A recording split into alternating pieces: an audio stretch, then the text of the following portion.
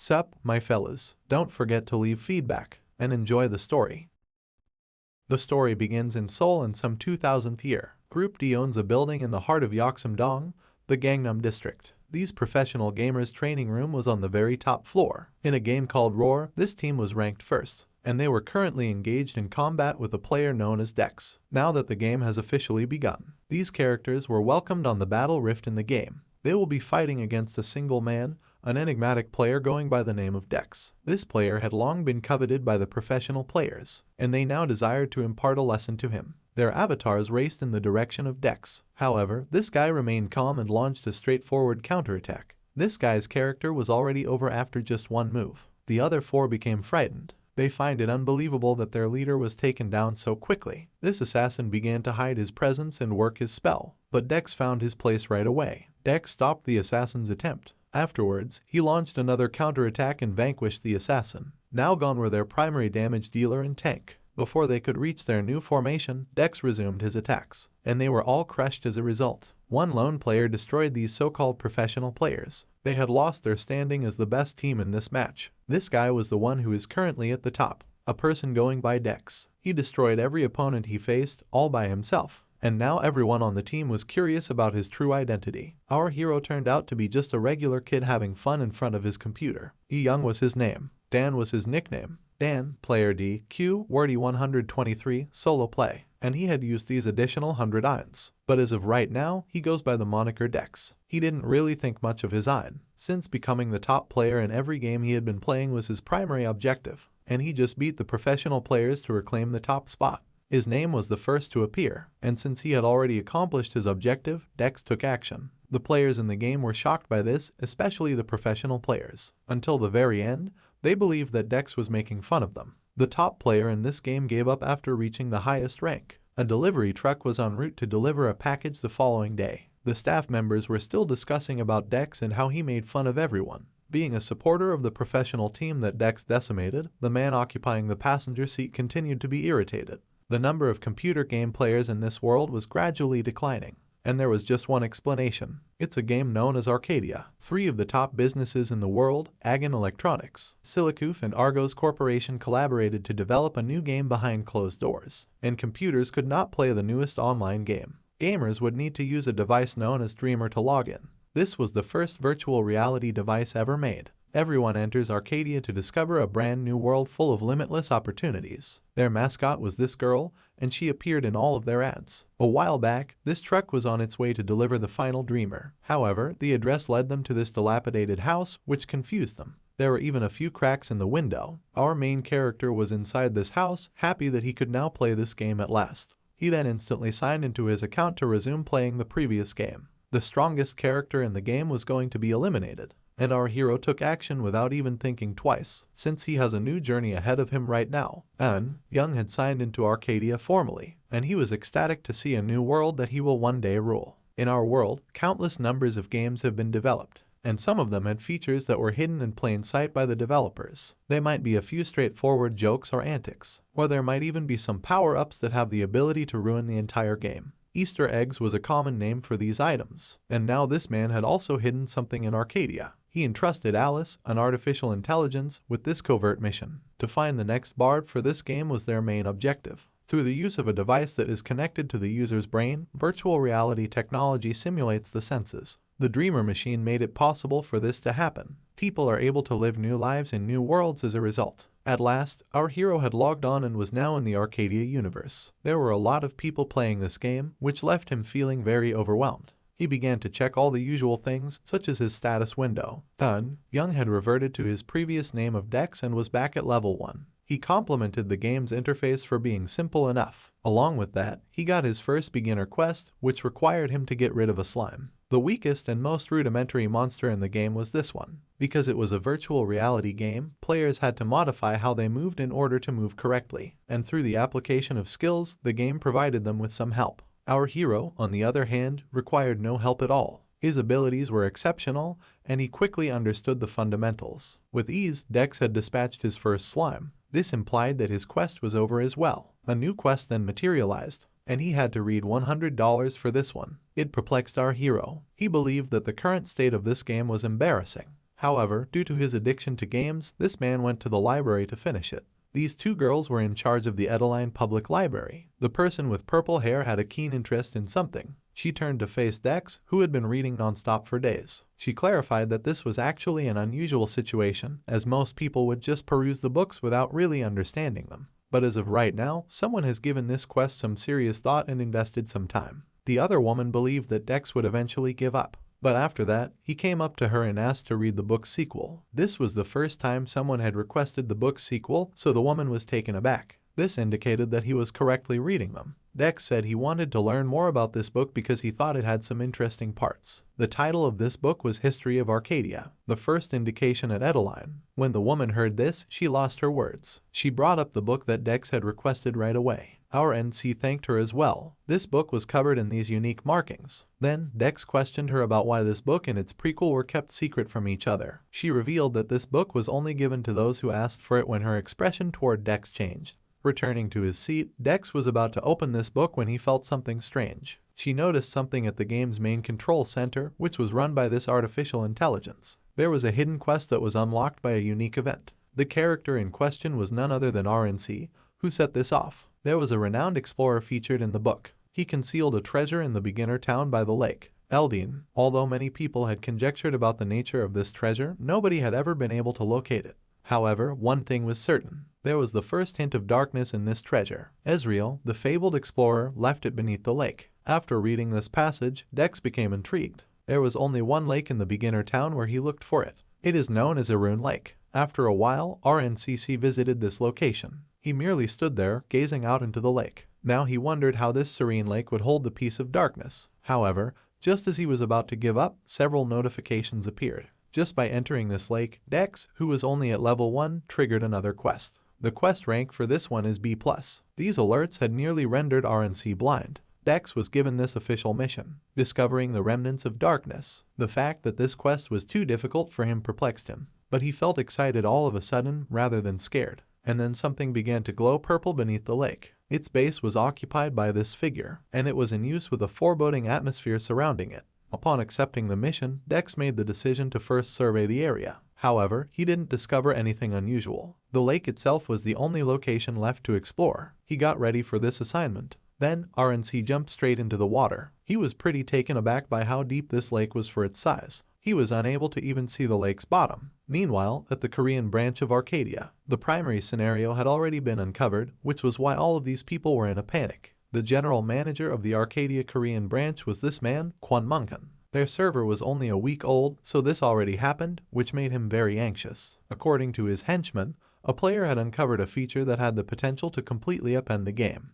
But he made the decision to inform his boss of the situation first because they are also unaware of the true circumstances. These guys will now return to their jobs following the meeting. Munghan likened the development of the Korean server to that of the United States, where the primary situation was identified only 3 months later. Brewing the Forgotten Darkness was the name of the main scenario. He continued to try to get the item below the lake when he returned to RNCC. His diving ability had already advanced to the B rank, and it had also given him more energy. Dex hadn't yet seen the bottom despite being 200 meters down the lake. He was now considering giving up on this. Typically, players would advance the game by leveling up and taking the initiative. However, this was the exact opposite of what he was doing at the moment. Given that the capsule required a $920,000 monthly payment, Dex was also in a hurry. That's currently about $700 US. He had planned to sell the stuff he would obtain in the game to cover this cost. However, if he persisted in his quest, it's possible that he wouldn't even meet his monthly income target of at least $1 million.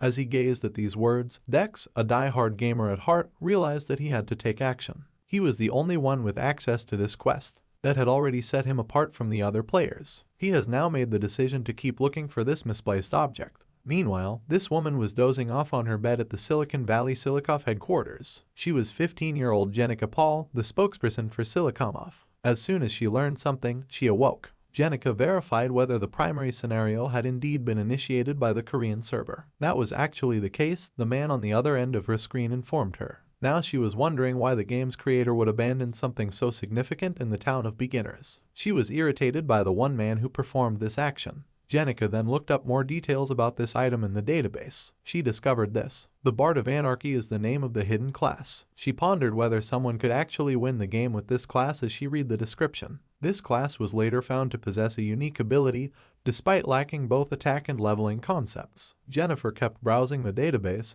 and when she learned about this unique talent, she began to shake. Her scream echoed throughout the structure. It was already 10 days when they returned to Arcadia. This pendant was in the hand of someone who had come out of the lake. Dex attained the special item at last. His relentless pursuit of this resulted in his diving skill reaching a rank. He also finished his mission, which was to find the remnants of darkness. As a reward, he received a necklace known as the Black Necklace. The system warned Dex not to use this item without giving it careful thought because it contains these ancient powers, and in light of the reminder, he was now debating whether or not to use this. Next, the system inquired about RMC's choice, and he naturally decided to use it out of curiosity. But then he was perplexed by another question that came up. This continued to go on and on and on. Dex was becoming increasingly irritated with the system's frequent alerts. Finally, after some time, the message from the system changed to sound more human. It turns out that another man was in charge of these messages, and his amusement at Dex's persistence was apparent.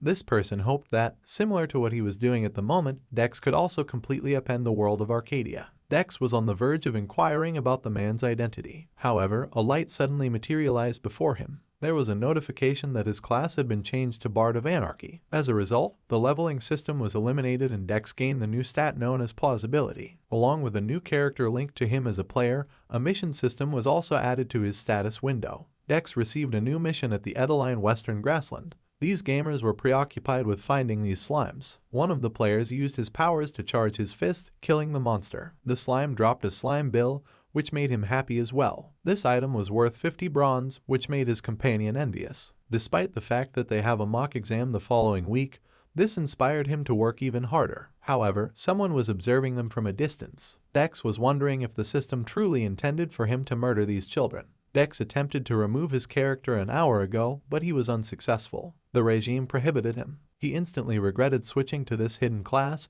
and for a very straightforward reason. Dex discovered that a Bard of the Anarchy class will not permit him to advance in his character. In every game, the most fundamental mechanic was leveling up. This is what drives players' advancement, and without it, a character can't even get stronger. Although Dex anticipated that this would not have a significant effect on him early in the game, it will undoubtedly have an effect later on. It might put him at a disadvantage compared to those skilled players. The mere thought of it depleted his hope. The man who had spoken to him prior to his acceptance of the hidden class then came back to him. He believed that they were genuinely attempting to stop him and that all of those notifications were extremely important. Dex quickly stopped trying to solve this intractable issue. He reasoned that he would have to accept it since there was nothing he could do about it.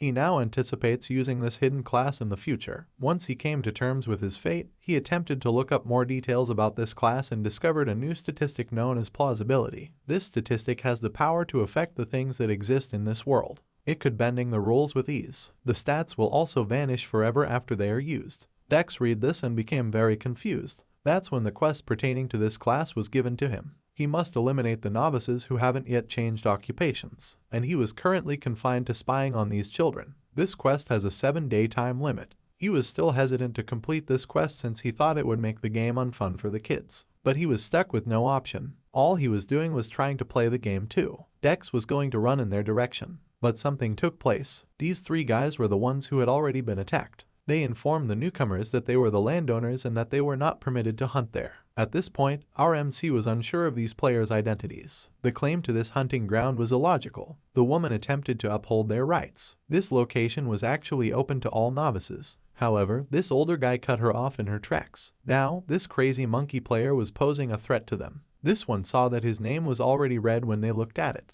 This indicated how many other players this player had killed. The fact that the other guy had told her that he could easily find out who she really was making this woman start to shake. It's going to get worse. He now ordered them to get lost. This woman began yelling for assistance. However, every other player in their vicinity simply hid there and did nothing. The man then plucked up the courage to approach these guys. He explained to them that since it was only a game, everyone should have fun. These guys were dumbfounded by this statement, but they burst out laughing. After that, Crazy Monkey began explaining the game's real-world component. This was the reality. Power was determining everything. Then someone confirmed what Crazy Monkey had said. However, an attack followed, and the crazy monkey became its companion. It was Dex, and he was kicking himself for not finishing this one with a single blow. He then kept cutting toward this group, and they were vanquished right away. The color of his in-game name began to change to red as well. Our hero was only getting started on his adventure within Arcadia. He received 1 plausibility point for each of these players after killing them. Although Dex is still learning how to use this stat, he anticipated that it would be difficult for him to accrue more points. A voice then said, "Thank you," to him. It came from these 2 novices, who asked our hero how they could give him back. Then, Dex warned them not to express gratitude because he would return the favor. These 2 players were shot.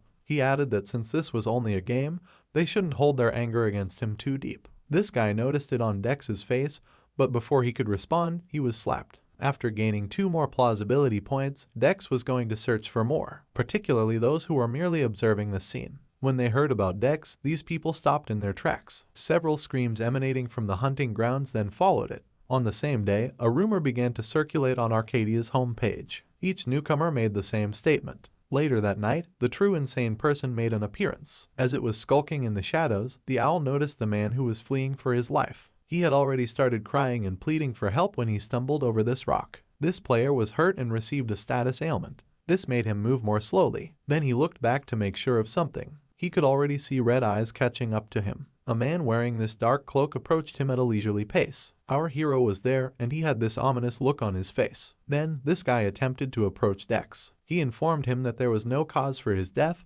but Dex was on the verge of drawing his sword. Our hero was about to lose it when this guy began telling him that he would report Dex's actions to the game management so they could punish him. He then gave this player 1 clearance. He was forced to act in this way by the game itself. The player became perplexed by this and was split in 2. Dex received an additional point as a result. He had been removing players all day, and now he was finally tired. There is a penalty in the Arcadia game for every player death, which prevents them from logging in for a full day. This was put in place to stop people from becoming dependent on the game. But many players were currently requesting that this penalty be lifted. The same issue was now generating a lot of calls for Arcadia's customer service response department. When the general manager observed this, he discovered that it had to do with PKs occurring within the game. He became irritated because one player had now created another issue, and they were still preoccupied with dealing with the main scenario issue. It was also verified that the entire department worked overtime tonight due to this incident. This was our MC's current status window in the interim. 1,025 players have already been killed. He accomplished this after 2 days of non-stop playing. X's body had already reached its breaking point, and his emotions were further damaged by the constant yelling and begging.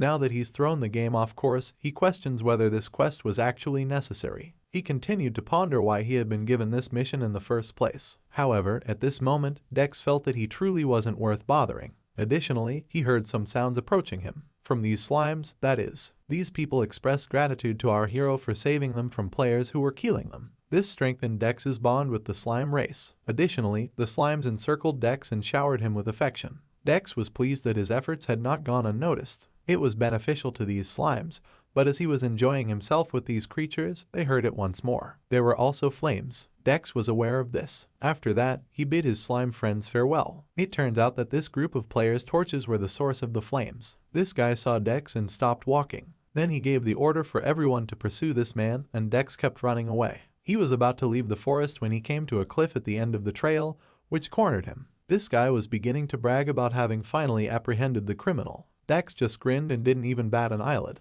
This guy deliberately leaped over the edge of the precipice. He was falling freely now. This guy thought the player was completely insane, but while Dex was still falling, he took an unexpected action. He left the game with a heft. Following this incident, numerous videos began to circulate on Mube. It displayed the actions taken by our hero. Because the majority of them were killed in the process, the comments section went crazy as well. When the guy that Dex had killed began to watch his movements, he discovered that Dex was simply constantly in the vicinity of the slime hunting grounds. This led him to believe that perhaps the enigmatic player was simply a low level. He devised a scheme to exact his retribution as well. He'll get stronger and assemble a group to take on this player. People gathered in this plaza the following day. Their leader, a guy with green hair, welcomed and thanked each and every player for coming. Their primary goal was to track down the player who had been killing all of the newbies for a while. This incident served as a reminder to all players that the scenarios they had created served as the basis for the game Arcadia. Eventually, everything that was taking place in this world would give rise to a new tale. Dallas, an AI, was in charge of this procedure, and as of right now, this AI has identified the personal mission that the victims of Dex had created.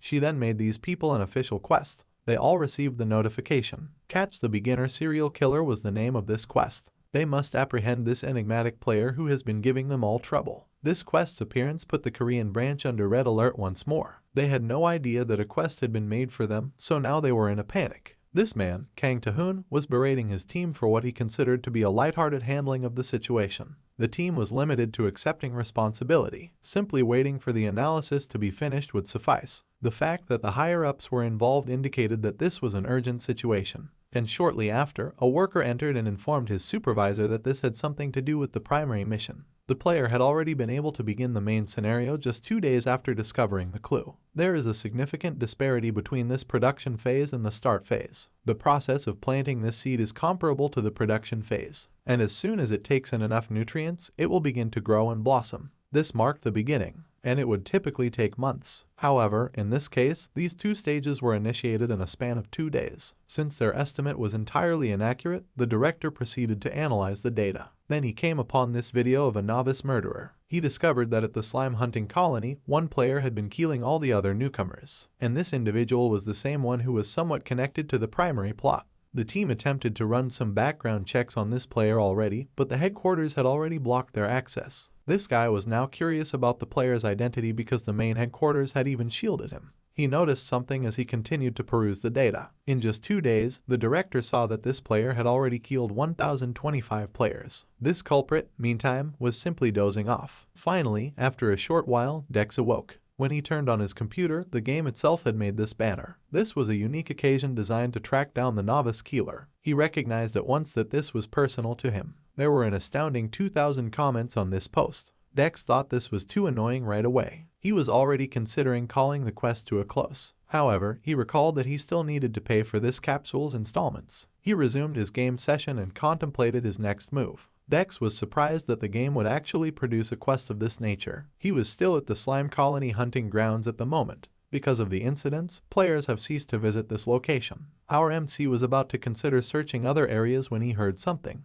The slime appeared to be communicating something. These newbies were hunting not too far from where he was. As it happens, they have been searching for the slime that drew Dex's interest. Immediately, these 2 players warned Dex not to take the slime. Dex just stood there, staring at this creature, and after that he made a decision. He approached these players at a leisurely pace. One of them noticed something familiar about Dex's features, and this image struck an image when he had donned his cloak even more. This player even threatened Dex without even realizing who he was. Main character grinned. He screamed out of the blue and threw himself to reveal this guy's name. Dex pretended to be a novice killer while acting out the other player, and these players' eyes reddened upon hearing this. Their thoughts were already turning to the prizes they would receive upon finishing the unique mission. This one was going to give his explanation. However, Dex and the slime had already started to flee. Since every player in the vicinity was pursuing the other guy, it was also too late for an explanation. This cliff was now their prison. The person who believed that Dex's picture was well known recalled the Mew video. They had been skillfully framed by our MC. After that, they managed to get away,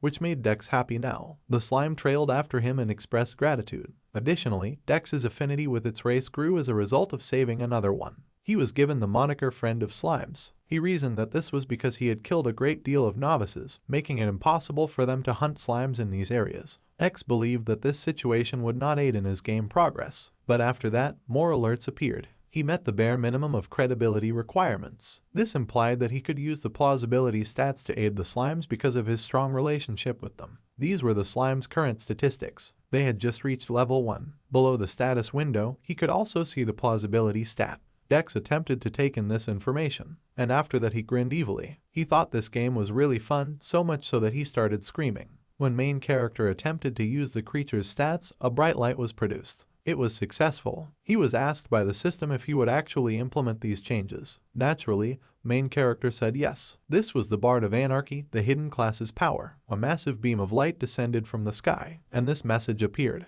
The slime race's fundamental statistics have been modified. Now that they had reached level 15, they had a strong aura surrounding them. The players were always the ones hunting monsters in every game. They were constantly involved in every role-playing game, and each player who was about to embark on their adventure required a means of putting their abilities to the test. They were referred to as tutorial monsters a lot. and these adorable and harmless creatures known as slimes were the most infamous monster in every game that players had ever played. But what if the game's weakest monsters all of a sudden became stronger, making it impossible for new players to hunt them? Many tutorials explaining how to hunt these ones were being posted on the YouTube video streaming website. There were even videos that chronicled the player's rise to fame. But the viewers were drawn to this particular video. While the player was logging into the game, the video began. The creature was quite taken aback by the game's graphics. He began surveying his surroundings and eventually came upon this adorable-looking slime. Its creator was going to murder it. But after that, something took place. Abruptly, the slime raced in his direction, and the video came to an end after a short while. He has another 24 hours before he can log in because the creator passed away. And as a result, his video went viral. The common areas were in disarray as well, having met the same end. This resulted from applying 1,025 plausible points to the game's weakest monster, and it completely destroyed the experience for those who are new to this game. This once innocent-looking monster had changed. Even novices are unable to harm them. Our MC, meantime, was idling around and observing these newcomers. He believed that this was a truly absurd notion. If a player is not attacked, slimes typically won't attack them. They were far too docile. However, at this moment, they have evolved into more hostile creatures. X speculated that perhaps its traits evolved as he advanced them in level. This was a plausible power. It might alter how the game normally plays out. And Dex was beginning to understand the stat's power. Additionally, he saw these guys who had sent him on a unique hunting quest. Now, this guy with green hair was screaming because the slimes were overwhelming them already. The one in front of him leaped, and he was too late to respond. Then, there was a massive explosion nearby. Now, the once harmless slimes had transformed into actual monsters. This stronger slime dealt a fatal blow to the guy with green hair. Now these ones were in ruins. They attempted to flee, but more slimes entered. As the players were being killed by the slimes, Dex's plausibility increased. It was this feature that satisfied him. After a span of 2 hours, S plausibility points had increased to 3,924. This exceeded by a large margin the points he had accrued over the previous 2 days. All of the work was being done for him by the slimes, and as of right now, 4,949 bodies have been counted, and he still has 4 days or so left on this quest. Although Dex considered fortifying the slimes even further, the system informed him that this was their maximum potential. He was pretty let down to learn this. However, this was still a much better option than nothing. Aside from that, he now has these adorable little ones with him. They gained confidence from RMC when he said he would be depending on these slimes. Meanwhile, the general manager of this branch was already very irate at the Korean branch. He was now requesting game reports from his team. This guy claimed that the slime stats were abruptly increased at precisely 1,320 hours, costing them many novice deaths. They haven't heard anything from the headquarters, and this incident is still ongoing at the moment. The director inquired as to how powerful these slimes got, and this man disclosed that they had increased their strength tenfold. The boss was viewed as somewhat scary by all of the staff. He was somewhat shocked when he gave some thought to the information that had been provided to him. He inquired with his staff about the basic HP of the beginner player. It was precisely 100 horsepower, which could only indicate one thing. These slimes could take out a beginner player at level 1 in just one shot. Without further ado, the boss left the room. He believed that Arcadia wouldn't make a mistake like this, so he felt the need to verify these himself right away. The boss went into the capsule-containing room. He is going to log into the game to make his own assessment. He was given level 3 administrator access by the system right away. After being brought to this chamber, the director faced the artificial intelligence in charge of managing every aspect of the game. Alice simply looked at him. Meanwhile, Dex had arrived at the novice hunting area. He was already perplexed as to why there were no players present. This was where his personal quest stood right now. With 2 days remaining, he has already eliminated 9,640 players. He reasoned that the kill count may have slowed down because the rumors may have already spread. Because they could earn experience points here, more elite players began to visit as well. It was difficult for the slimes to defend themselves. Dex believed that at this moment, there was not much he could do to address this. The amount of players dying merely decreased but did not end entirely, and eventually it got to 10,000. He then received an achievement from the system for eliminating 10,000 players. He was given the moniker Beginner Killer. He received an intermediate reward as well for this accomplishment. Upon seeing this, Dex was delighted and gladly accepted the prize. Suddenly, there was a black lightning in front of him. Because of the dazzling effects this reward had, he wondered if it was really a trap. Then something dropped to reveal a black orb in front of him. Our MC speculated that this might be a reward. It appeared more like an egg. Some cracks appeared in this black object, and it opened after a few more seconds. The system informed Dex that the reward had been successfully sent to him. and it felt somewhat recognizable. This ominous-looking creature asked Dex who he was, and at that moment, our MC was ecstatic to see his newest familiar. It was letting go of the tremendous pressure surrounding it. X stopped grinning after reading what he had read. This one was a monarch of chaos, according to the name above the familiar, the Satanic King, who is a demon. Then the familiar grinned, knowing full well that a full summoning was not possible. He went back to how he used to be. This was the Demon King in his current form. This really doesn't bother him because, even with his limited power, it was sufficient to eliminate every angel. Following the introduction, Dex simply gazed at his new acquaintance. Satan was overly modest. His surprised look came from not expecting his new form to look like this. After that, he focused on Dex. He was informed of what actually transpired by our MC. He informed Satan that he had earned the prize. He was informed by the system that Satan had become his familiar. Satan was taken aback. He reasoned that no one could possibly command him. Additionally, no discussions were held to refer to this as a contract. Because he didn't know what Satan was actually saying, Dex thought he was strange. Our MC continued to fix his gaze on the current Demon King. This is how his former self would have appeared. However, he now resembled a small child. Satan then conceded to the circumstances. He said to Dex that they would be spending a lot of time together from now on. He perched on Dex's head after flying directly over it. He expressed his hope that they would get along to Dex. Dex felt uneasy since the Demon King was idly perched above his head. Satan sensed something as well. He discovered that Dex possesses a great deal of power. Then the system informed Dex that he could unlock the true power of his familiar by using the power of plausibility. However, it served as a reminder that his familiar was a demon and that it might trick or entice him. When Satan realized that his master could grant him the strength to destroy every angel, his expression changed. Then he asked Dex directly if he could grant him some authority. Satan was alluding to the force capable of upsetting the entire planet, and Dex realized what was going on right away. Satan was discussing the likelihood. He then began luring our MC in with his charming speech. He said to Dex that Satan could give him anything he wanted if he could give him some credibility. Dex currently has about 9,000 points. He asked Satan what he would give up in exchange for this power because he felt that this stat was truly unique in this game. This acquaintance simply grinned, and he began calling forth this evil magic circle after that. Then he called forth this object known as Nardal's Lament. This was a unique cloak that players level 150 and up could wear. Its defensive stats were also excellent. For Dex, level 150 was simply too much. There were only about 50 seconds worth of players on the US server that had started before them. Our MC also informed Satan that he wasn't really in need of this cloak. Knowing that his master would not be content with a simple cloak, Satan asked him what he truly desired. At that moment, Dex was thinking of nothing. However, he suddenly recalled something. Dex questioned Satan about his ability to increase monster power, and the slimes were the monster he was referring to. This response astounded the Demon King. He was taken aback by his master's response and burst out laughing. Dex was too fascinating to ignore, so he grew to love him even more. After that, Satan assured him that he would find this work easy. How much plausibility would Dex grant him? He inquired, and our MC assured him that he would give him every point he currently possesses. Satan was quite happy with this arrangement. He quickly completed the transaction and called upon his magic circle. Their contract became official as a result. There was a lot of dark lightning in the forest. The slimes were dying while all of this was going on. Stronger competitors had arrived to pursue them. They also exploited the fact that these slimes were awarding an excessive amount of experience points. This made this the ideal location for the more experienced players. They'll level up more quickly by utilizing this momentum. However, the ground began to tremble, and then there was a strange vice. It did not sit well with the slime race. Something released this dark lightning as the voice became louder. The slimes began to feel a sinister aura that increased their desire for vengeance. Anger was now consuming these ones. The slimes put a great deal of pressure on these players. This man was unable to speak. He was seeing things that were too terrible. The slimes in the vicinity began to float. He believed he was going to pass away. However, when he opened his eyes, he discovered that every slime was moving in the same direction. This impenetrable player questioned whether anything was real. The slimes were gradually uniting to form an enormous structure. The system then sent a notification to the players. It informed them that the slimes who had once enjoyed peace as they strolled through the verdant fields had already come to the conclusion that adventurers were simply killing them,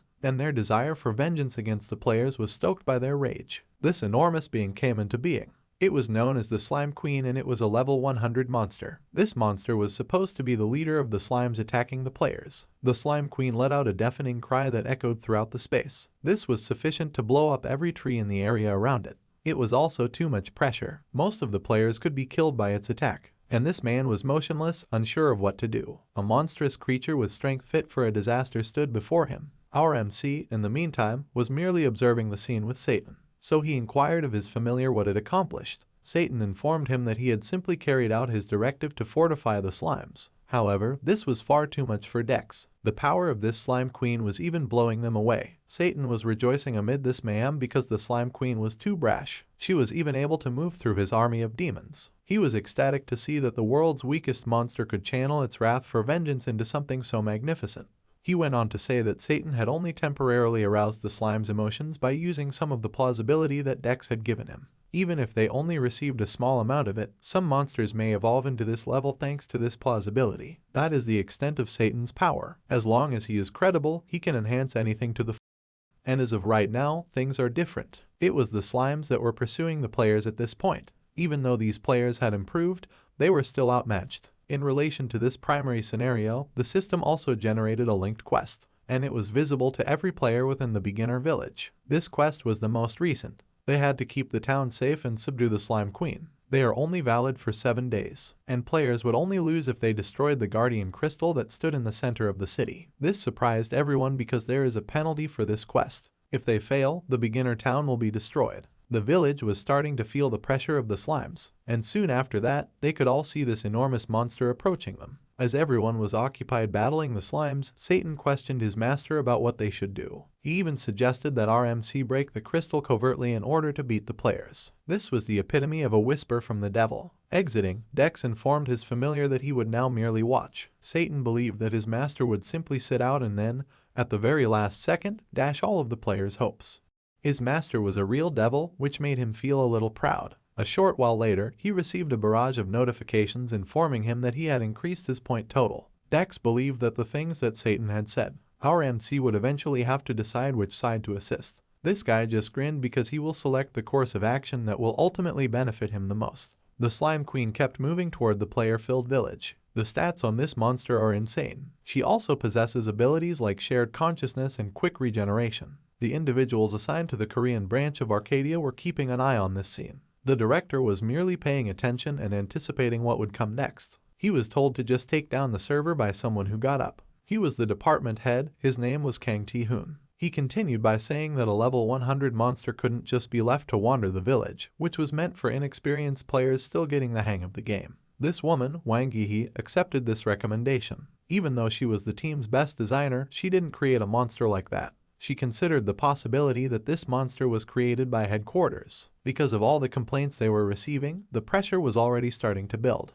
The director said nothing at all. He was absorbed in contemplating the factors that led to this catastrophe. This man was the one who began killing the novices, and now all of a sudden this enormous monster emerged. He was beginning to understand the essence of all these things now. The director then inquired as to whether or not everyone understood the true goal of the game. Arcadia envisioned a world where freedom and possibilities were limitless. He gave everyone the impression that not even the headquarters itself had planned this particular scenario. One player was the cause of this incident. The primary scenario's appearance. This catastrophe was caused by the novice killer and the manipulation of the slime stats. There was some commotion in the meeting room after this discovery. They find it hard to comprehend that such a thing was ever feasible. Additionally, they are unable to really intervene because a player within the game caused this. The most important rule in Arcadia was this one. If there was a penalty involved, they would still have to let this scenario end. The village will be destroyed forever if players are unable to repel this monster and protect it. And the beginner village was already partially on fire at this point. The players were occupied with repelling these slimes that had infiltrated the village premises. Now, even the in-game NPCs were defending this location. This one was wondering even where these slimes originated. But he was unprepared when this purple suddenly showed up. He believed that he had already lost. However, the elderly man was saved when someone showed up in front of him. It's a player, and he advised the elderly man to back off. At that point, he instantly complied and retreated. These two were fortunate to escape the hazardous circumstance. The security trooper, an elderly man named Baron, thanked the player for saving his life, and this one was trustworthy and modest enough to recommend him. However, the elderly man continued to insist that this player is too deserving of gratitude and that what he did was too righteous. The player was then instructed by the elderly man to go look for him following the incident. Once more, the player was presented with a unique quest by this scenario, asking him to accept the class known as Saver. The player had only heard rumors about this, so he was taken aback to see it for himself. He accepted it right away since he knew this was a significant mission. Then, because they still had some tasks to complete, the elderly man shifted the subject. They had to prevent their village from being destroyed by this monster. This bloody struggle went on for more than 3 days. The players were still being overpowered by the slimes during these days. However, the players on the Korean server were well known for their refusal to back down from a challenge. After learning about the circumstances, every elite player began to arrive in the village to offer some support. The novices also began to modify their tactics and established a different coalition. The title Slime Slaughter was awarded to all players who successfully killed over 1,000 slimes. They had 40% damage and 30% defense against the slimes thanks to this title, and this began to alter how this battle was going to play out. The players perceived fresh hope. They believed that this tactic was now really helping them. Meanwhile, Dex was simply observing this battle from outside.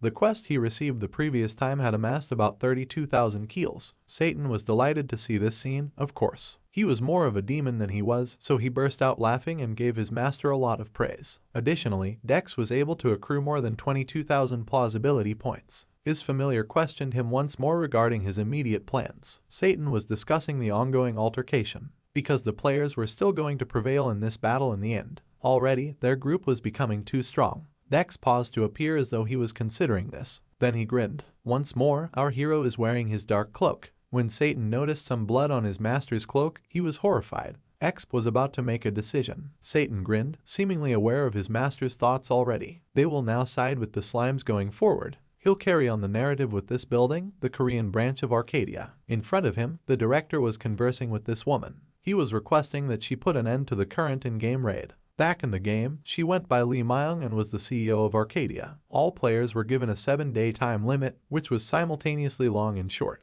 The novice village was now more widely recognized as the battleground, and the sun has finally emerged as of right now. The raid is about to expire in 10 minutes and 42 seconds. Now that the slimes had vanished from sight, the players were beginning to cool down. They believed the slimes to have given up. Although they were able to successfully defend the village, the battle was far from over. The clock was still running, and something happened as soon as the 10-minute mark was reached. Suddenly the sky became red. As it happens, there was calm before the storm not too long ago. Every participant in the village was aware that a negative event was likely to occur. When our hero finally showed up, he was grinning. At the summit of the level 100 Slime Queen stood this guy, and the festivities were about to begin. This quest was almost over when one of the players began yelling at his fellow players. However, they were all afraid after that. The Slime Queen was already on the move once more. For quite some time now, these players have been killing their kinds, and as a result of this, have lost innumerable lives. They were the ones experiencing the pressure of being pursued at this moment. It appears that this boss monster is here to exact revenge on all the slimes that have perished.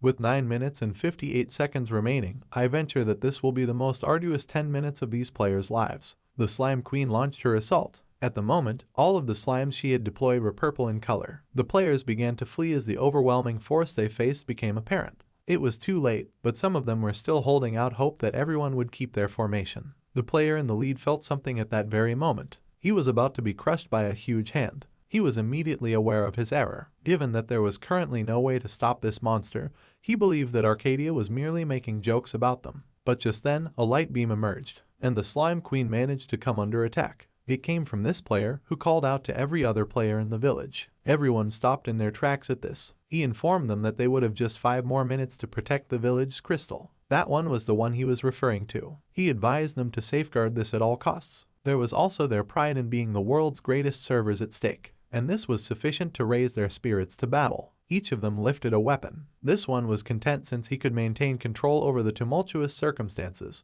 However, the Slime Queen had already arrived at the village walls at this point. To prevent her from getting to the crystal, the players formed a line. Every second elapsed, bringing the remaining 10 seconds to a close. Intense fighting also increased. For this quest, the players were throwing and giving themselves up. This one was already fully charged for his last charge. He launched himself towards the Slime Queen, but this shield alone stopped his attack. He was laughing even though his attack did not succeed because he had done his part. He extended their time, and there are now just a few seconds remaining. Returning to the issue within the Korean branch, the director was asked by the CEO if he wanted her to actually stop the slime raid. Telling him that there was nothing she could do, she stowed away. They weren't the gods of Arcadia, she clarified, and they were only able to handle it. They were limited to devising countermeasures rather than erasing the entire incident. Their only function in this game was this. This player who had allowed everyone to rest was currently dozing off next to the crystal. He felt that this was already over, so he was pretty satisfied. However, the crystal soon began to break. The players were then informed by the system that they had failed to defend the village and that the crystal had been destroyed.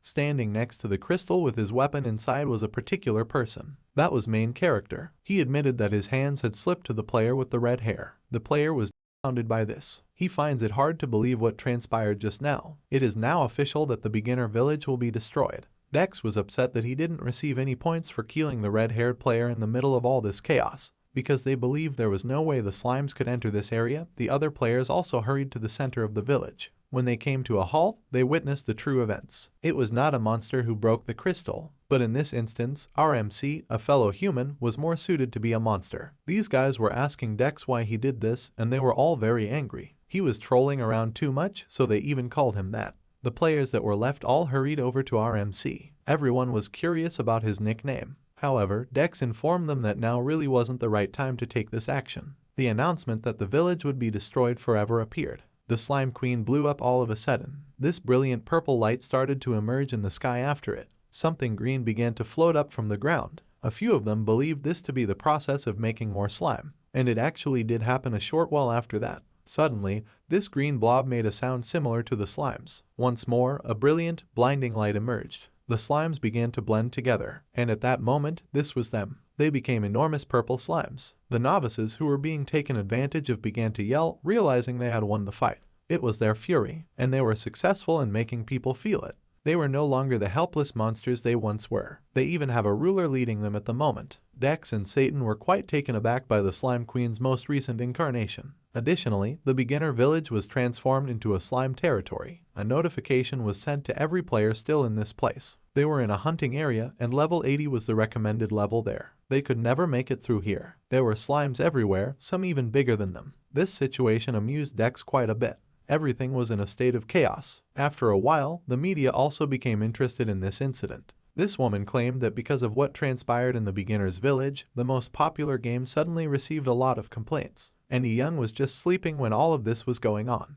This guy was genuinely upset about disturbing the entire game. Our MC eventually woke up. According to this reporter, the beginner village has now been transformed into a terrifying dungeon. Young listened to this news while fixating on his phone. This was one of the most publicized incidents. There was an overwhelming amount of negative feedback from Arcadia users in the comments section of this article. But RMC noticed one thing in common. Someone was aware of the connection between this incident and the novice murderer. This man was aware of the inconvenience he had caused to others. He decided that for the time being, he should keep quiet. A few of these players even suffered significant losses, similar to the man who was going to complete the advancement quest for assisting the village's elderly NPC. Young, in his defense, was merely following the rules of the game like everyone else. He still had a lot of unanswered questions, such as the true aim and purpose of his secret class, the return of his familiar, the most powerful demon in the universe, and the mysterious person who gave him the title Bard of Anarchy. Young took a second to absorb all of this information. He eventually realized, though, that he wasn't really bothered by these things. After all, it was the game's fault for creating a quest like that.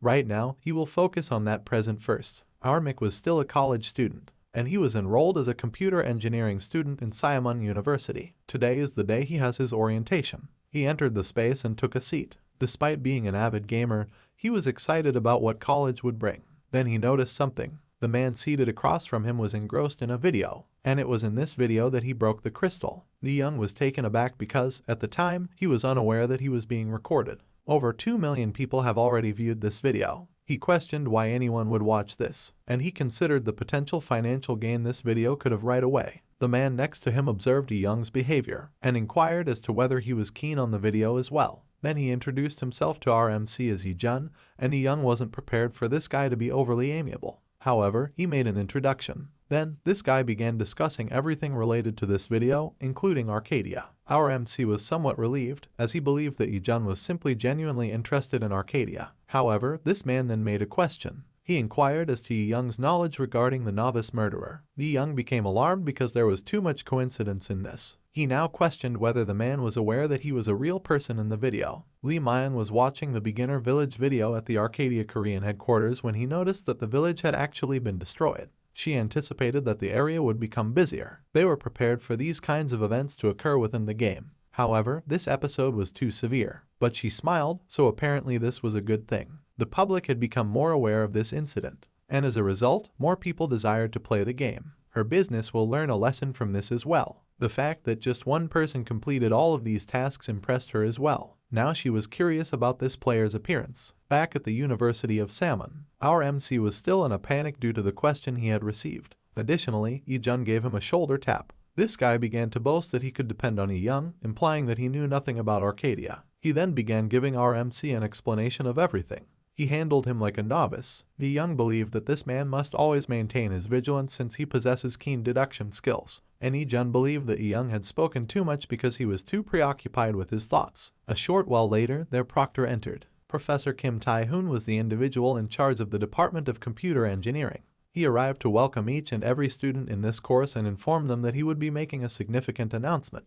The lecturer went on to discuss virtual reality, a recent technological advancement. Not only did it reroute the media, but it also significantly altered its trajectory. When the professor brought up Arcadia, our MC became interested. Those who have played the game before are aware that computer engineering is insufficient to keep up with this. He disclosed that after a discussion, both the university and the faculty came to the conclusion that the current curriculum was not suitable for this endeavor. Yi-young concurred with the remarks made. Virtual reality will eventually become the center of the world. Subsequently, Professor Kim Tae-hoon disclosed that the computer engineering course will be replaced with a virtual reality engineering course. The kids were confused by this, but he insisted that they had to make this change in order to catch up with the rest of the world. The students were all in the cafeteria following the shocking news. Yi-young and Yi-jun continued to eat lunch together. This fan of Arcadia spoke excessively. He wouldn't stop talking about the game. Then, this guy inquired as to whether our MC was playing Arcadia. He then came up with an excuse, saying that although he wanted to play the game, the capsule was too costly. Additionally, he admitted to Yi-jun that he wasn't very good at games. In addition, he abruptly changed the subject and returned the question to Yi-jun. He also plays Arcadia, of course. He began to boast, telling our MC that he was already a highly skilled player. He told Yi-young to get in touch with him if he ever planned to play the game.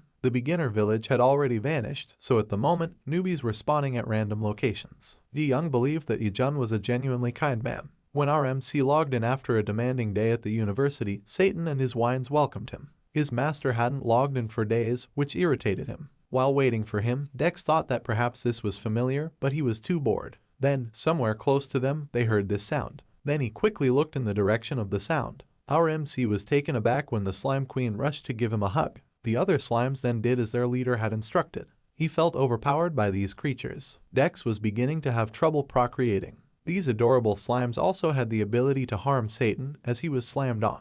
After a short while, these individuals became quieter. The slime queen bowed her head, giving Dex her due. The system informed Dex that this race would always be appreciative of his kindness and would never forget what he did for them. Dex turned into the slime race's enduring savior. From being Slime's friend to Slime's savior, his title was upgraded. Additionally, our MC appeared directly above him after receiving a reward known as Slime's Crown. Due to his completion of the Slime's Wrath quest, Dex's plausibility points were also raised by 2413 points. Dex appeared content with the gifts he received. He gained a lot of extra stats from this title. This man obtained 2 titles, neither of which he is able to reveal to others. He'll get into trouble with Slime's Saver and Beginner Killer. Then Satan advised them to simply leave this place. Declaring he was finished with these monsters, the Demon King fought. Our MC concurred. The Slime Queen then bid Dex farewell. During the whole slime race, this remained constant.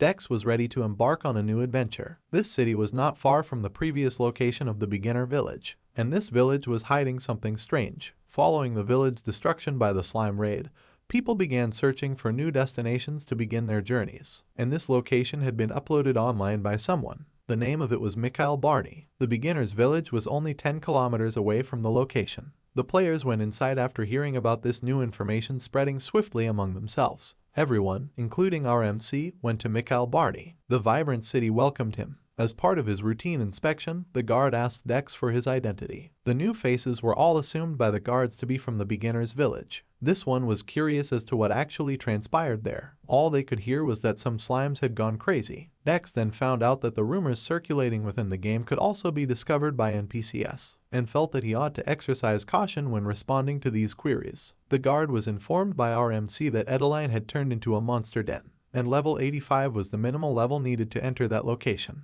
At this point, the NPC was beginning to comprehend why so many people were visiting their location. X expressed gratitude to him for letting him into the city. Satan, meantime, was occupied with searching. He was very agitated in this vicinity. He couldn't recall why, but he felt that this place was familiar to him. Satan was likewise irritated by Dex's constant referring to him as 10. He objected to the moniker that his master had given him. Then, our MC informed him that the name Satan might draw the other player's attention. When Satan learned this, he became flattery. The plausibility stat was then displayed once more by this familiar. He inquired as to what Dex planned to do with this power. Dex has about 33,000 plausibility points at the moment. Since this indicated that his master had already killed about 40,000 players, Satan was already drooling. X was aware that Satan was going to make a request for greater plausibility, but he vehemently rejected it. This guy began complaining once more. He made another attempt to buy more things from his master. He even boasted to Dex that he could use one of his items to easily defeat an entire nation. Satan was irritated that our MC was not at all interested in this negotiation at the moment.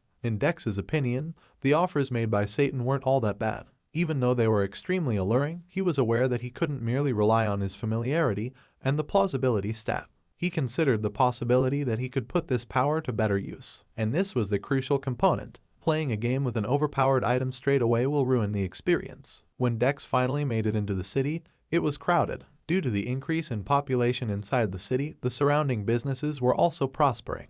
Dex intended to take some time to explore the area and find some intriguing quests to go along with it. As he considered this, he heard something. It came from these individuals who were in a bar. This man was having trouble because his supervisor had mandated a rise in ore production. However, even at this point, they were barely getting a full day of sleep, so this request was not feasible. The other man concurred. They are truly incapable of accomplishing an impossible task. When Satan heard this, Dex smiled evilly once more, startling him. Our MC found this scenario to be intriguing. Conversely, Satan was beginning to fear for his master. Without further delay, Dex called these two. He came up to them and said he could solve their problem immediately. The NPC's faces brightened with excitement upon hearing this. This gave Dex access to a new quest, Miner's Concern. He has to mine 20 iron ores to complete this quest. Satan believed that anyone could complete this quest and that it was incredibly boring. However, Dex sensed something unique about this one. He commanded Satan to survey his surroundings. There were a lot of people looking to purchase weapons here. This familiar notion that this was just a group of blacksmiths and nothing exceptional occurred to him. However, Dex later disclosed that these blacksmiths, who were selling weapons and repairs, were not non-player characters. They played the game. This was most likely brought on by the large number of people that congregated in the city. The demand for weapons outgrew the blacksmith NPC's supply of iron. Because the mining quest was too monotonous, the majority of players were also turning it down. This quest dealt with supply and demand, which has the potential to have significant effects going forward. Dex assured Satan that he would quickly realize how important this idea was. However, they will prioritize making money at the Mikhail Barney city office before focusing on any of these other matters. This person was Mikhail, and she held the position of authority in this city. She appeared to be thinking about a lot of things. She was examining the abrupt rise in iron ore prices. They were previously worth 10 bronze each, but they had already reached 15 bronze at this point. Mikhail anticipated that the blacksmiths would have a serious issue as a result of their inability to turn a profit. This might also set off a series of issues and reduce the amount of weapons produced in their city. She was aware that she had to find a quick solution to this issue. Meanwhile, there was a location at Mount Fine known as Mine Entrance 1. To make sure no one could see them, our hero descended to the bottom of the cave. He gave Satan instructions to take care of him. This familiar questioned his master about how okay this was. Dex reassured him that everything would be okay. Then Satan began working his magic. For this Econotract, Dex had awarded him 8,000 plausibility points, and this item was brought up by our evil boy, Satan. This particular drill was a mining drill known as the Den Destroyer. It boosts the acquisition of superior materials and has excellent stats. Dex intended to use this powerful object inside this cave to gain great wealth. Meanwhile, business was still booming in the city of Mikhail Barney. In order to finish the miner's quest, this girl sought to purchase 20 ores from other players. A man came up to her. He informed her that it wasn't really worth the quest. Additionally, she won't gain much from maintaining a positive relationship with the miners. He informed her that mining them herself and selling the ores directly would be more profitable. These two blacksmiths overheard this conversation. Aiden was now irritated since the adventurers had paid a low price for all of their ore, which they were now reselling at a markup exceeding 50%. Kashim concurred with his feelings. Suddenly, these newcomers to their town took over as the ones in charge of the market. Their city might eventually be destroyed by this, so they hoped the Baroness would take action. The world of Arcade Zakami was not unlike from reality. The concepts of production and consumption are also present. Within the game, supply and demand even have a significant impact. Because each region specializes in a different set of products, it is encouraged to distribute and trade with other regions. Iron ores were the most sought after and widely used resource at the time. Now that iron ores were getting hard to come by, this player was getting irritated.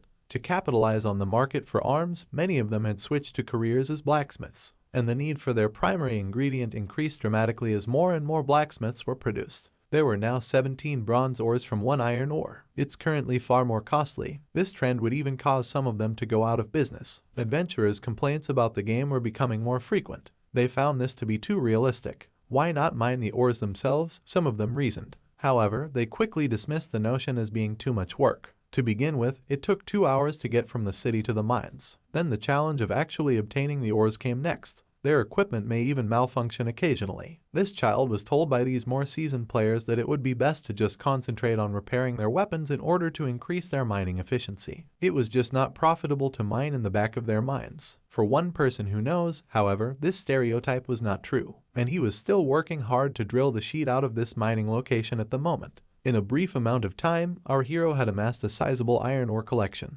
He even occasionally found rare ores similar to the silver ones. He was already at a rank in mining. This rank boost gave him a 10% increase in stamina and increased his chances of finding rarer materials. After all of this intense mining, Dex was now exhausted. All of the materials he took away from this session were these: a massive 1024 iron ores in addition to a few extra rare materials. Considering that he used a lot of plausibility points to obtain the drill, he felt that this was well worth the investment. Satan then gave his master another greeting.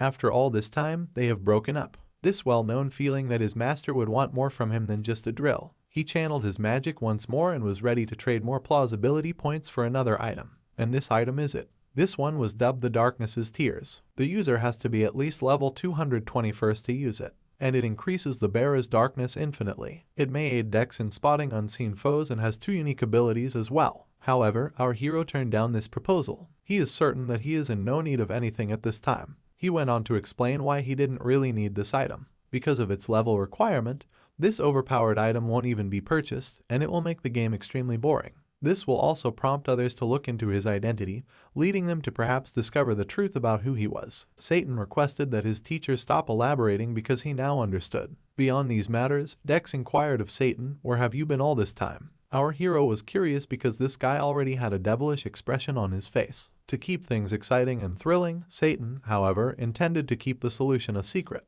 He then gave his master praise for all the things he had obtained. Dex plans to sell these ores and earn some money by doing this every day. To strengthen his bond with the miners in the city, he plans to sell this to each and every one of them. It is inevitable that the Baroness will become interested if you maintain this positive relationship with the miners. This is his true objective. Mikao continued to be occupied with these meetings in the interim. The miners had begun to send her a lot of letters and concerns. They were all requesting her help. But at this point, there's not really much this woman can do. They deduced that the issue stemmed from the unexpected surge of players entering their city, all of whom were opting for the blacksmith's career advancement. Since none of these players had experience as blacksmiths, more iron ores were needed for those who wished to advance to the artisan or master level. Because the players felt that this quest was so difficult, the number of people mining iron ores did not increase to meet the demand for them. They even looked into their policies to see if they could make everyone mine some ores, minimum. Now that issues were pelting them, it appeared as though there was no turning back. That is, until this guard suddenly entered. He had some news for the Baroness. This mountain of iron ores was outside the mansion. When they saw that these were all premium rowing, everyone who saw it wanted to buy some. When the Baroness emerged, she was taken aback by what she saw. Our hero, in the meantime, was simply lounging around and waiting for something to happen.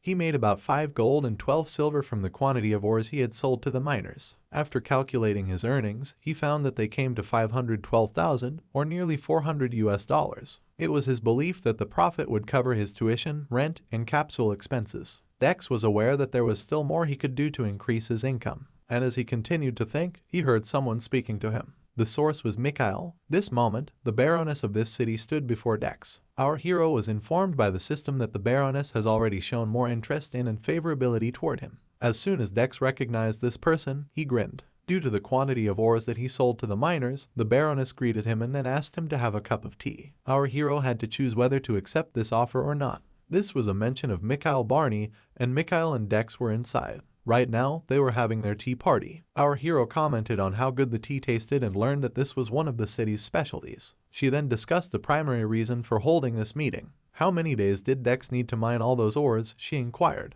When she asked, Dex told her the truth, 3 days. The Baroness was taken aback by this since it didn't seem possible. Then she learned that the other adventurers couldn't accomplish this and that Dex was the only one who could. She came to this conclusion because iron ores were difficult to mine. Afterwards, she asked Dex if he could assist her. Mikhail clarified that the arrival of all the players in their city caused their economy to begin to falter. After receiving the request, the system informed Dex about the unique quest that had surfaced. He'll need to mine about 100,000 iron ores for this one, and he has already received 32,140 so far. X was happy that he had gotten the special quest at last. After completing the quest's requirements, he gave the Baroness his word that he could help her with this issue. Our hero remained in front of his computer later that evening. He was researching and evaluating potential solutions for the Baroness's issue. He didn't believe that Arcadia would incorporate a true economic issue into the game. However, he eventually figured out how to get around this quest. The primary problem with this quest was that the players believed mining for ores was a really boring job, and Yi Young intended to start his own YouTube channel in order to alter their viewpoint. The daily life of a destroyer was his moniker. The following day at the middle school in Seoul, this child inquired as to whether his classmate would still be playing Arcadia today. Choi Hyun-taek, a 15-year-old, was the person wearing the blue jacket, and he had finished his time in Arcadia. He had already experienced some trauma from the game. On the first day of his login, his classmate discovered that Hyun-taek had been killed by the inexperienced killer, and then those overpowered slimes killed him on the second day. And his bad luck didn't end there because the novice village was destroyed shortly after. He lost his life more than once attempting to get out of there, and after arriving at Mikhail Barney, he ran into yet another issue. He was compelled to learn more non-combat skills and turn into a merchant. This rendered his character meaningless as he is unable to hunt even a single monster by himself. At the moment, this one was very disheartened. But then he received a message from a classmate. Hyun-taek came upon a widow who was involved in mining in the Arctic. The widow has received 540,000 views thus far. The goal was to generate revenue within the game. The widow began from the viewpoint of the creator, that he was in the mines. When he introduced the location, he was aware that many people were already familiar with it. These two kept observing and learned about mining. The creator showed how much gold he made by performing this task, even though he knew that all of his viewers would believe that it was just harder work. Hyun-taek was taken aback by this since he hadn't anticipated anything similar. The creator then began to describe the steps involved in the process. He also provided some examples of computations. He made the observation that they must first raise their mining rank in order to actually make money, and after that, the uncommon ores will begin to appear, and they may begin to become wealthy. In addition, the creator revealed to them his mining rank and that he extracts at least one magic crystal every day. Hyun-taek was immediately captivated by this concept since, up until now, nobody had given this job much thought. The widow did not go through the mining process. The story continued to the point where the inventor sold all of his rowing equipment. He even encouraged players to have positive interactions with the NPCs. He demonstrated that he had 1 gold and 82 silver in a single day. This child was in serious trouble. The sparkles in his eyes let us know it. He was already considering adopting this tactic himself. This video, which came from the Daily Life of a Destroyer YouTube channel, became the most popular post of the day. The channel's name was a perfect fit. The reason its content is that it contained numerous lies. The only way the creator, RMC, was able to obtain those ores was because of the cheat item he was utilizing. He deliberately omitted these details in order to mislead his audience. And as a result of this action, many people developed an interest in mining. Every player in the city was racing to purchase pickaxes so they could deal with the mines. Suddenly, a long line of people was forming to mine iron ores. This development was driving the Baroness insane. She was surprised by how quickly so many people entered the mines. This woman and Dex were now meeting.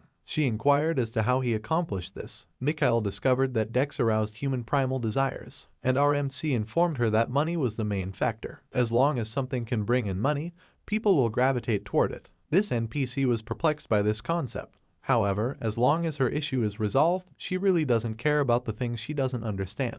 Dex informed her that they were still working on their plan. Then he proposed that Mikhail give the miners a percentage of the amount of ores they were mining instead of paying them as much as they were now earning.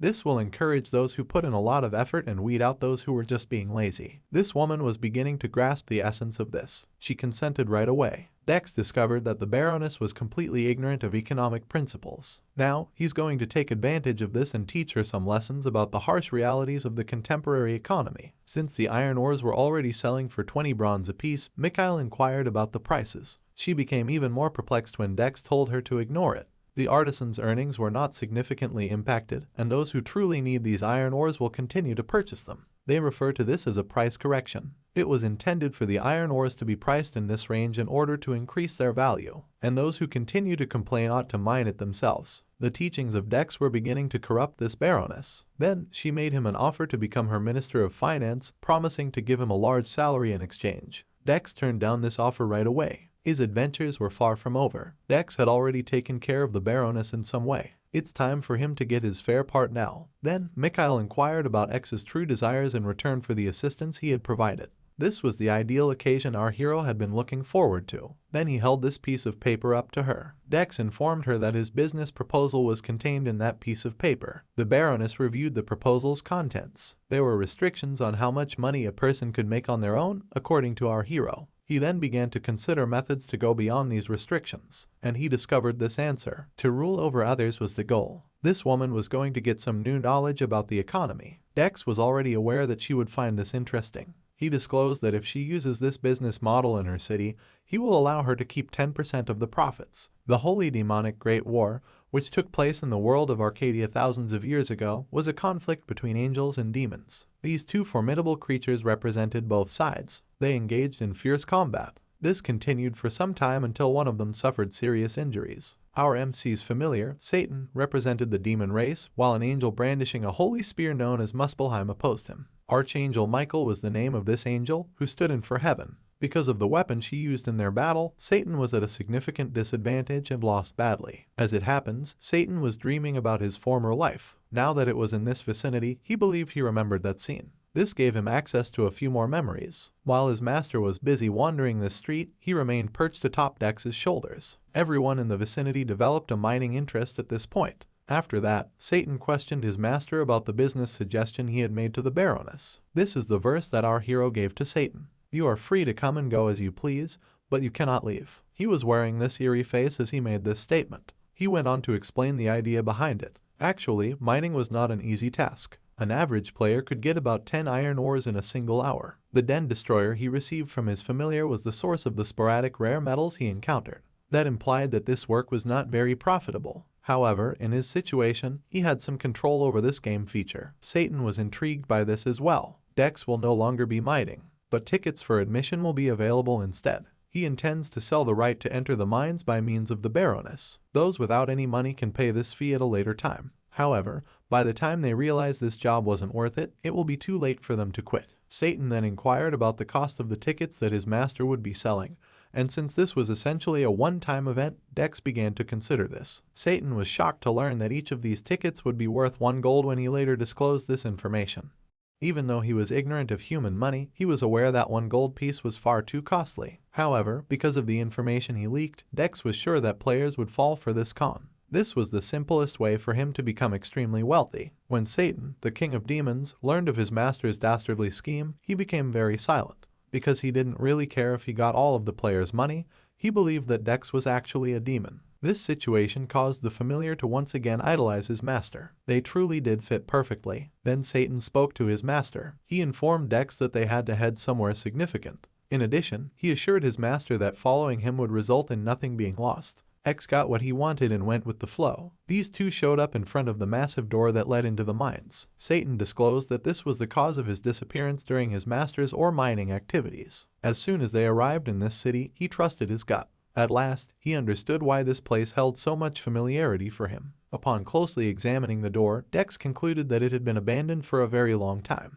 However, since it has no rust or other imperfections, something seemed strange. Maybe there was some sort of magic cast on this door, Dex thought to himself. Satan requested that his master attempt to unlock the door, and RNC did as he suggested. He put his hands up against the door. Then, the system alerted him to the strong seal that had been placed on it and the fact that Dex had not fulfilled the conditions to break the seal. Then, the system recommended that Dex inform the Baroness about this. This discovery also taught him a new skill called relic excavation. When Dex revealed the seal to Satan, the latter became enraged. That was his master's primary motivation for coming in here. Our MC was still unaware of Satan's true intentions. He informed his familiar that he lacked the necessary abilities to unlock this door. Then, since his master was genuinely clueless, this guy tried to give him more hints. He finds it unbelievable that his master took so long to realize this. Satan made another attempt and questioned Dex about his level of power knowledge. Dex fought about plausibility and ultimately got this thing right. This power was not within Providence's purview. It gives the user complete control over his actions. The ability that came closest to being the world's creator was plausibility. Following all of these justifications, Satan now anticipated that Dex would be aware of his power. However, this man told him no, and after that, he made it more simple for him. He assured Dex that he was free to do anything or everything. After 10 more minutes, Dex discovered that plausibility was what allowed Satan and other transcendental beings to move around. Satan went on to say that although normally this power would just build up over time, it was insufficient. It would take him 500 years to obtain those, based on the amount Dex had given Satan. This guy then deduced the reason behind his familiar's intense desire for these points. He also realized that he could use plausibility to open this door. Dex knew that this still had a seal on it, so he asked Satan how he should handle it. The man then advised him to simply touch the door and consider opening it. Dex must, after all, learn to think like an absolute being. His only requirement was the will to accomplish it. When Dex attempted to open this door once more, a magic circle materialized. The door seal was responding to the RMC's plausibility already. He was prompted by the system to open the door, but doing so would cost him 15,000 points. Despite knowing that this amount was excessive, Dex decided to open the effing door because he had nothing else with which to spend it. His points were quickly consumed by this, but the seal was actually broken. Dex had found what was known as the unknown heavenly altar. Satan disclosed that the angel's lair was located behind this door. The high heaven stereo was another name for this location. More about this great war of the holy demonic. Arcadia served as the backdrop for this vicious and bloody conflict. Thousands of lives were impacted, and death struck the entire continent. The World Tree's existence was the only thing that allowed the weaker realms to endure, and it had remained rare throughout Arcadia even a millennium after this war ended. In the hopes that it won't happen again, the survivors of that war left a warning for future generations. An alert about the high stairs of heaven reached Arcadia's main database. The entire operations team was placed in an emergency mode as a result of this incident, which set off a legendary grade quest. It was intended that no one would find out about this quest for a long time, but now someone had broken the seal. Regarding this one, Kang Tai-hoon called a meeting immediately away. These are the expressions on the faces of all the prisoners present at the meeting. They haven't fully recovered from the stress they experienced previously. These workers believed they could unwind for a little while, but this was obviously untrue. Tai-hoon proceeded to update them on the events that transpired within Mount Fiend. The group examined and assessed the severity of the emergency. The fact that this was once Angel territory was only recently discovered by the director. Despite the fact that nobody in their branch knew this information, they were able to uncover some background on it. The first angels to descend from heaven arrived at Mount Fiend, which was formerly referred to as the entrance of the high heavens. It was intended for the ores surrounding the mountain to serve as barriers, concealing the entrance from prying eyes. This location was named the Hidden Holy Land by them. The director became more intrigued by the idea that there are a lot of unexplored storylines in Arcade. The entire team examined every corrupted quest impacted by this development, and they believe they may have discovered something. Even though Kang Tai-hoon was still apprehensive to share this knowledge, it was already too late. He warned everyone that the second Holy Demonic Great War could start with this newly found quest. The director considered all the headaches he was about to suffer after hearing this. Meanwhile, our MC was the one responsible for this issue. He remained astonished by this revelation. Satan was ecstatic to be able to exact his revenge on the angels at last. He recommended to his boss that they now go loot everything in this place. Dex moved in the direction of the object in the middle of the space. He questioned whether the treasure truly resided inside this object. When our MC attempted to touch it, these notifications reappeared. Someone who can understand ancient languages is needed for this one. Additionally, a holy energy entered Dex's body, speeding up the recovery of his MP and HP. He was also given a new quest named Hidden Ruins as a result. Dex began to suspect that there might be a very valuable item inside this thing, and Satan was bothering him even as he was still considering how to handle this. The system recommended that Dex go and inform the Baroness of this before opening the door. However, he can't do that right now because he already opened the door. He believed that this woman, who had no knowledge whatsoever of the workings of the economy, would be of no assistance to him. Dex also knew that since he opened this door using his plausibility, whatever he was doing right now might already be a crime. He wouldn't want anyone to know about this place. He then smiled as he decided to open the treasure box. This made this Demon King too happy, but more than 10 minutes later, these two were still struggling on opening this thing. It was really closed. These two were already catching their breaths because their strength was all drained down. Satan thought that if only he had more strength in him, this thing would be a piece of cake. He never thought that he would have such trouble opening a mere rock that didn't have any barrier or seal on it. And this statement from his familiar gave Dex an idea. He then confirmed if there was really a treasure inside this thing. And since he got the answer he wanted, our hero prepared himself. This guy just equipped his Den Destroyer again. Satan was now confused about his master's actions, but since they didn't have any clue how to open this treasure box, Dex opted to just destroy it. He started drilling into the treasure box and it was effective. Cracks appeared. Satan thought that this was real proof that humans were way worse than demons. And after a while, the treasure box was opened. It gave Dex an extraordinary achievement. The beings from the heavens were also shocked by what Dex had done and it made his affinity towards them hit the rock bottom.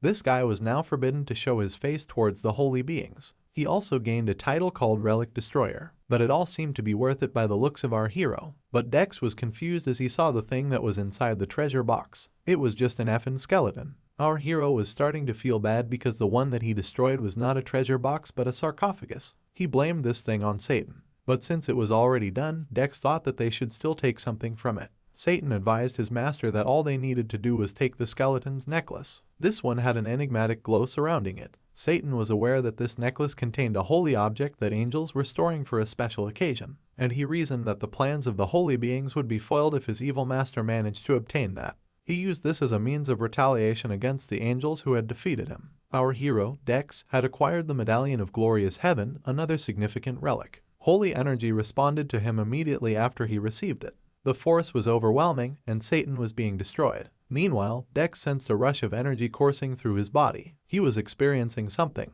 The medallion's unique power had been applied to Dex. He also obtained access to the Holy Prophet hidden class. Our MC's new job went against the rules of his current class, the Bard of Anarchy. The medallion's effects were momentarily disabled by the system, which also issued a number of warnings. Dex was able to locate 2 medallions that granted him access to various hidden classes. The amount of holy energy that thing released nearly killed Satan. He then inquired of his master about what had transpired, but Dex was likewise in the dark. This was one mysterious item. Its description was absent as well. However, the game had already started looking into this deadly mistake. Dex felt that he had overcomplicated the situation and hoped that the game would address this. Meanwhile, close to the location of Mikhail Bear mining, when the guard stopped this child, he became confused. The guard went on to inform him of the new rules pertaining to the mines. Before they could have mined, everyone ought to have passed. The unluckiest player in Arcadia, Wentach, was unaware of this. He thought back to the widow he had seen and argued that perhaps things had changed.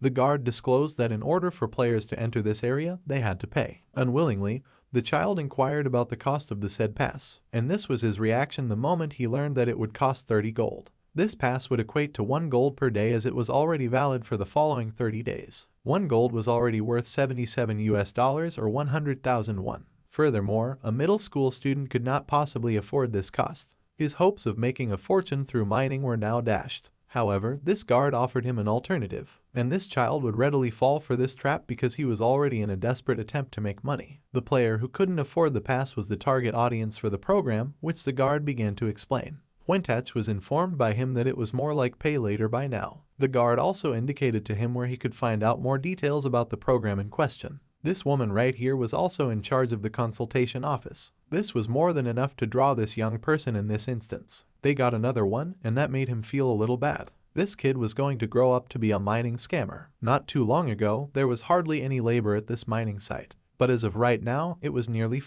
These were the players who were duped by Dex. They could hear their shouts even from outside the mining site. This woman was quite impressed with the newly installed system. She finds it unbelievable that someone could be duped by this scheme. However, she was aware that this idea was not the Baroness's since it was too evil. She only knew that the person who had proposed this plan was extremely vicious. Dex completed the quest regarding the 100,000 iron ores he needed to mine even without exerting any effort. This resulted from the players' collective contributions. He then instructed Satan to bring everything to a close right here. This familiar was perplexed because his master had even performed some stretches. Even though Satan still doesn't know, He sensed something sinister about this. Dex then informed him of the actions they had taken, which may result in punishment for RNC, and nobody should be aware of the crime scene in order to conceal all of these crimes. Satan continued to defy his master's orders. Nevertheless, Dex outfitted the Den Destroyer once more. He informed Satan that all he had to do was destroy all the proof. This one was perspiring already from Dex's schemes. With a smile, our MC assured him that he would destroy this place, and he proceeded to carry it out. This millennium-old archaeological site began to collapse. Even after he destroyed the place, he had this glowing surrounding him. Satan reasoned that since he still had a lot to learn from people,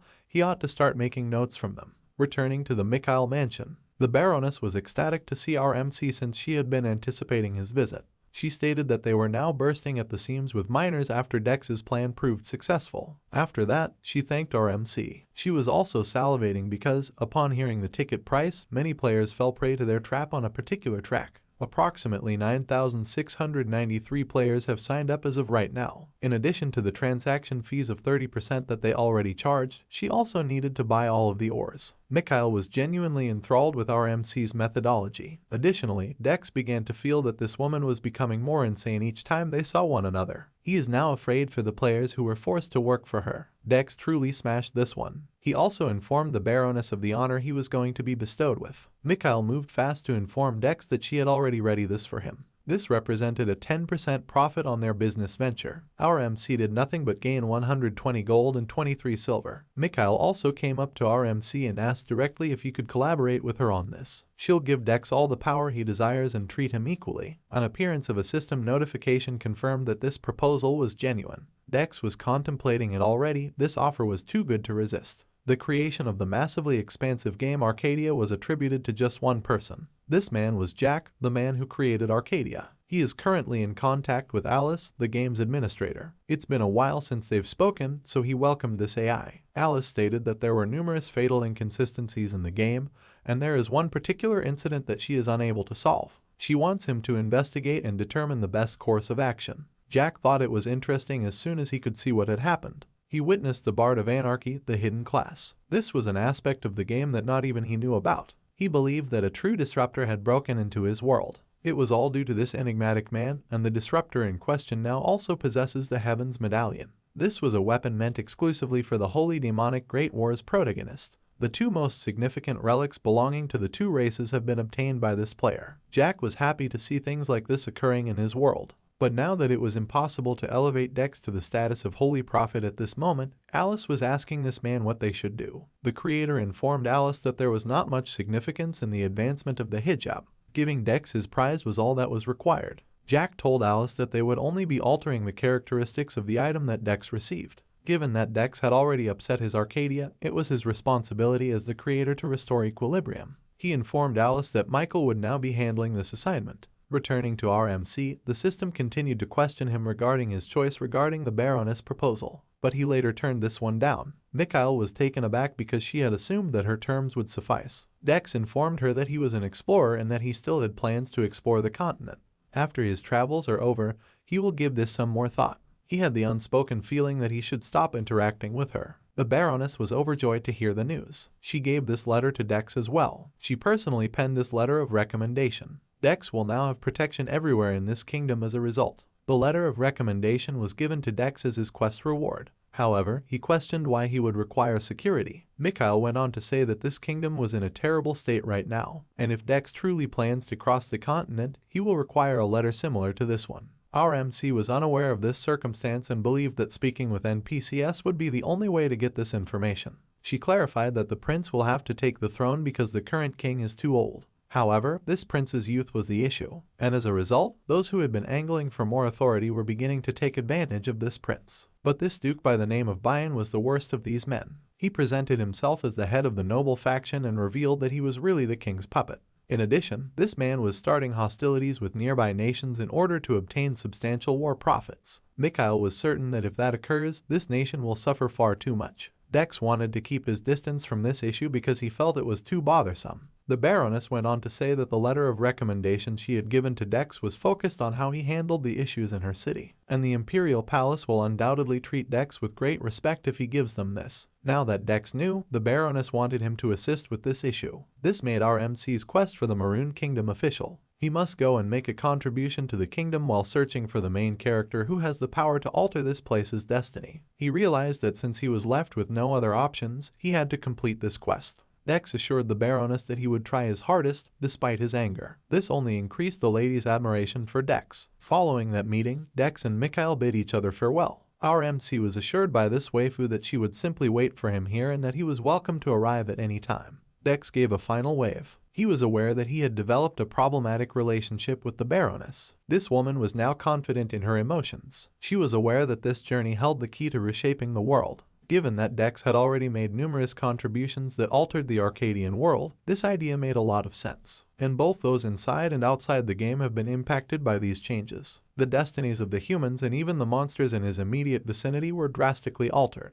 Even to these fortunate ones, Arcadia is a world designed exclusively with the players in mind. And the only player who was actually following the game's original design was this guy. The quantity of trolling he committed during this game will have no bearing on what he was going to do the next time. Satan was now questioning his master about his level of certainty about entering the political sphere. But Dex was stuck with this outcome because it wasn't going any other way. Even so, he would make sure to do these things in order to gain greater credibility. And a dazzling beam of light suddenly emerged. Our MC was informed by the system that the issue has been fixed. The Magnificent Skies medallion has already undergone modifications. Then this object began to radiate this luminous holy light, and our MC nearly lost his sight. Devil and Dex could only watch as this thing misbehaved. This medallion was emitting something. Our MC was astounded by what he was witnessing. Satan was even alarmed. The medallion informed Dex that he would now be under the protection of a guardian angel and bestowed upon him a holy attribute. It was also impossible to deactivate the item, which was now permanently attached to him. In front of Dex, an angel did indeed appear. This incident left him in disbelief. This angel was the light of holiness and glory, Michael the Archangel, and she was in this form right now. It is the devils and angels. These races resembled dogs and cats. Since the two have been sworn enemies, they are really unable to coexist. And both of these races' leaders were currently in front of Dex. They fought like little children. Michael challenged the devil. When she woke up, she discovered that Satan had already begun destroying their holy base in Mount Fine, and she was still wondering what this guy was doing. Satan retaliated. If she had woken up first, he knew Michael would have responded in the same way. These two continued to argue without really stopping. This was the look on Dex's face. He commanded the two to cease. Now, he was merely positioned between them to prevent them from touching. Satan declared that he would have already vanquished Michael if he had his original body. But this angel would not give up. She brought up the last war's conclusion to Satan. Satan mentioned that she only prevailed because she opposed him with a supernatural weapon. This drew the attention of our MC. But all in all, they resembled children. Additionally, Dex recalled the details he had learned from the library. They accurately described these two in their description. Then, as this angel called to Michael, he turned to face him. If Dex was the person who had actually created an contract with Satan, she questioned. And our MC said, yes. He clarified that he truly had no choice and that the contract was forced upon him. Dex gave the impression that he truly didn't want this set up, which made Satan cry. Michael then informed him that Dex possesses a power known as plausibility, which, in the wrong hands, could be extremely dangerous. He became enraged when she specifically mentioned and referred to Satan as a downright bat. Michael warned Dex not to fall for this demon's flattery, since there was really nothing they could do because the contract was completed. She added that she would guide Dex toward the correct path and act as his guardian angel. Although Dex sensed her sincerity in her words, Satan simply burst out laughing. He informed Michael that her wish was unattainable. He was asked why he couldn't stop smirking by this angel. As the ruler of the demons, Satan assured her that he knew one thing for sure. He disclosed that among all the humans he had encountered, Dex was the most akin to a demon. He went on to say that this man could be even more evil than any demon.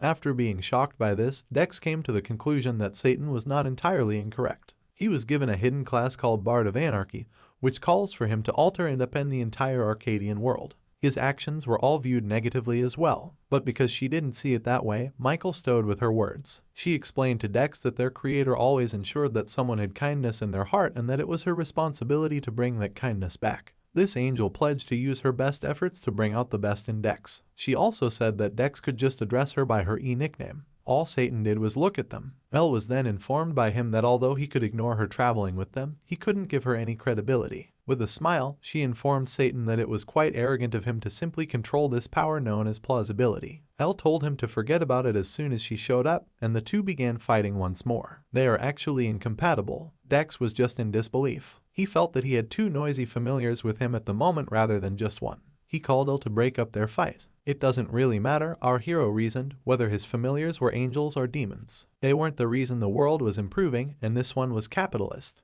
He grinned and told Elle that he didn't actually give Satan any credibility at all. The strongest angel was just asked by this guy what she could give in return for her power. Elle was surprised to hear this from her boss. She quickly made adjustments after learning that his master had a give-and-take mentality, as this was well known even in the heavenly realm. Dex asked her if she had any skills that he could use after she said she could give him some heavenly weapons. Elle wasn't entirely sure what was meant by skill. For the first time, Dex discovered that these familiars were not truly familiar with game terms. He went on to say that he was searching for something that would enable him to battle more formidable opponents because he was not very strong in combat. This angel evaluated and determined what Dex actually required. Because of this hidden class, our hero really needed some skills that could aid him in combat. It did away with the idea of leveling up. Plausibility was a strong stat, but he wouldn't really want to depend on it all the time. His only skills up to this point were in diving and mining, both of which were non-combat abilities. Elle's face lit up the moment she realized she could give her master something truly amazing. After then, a Trek was formed between this angel and Dex. Our hero was informed by the system that he had acquired a new skill called Divine Descent. Dex was still able to use this skill in exchange for plausibility. Elle informed him that the Akana Trek was completed and that Dex could now utilize his heavenly abilities to his Dex is unsure of how to react because plausibilities are still needed for this kind of power. But rather than nothing, this was fantastic. Then, trying out this new ability he had, he grinned. Divine Descent was used by our hero, and he was surrounded by a very bright aura. The pressure of this skill alone was blowing Satan away already, and the whole forest felt it.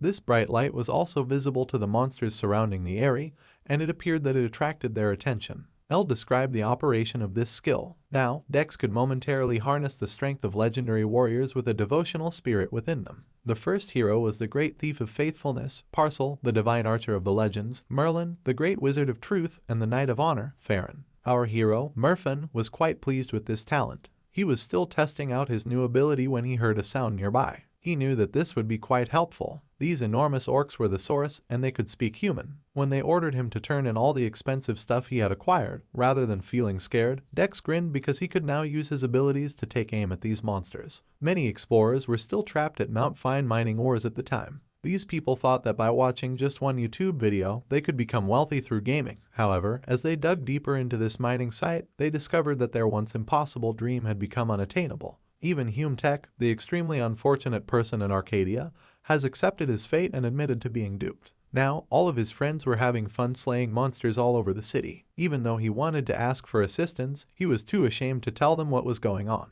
He truly doesn't give a damn about the money right now. His only goal was to escape this mess. He considered simply leaving this nightmare behind. His ability to make decisions was being affected by the volume of work he had completed, but this was interrupted when he heard someone yelling. The guards were leading this man back to the mining site. He attempted to get out of here. Hume Tech was then informed by the other explorers that it was pointless to flee. The Baroness will give them an order and declare them deserters even if they are able to leave this place. In all towns and cities, whoever bears this title will be regarded as a criminal. This one made the suggestion that rather than being unable to play the game peacefully, they should just go work to pay off their debt. Hume Tech was so moved by these words from other explorers that he forgot about his escape plan.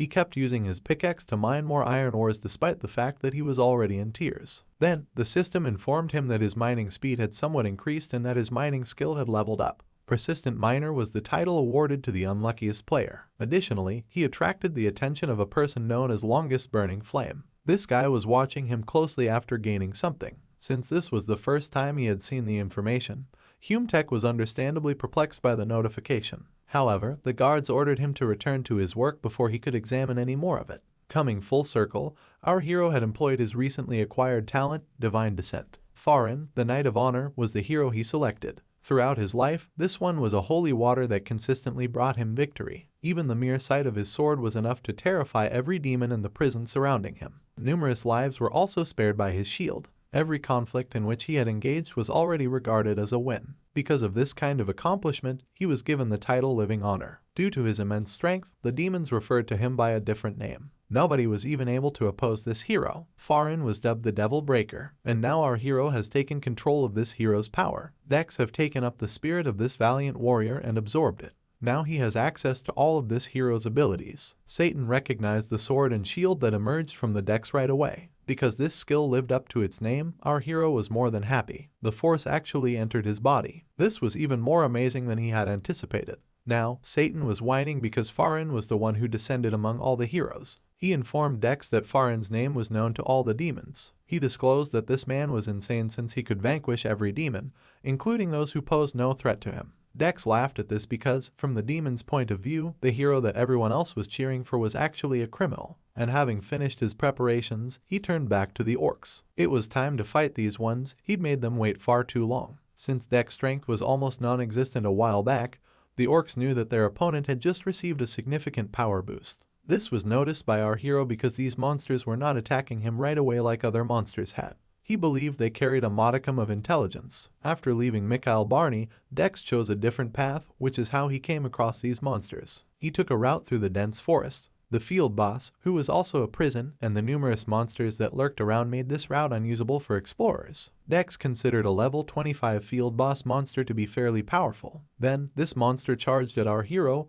beginning its attack. But Dex only managed to block its attack. It was a laboring will skill that came into play. He felt content since he had learned how to apply this ability. Dex was now prepared to counter that attack. He is no longer protected by the Holy Shield, it is now in combat mode. A number of skills were used at once. The belief in justice and stoking the flame of dawn. Above our hero, these guys created an effing enormous light sword. These monsters had enough fear from this sight. But it was too late now. Dex was looking forward to the outcome of this attack. And then the whole forest was illuminated by a massive beam of light. This managed to chop down every tree in its path. Clearly, this was a light Getsugi Tenshu. The Divine Descent skill was rendered inactive following that attack. The system quickly calculated how many claws were used, arriving at 352. The Holy Knight's soul departed our MC's body. This guy was a little let down because these people perished from a single blow. Elle, meanwhile, was too taken aback by what she had just seen. This angel was surprised that a human could wield such a strong ability and even advance it.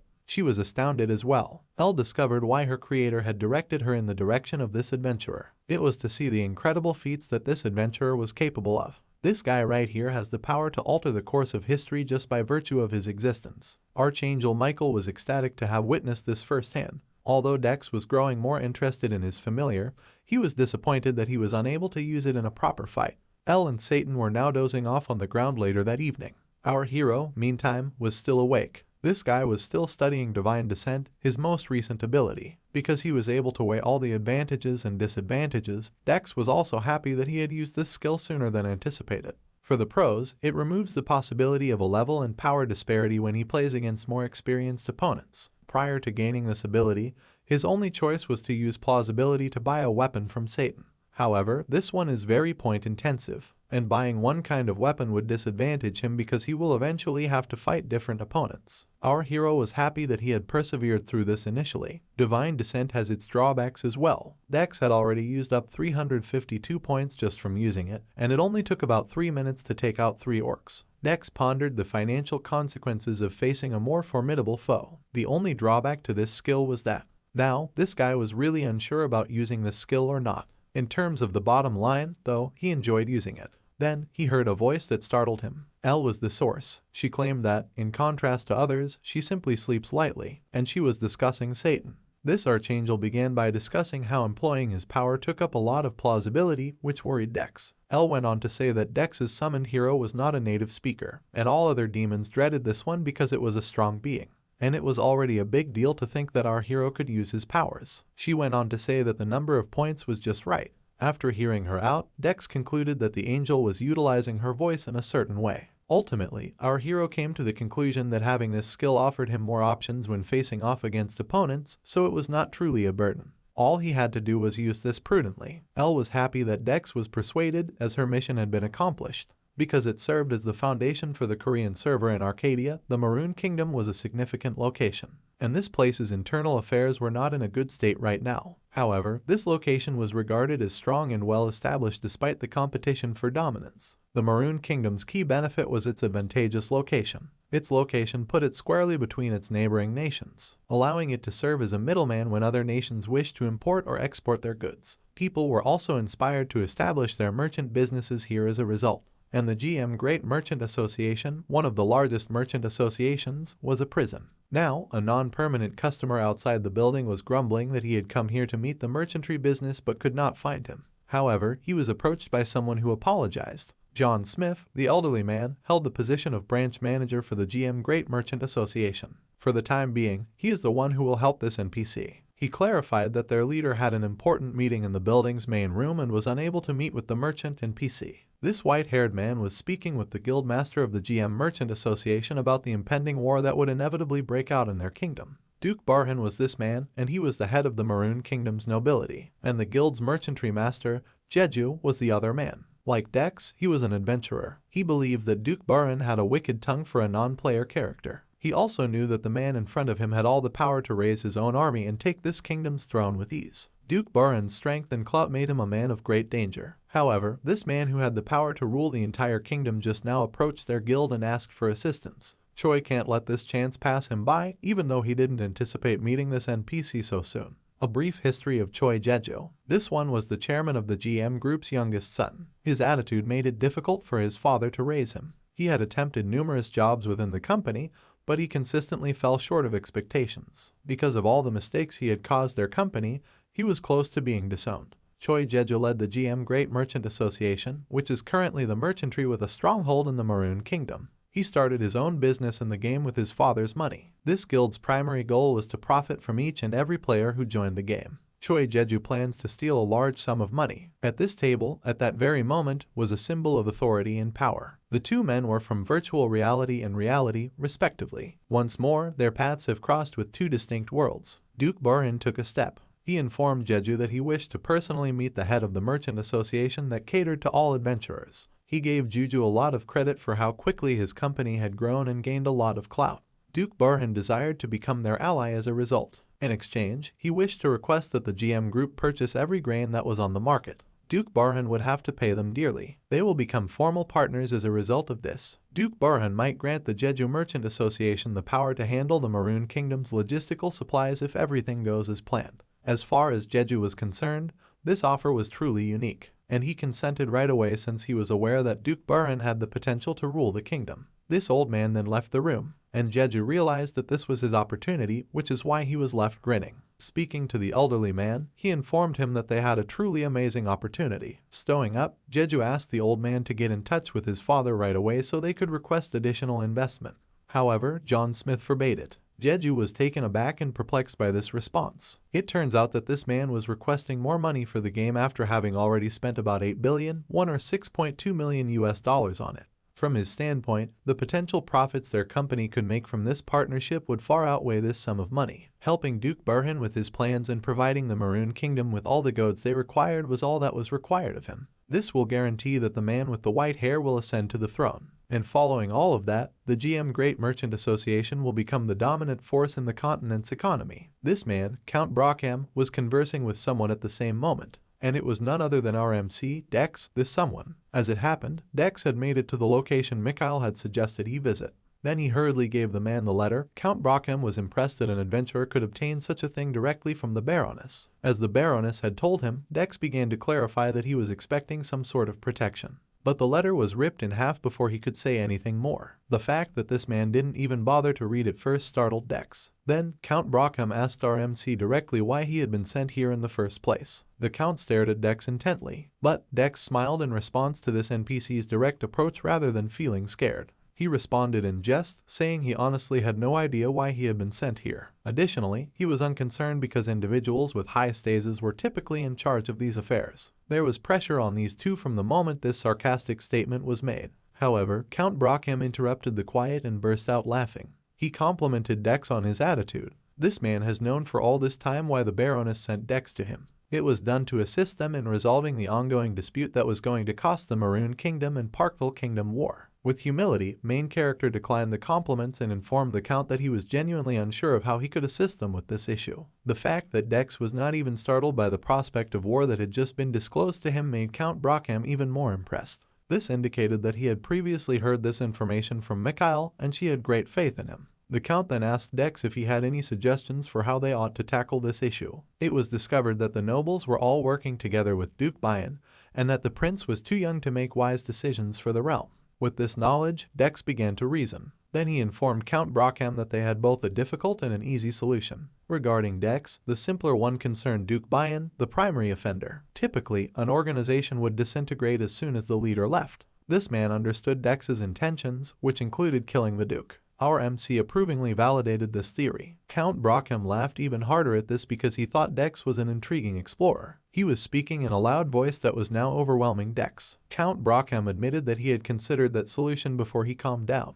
But Duke Bayan has many elite adventurers and guards surrounding him who protect him 24 hours a day, so it was not as simple as Dex thought it would be. He said to Dex that he would like to meet someone who is crazy enough to continue working in this kind of situation. Then, pointing to himself, our MC informed the Count that he would carry out the assassination. This made the atmosphere around them uncomfortable. The Count then said to X that he believed X wouldn't be able to scuff the Duke's clothing in any way. He believed that Dex was only a level 1 adventurer and that he was incapable of completing such a difficult mission. However, our MC asked him again, this time grinning, if Count Brockham truly believed that he couldn't succeed. Count Brockham experienced extreme pressure this time. He then complimented Dex and said that he exuded confidence. This man asked Dex to follow him as he got up. These two proceeded to the practice area. Count Brockham informed Dex that he must first establish his worth. This one needed more information before he could fully trust the Baroness's decision. Now, Dex will be put to the test to see if he was truly qualified for this mission. The Count Brockham began to release his energy. This man is referred to as the Kingdom's Shield.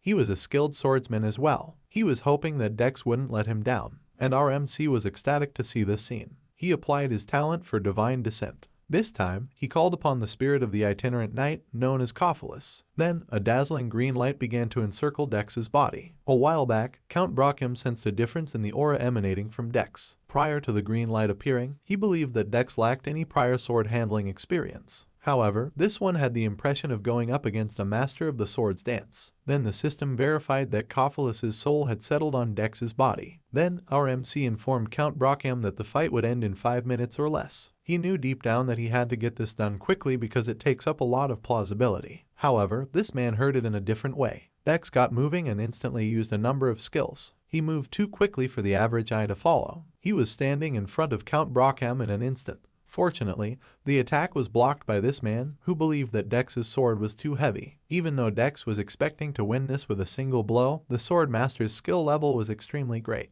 Then he put a little space between them. Count Brockham was aware that Dex was not your typical explorer, and our MC expressed gratitude that this NPC understood that. He then asked the elderly man, whose skill was already proven, if he would like to continue sparring with him. Count Brockham grinned, realizing he had to prove to Dex that he was more than capable of letting things stand as they are. Then, this swordsman employed a technique known as Formless Aura Blade, and his body began to exude a sudden surge of power. The Count disclosed that he was proud of his abilities and that he planned to demonstrate them to Dex. This situation had quickly escalated to the point where our MC was shocked. The elderly man finished his blow and looked around, wondering how Dex would respond to this. Now a deadly red slash was approaching our MC. He was in a hurry to respond to it. Just as the Count's attack was about to land, a massive explosion appeared. He continued to look in the direction of Dex's position, but something startled him. In addition to using the same skill as Count Brockham, our MC was able to block his attack. The method of formless words. He was also aware of how different their techniques were from one another. The formless sword of Dex was more potent. Those who attained the title of Sword Master could also employ this kind of skill. Additionally, the system informed Dex that the skill he employed was intended for adventurers who had already reached level 150 or higher. As a result, more plausibility points were used up. Dex questioned Elle about how much of plausibility she had already used, not expecting this kind of thing. This elderly man, meantime, concealed himself and kept watching Dex. Count Brockham was startled when our MC turned to face him. Dex advised him to put an immediate stop to their sparring. After saying that, Dex charged up an attack meant to end the fight and teleported in front of the elderly man. Although Count Brockham was able to stop it, the attack was simply too strong. Someone was pushing him back. This old man also believed that if he kept blocking this attack, he would not be able to survive. and Dex seized the chance as soon as he displayed a hint of weakness. Count Brockham was the target of a clean attack. This was sufficient to cause him to let go of his sword. Dex instantly disabled the Divine Descend ability after defeating the Count. This man was grateful that he had avoided being killed in the attack. Then, the system informed Dex that he had used up an incredible 28 12 Claws worth of ability points. In addition, he was given the moniker Fighter of Miracles for his victory over a far more formidable opponent. His strength stat gained an extra 10 points as a result, permanently. But rather than being pleased, Dex was taken aback by how many points the skill took away. Elle showed up and said that because Dex had used more power this time, there had been a greater consumption of points. Additionally, she failed to alert Dex about it because it appeared that he was enjoying the fight too much. She was equally captivated by her master's skillful utilization of celestial power. The full power of this skill would be unlocked if other players attempted this. Elle surveyed the battlefield before inquiring as to Dex's prior sword-wielding experience. Our MC informed Elle that he had gotten good at using this weapon from somewhere else, recalling the time he had spent on the other games. Meanwhile, Count Brocken remained frozen in place. He finds it unbelievable that a low-level adventure could defeat a sword master of the Maroon Kingdom.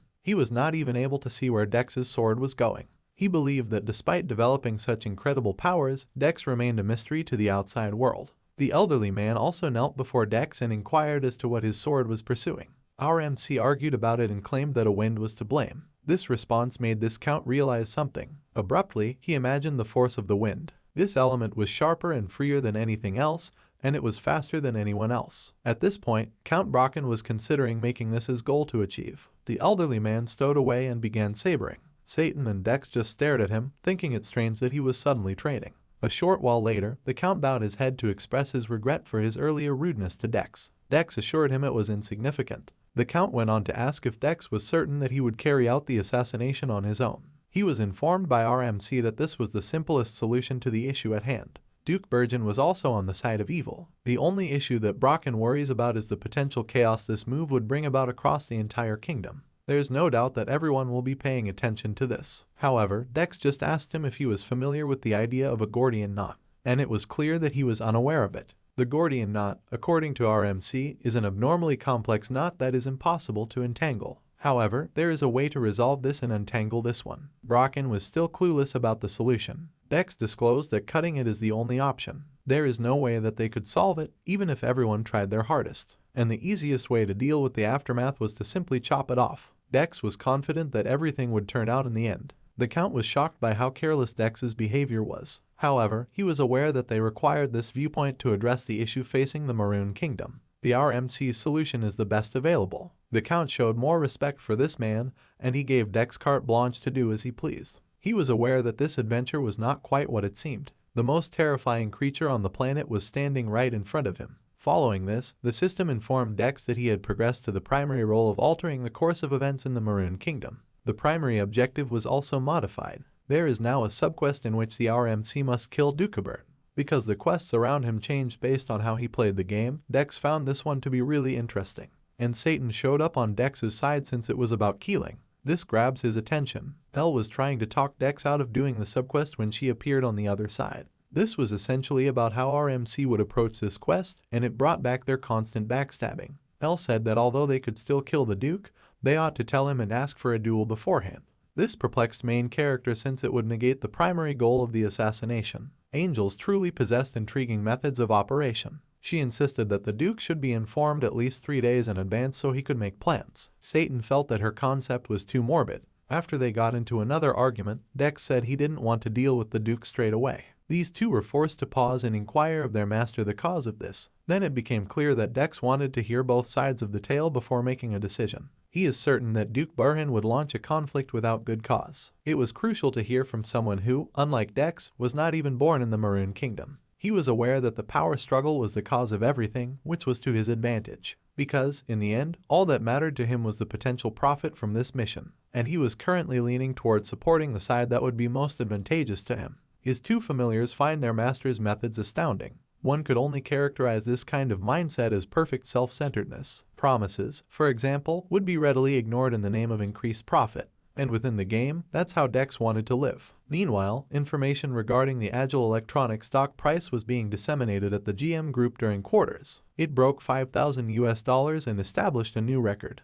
The primary cause of this was the increased interest from investors in their technology, particularly in Arcadia. The mere mention of this news gave Choi Soon-young, the chairman of the GM Group and the father of Jeju, a headache. The Dreamer Capsule's agile electronics irritated him a great deal. He recalled that his company and the aging group were viewed as competitors 5 years ago. However, they began to lose because the older population spearheaded the technological revolution. However, the Dreamer was the most well-known product that the older group unveiled. This sparked a global movement as well as one in Korea. He was now considering diversifying his company's business beyond traditional sectors like construction and autos, as doing so would cause it to become antiquated. His assistant called to let him know that his son Choi Jeju would be visiting his office while he was trying to come up with a solution to this issue. Because he had good news, this guy opened the door and ran to his father. When he told his father he needed 8 billion won, Young immediately became upset. Jeju attempted to persuade his father to give him additional investment because he assured him that this would be the last time he would request financial assistance. However, Young quickly became irritated because his son believed that the sum of money was insignificant. Then he questioned his son about why he would require more. Before he could continue discussing how he had allowed Jeju to play the game their rival had created, a substantial business proposal was placed on his desk. Intrigued, the elderly man asked Jeju what this whole thing was about. With a smile, this man asked his father to go through a few pages of this proposal. Young quickly discovered that this had to do with his son's colonization endeavors in the Maroon Kingdom. A few more moments elapsed while the chairman perused every document that was presented to him. And after finishing he questioned Jeju about the veracity of all of this information. Choi Jeju then gave his father the reassurance that all of these things were true and that he already had a good rapport with Duke Bayan, the non-player character. And the economy of the game that the agent group created will be in their hands if everything goes as planned. They'll seize complete command of it. Soon Young gave his son 50 billion won instead of 8 billion. He instructed Jeju to use that sum of money to settle the dispute. He would not give him any more. This was also his son's final opportunity from him. The guy's expression brightened at the prospect of having another opportunity to prove himself. He expressed gratitude to his father for the chance. Jeju then departed the room. After that, the elderly man was left on his own to reflect on what he had just read about the game. He believed that the interior of Arcadia truly is a different world. He grinned, surprised that such intricate details could be found in a simple game. Choi Soon-young gave more thought to the idea that the world was actually changing at this point.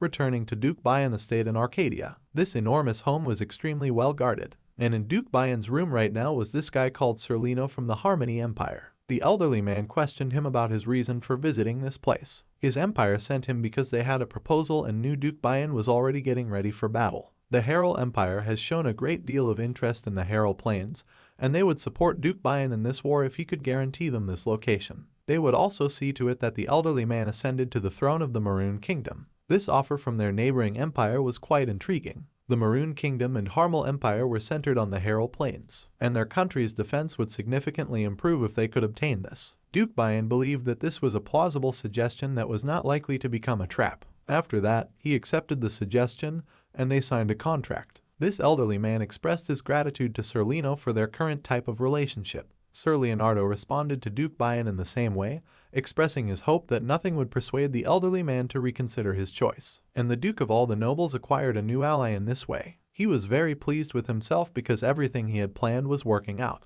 That's when he thought of this verse. Duke Bayan felt that this verse was really for him, under one person, but above the whole world. He could relate to it in a way because, in a way, he now controls everyone around him. He grinned because the only person above him was a naive 8-year-old king. He believed that this nation sincerely needed a king to guide them toward prosperity, and he would like to be that king. And as he was grinning at these plans, someone else interrupted him. Choi, the head of the GM merchantry, was the one who went into his room. The reason for his visit to see him face to face was questioned by the Duke. Choi then disclosed that his work was already completed. He bought every ration that would be produced in the future from the Parkle Kingdom's territories. Furthermore, he had purchased every item in the market's current supply. The fact that the adventurer in front of him accomplished all of those tasks in such a short amount of time impressed the elderly man. He then questioned the idea of purchasing the rations ahead of time. Choi revealed to him that he made use of the futures trading idea. This type of agreement was made in order to exchange specific goods on a predetermined future date. The concept obviously impressed the Duke, who commended the adventure as merchantry. Then this man started to move. Since he had fulfilled his end of the agreement, he wanted to ensure that everything they had discussed in their meeting was in place. Duke Burton then grinned in this way. He hid and informed Choi that they were moving too quickly in this adventure. And at this moment, the Duke couldn't even be bothered with these things. After the war is over, this old man promised to talk to him about all of these topics once more. Choi attempted to interrupt and sought further confirmation. Duke Burton was irritated by it though, as it seemed that Choi was questioning him. This was more than sufficient to intimidate and quiet the man. He was aware of the Duke's capture. Choi then gave a courteous response because he was at a loss for words. He can't push this contract too far because the Duke might decide to change his mind. Duke Burton escaped once more with nothing lost, and Choi Jeju punched the wall immediately after the Duke exited the room. He was really upset that a computer character in a game had defeated him. Having already spent a great deal of money to curry favor with the Duke, he reasoned that he should just go along with this arrangement. It turns out that Jeju purchased 500,000 gold and utilized it to purchase every grain available in the market, and he used up every one of the 50 billion ones that his father had given him. However, this sum was insufficient to purchase all of the grains that were presently found inside Arcadia, and that is how the idea of futures trading was born. He ensured that his move would allow him to turn off the Parco Kingdom. However, he had to pay 10 million gold to complete the deal. This would be worth 1 trillion won if converted to their currency. If this plan fails, it will have an impact not only on the GM merchantry within the game but also on their primary GM group business. This guy knew that Suna would not allow him to do something like this, so he kept this from his father. He was trembling a little since he was already considering how he could escape this predicament. All he had to do was ensure that a war would break out, and from what he understands, it will undoubtedly arrive. Given that this was his last option, Jeju believed it should be successful to demonstrate his worth, but he felt something because he was preoccupied with these ideas. He was wondering who the person in front of him was when they just passed by. Choi Jeju dashed to meet this individual, but it was too late. The man had left already. He realized he missed him while he was still gasping for air. This guy believed that the mysterious man's attire was only appropriate for new players. Now he was wondering why the Duke's mansion was being approached so casually by a low-level adventurer. This guy was acting suspiciously because he was under so much stress. Next, he released this single. Suddenly, a group of men dressed entirely in black emerged. He informed the men that someone was now inside the meeting room and asked them to watch out for him and bring him to Choi Jeju. This man would make sure that this mysterious beginner did not interfere with his plans, even though he did not know who he was. While all of this was going on, our hero gave the elderly man a letter of recommendation inside the Duke's meeting room, pretending it was from Count Brocken.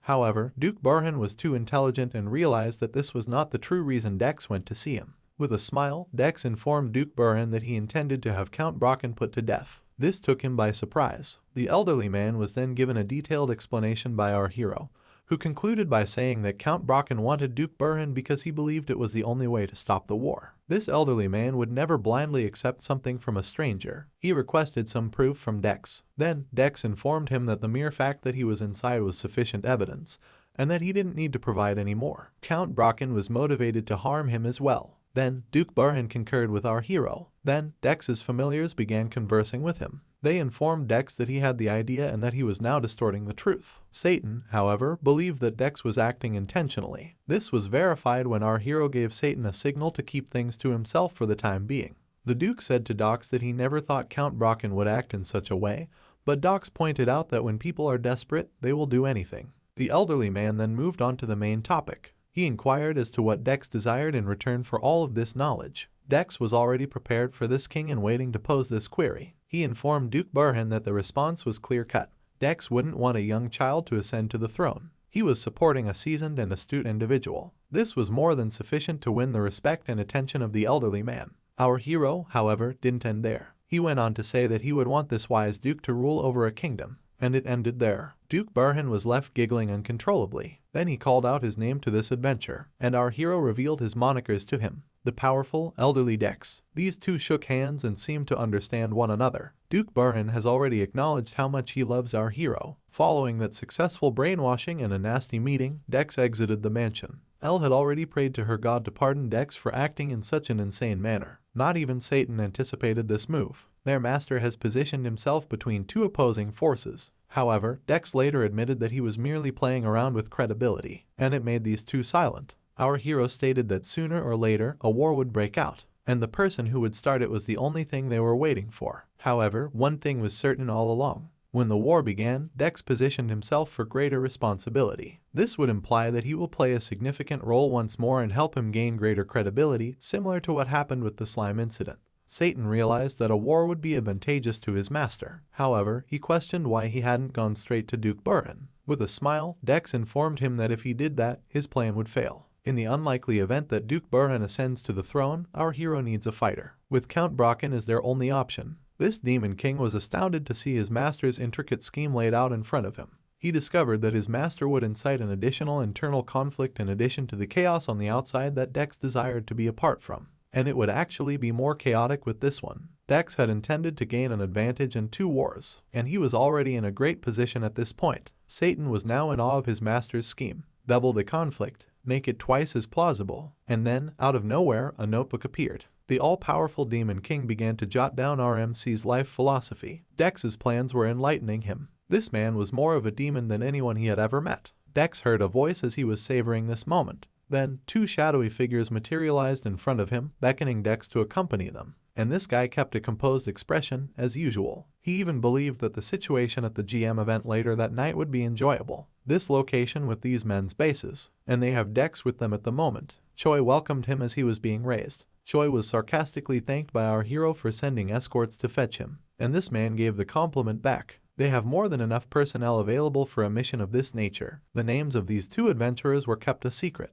Thus they were aware that something was amiss. Now these 2 explorers who might one day alter the course of Arcadia were seated across from one another at this table. Talk started by Dex. He questioned his upbringing in this place. He discovered that Choi's only intention was to double-check. Dex was obviously irritated by this reason, as it was not a very good one. Choi asked our hero why he was with Duke Bayan without wasting any more time. Then, because he really doesn't need to tell him anything, Dex declines to respond to this question. Choi hit the table with his fist. This response kind of infuriated him, so he began threatening Dex. He attempted to project a menacing aura in the direction of our hero. His familiars appeared as a result, cautioning Dex not to screw around with this man. At that point, Dex began to consider his circumstances rationally. These 2 had already ambushed him from the beginning. This guy was pretty sure he could get away with this move because he didn't reveal his in-game name, even though another 5 of them were blocking the entrance. He was certain that Dex wouldn't take offense. Already, our hero was beginning to rely more and more on his divine descent, believing he had no other option. But he was stopped by someone. It was John Smith, an elderly man. He quickly expressed his regret to Dex for their poor start.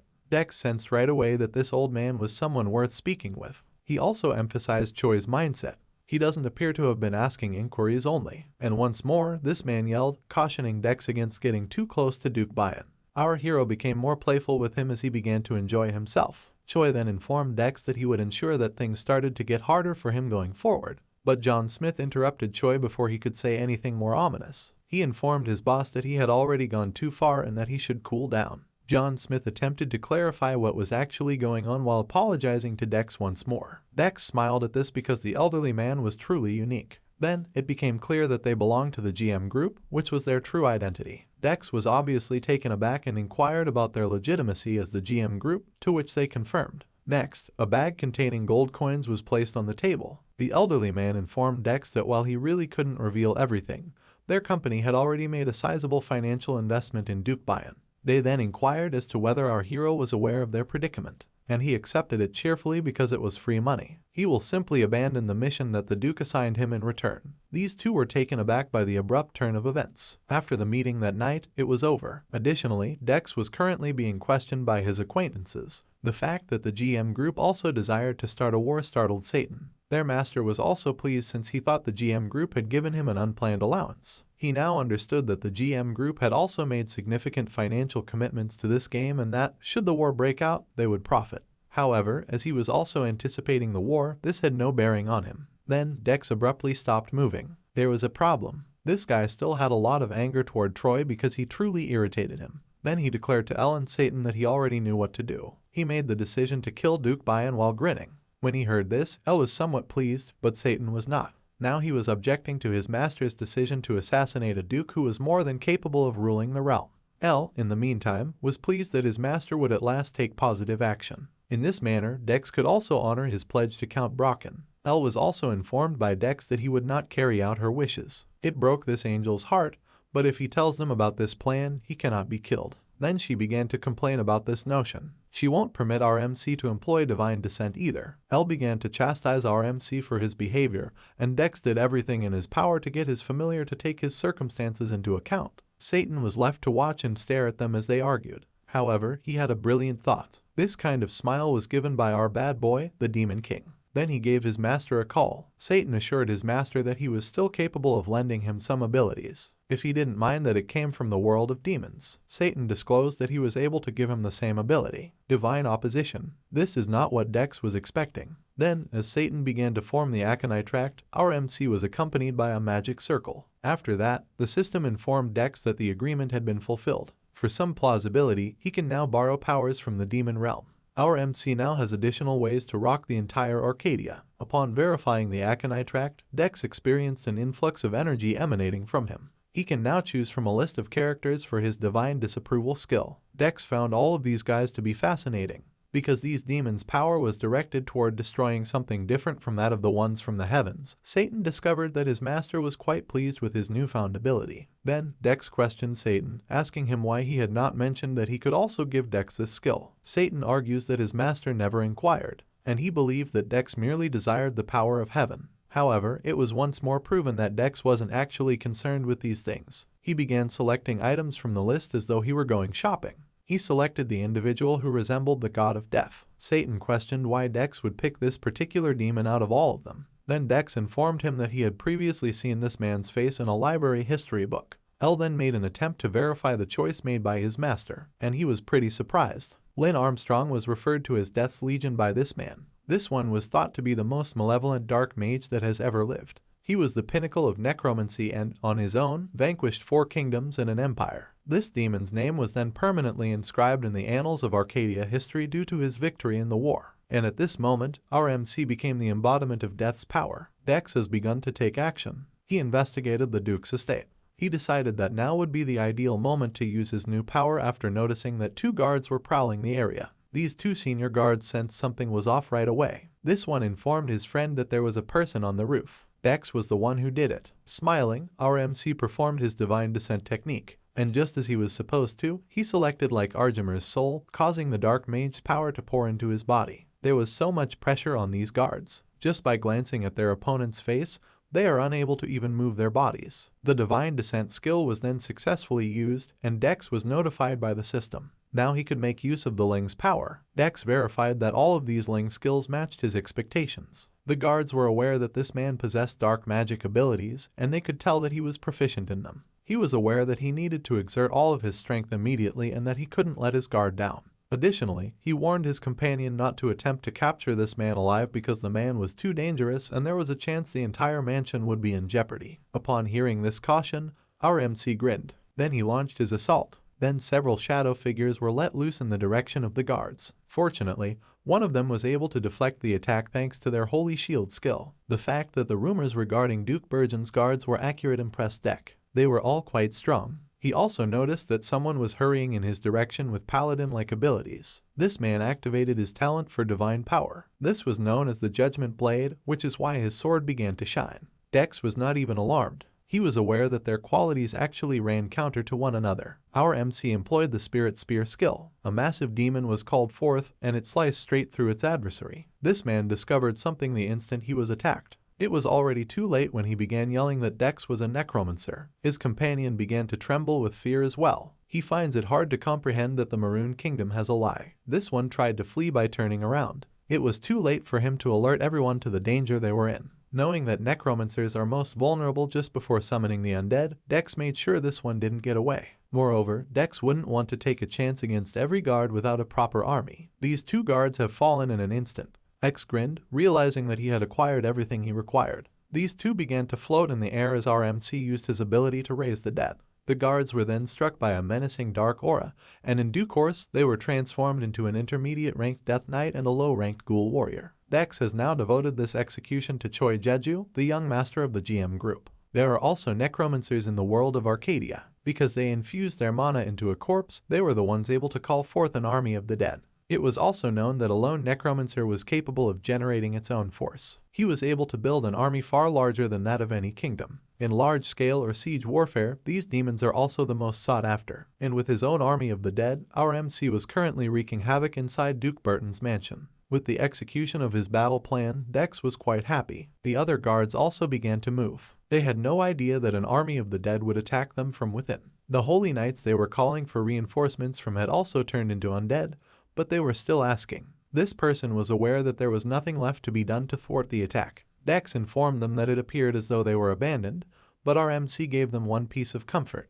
He'll see to it that their skeletons are properly utilized. They were stopped in their tracks by the dead's tremendous power. In a short time, the dead were replaced by new recruits in Dex's army. Our MC congratulated these recently converted people while grinning. Additionally, he assigned them the most unique task. He desired for these ones to track down Duke Burton, the man who left them behind. These guys quickly knelt down and said they would do as Dex asked. There were even a few with tears in their eyes. They were appreciative of the chance. The zombie soldiers then continued on their way. Now that he was hiding well, Dex was hoping that Duke Burton wouldn't find him too soon for his army to find him. Now that Dex has taken control of the entire mansion, the noise outside finally caused the elderly man to awaken after a short while. He inquired of his guards as to the cause of the commotion. This individual unlocked the door and told the Duke to leave right away. A Lin had materialized inside the mansion, and the guard was already sobbing with terror. This old man's body erupted with terror the moment he heard the word Lin. It was already too late when the Duke told the guard that they should all go defend him.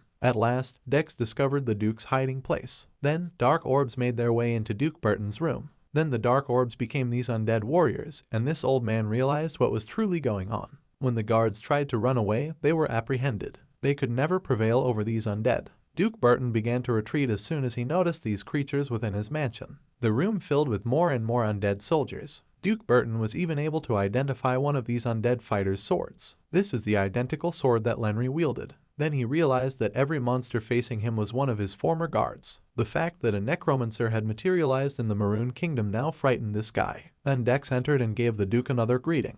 This old man began talking his way out of this mess after recognizing Dex's face. He informed Dex that it wasn't necessary for him to take this action in order to meet with him. He stated to our hero that anything would be acceptable as long as he was kept alive. The only thing that Satan's role model disclosed was his desire for Duke Burton's death. Choi Jeju's haughty demeanor toward our hero could now endanger the Duke's life. The elderly man asked Dex why he was acting in this way, sobbing in terror. Then, Dex advised the Duke to exercise greater caution when forging alliances with people. The war and him becoming king didn't really concern our hero, he continued. He was not even interested in making money from this war. The only thing the Duke should have avoided, he reminded him, was annoying the shit out of Dex. Dex was extremely disappointed because, although he believed the Duke to be wise enough, he was mistaken. To finish his mission, the Duke had to rely on the merchantry associations. Then he gave his soldiers the order to complete this. The personal guards who had been tasked with protecting the elderly man were now moving in his direction. And our hero had interrupted the entire game once more in an instant.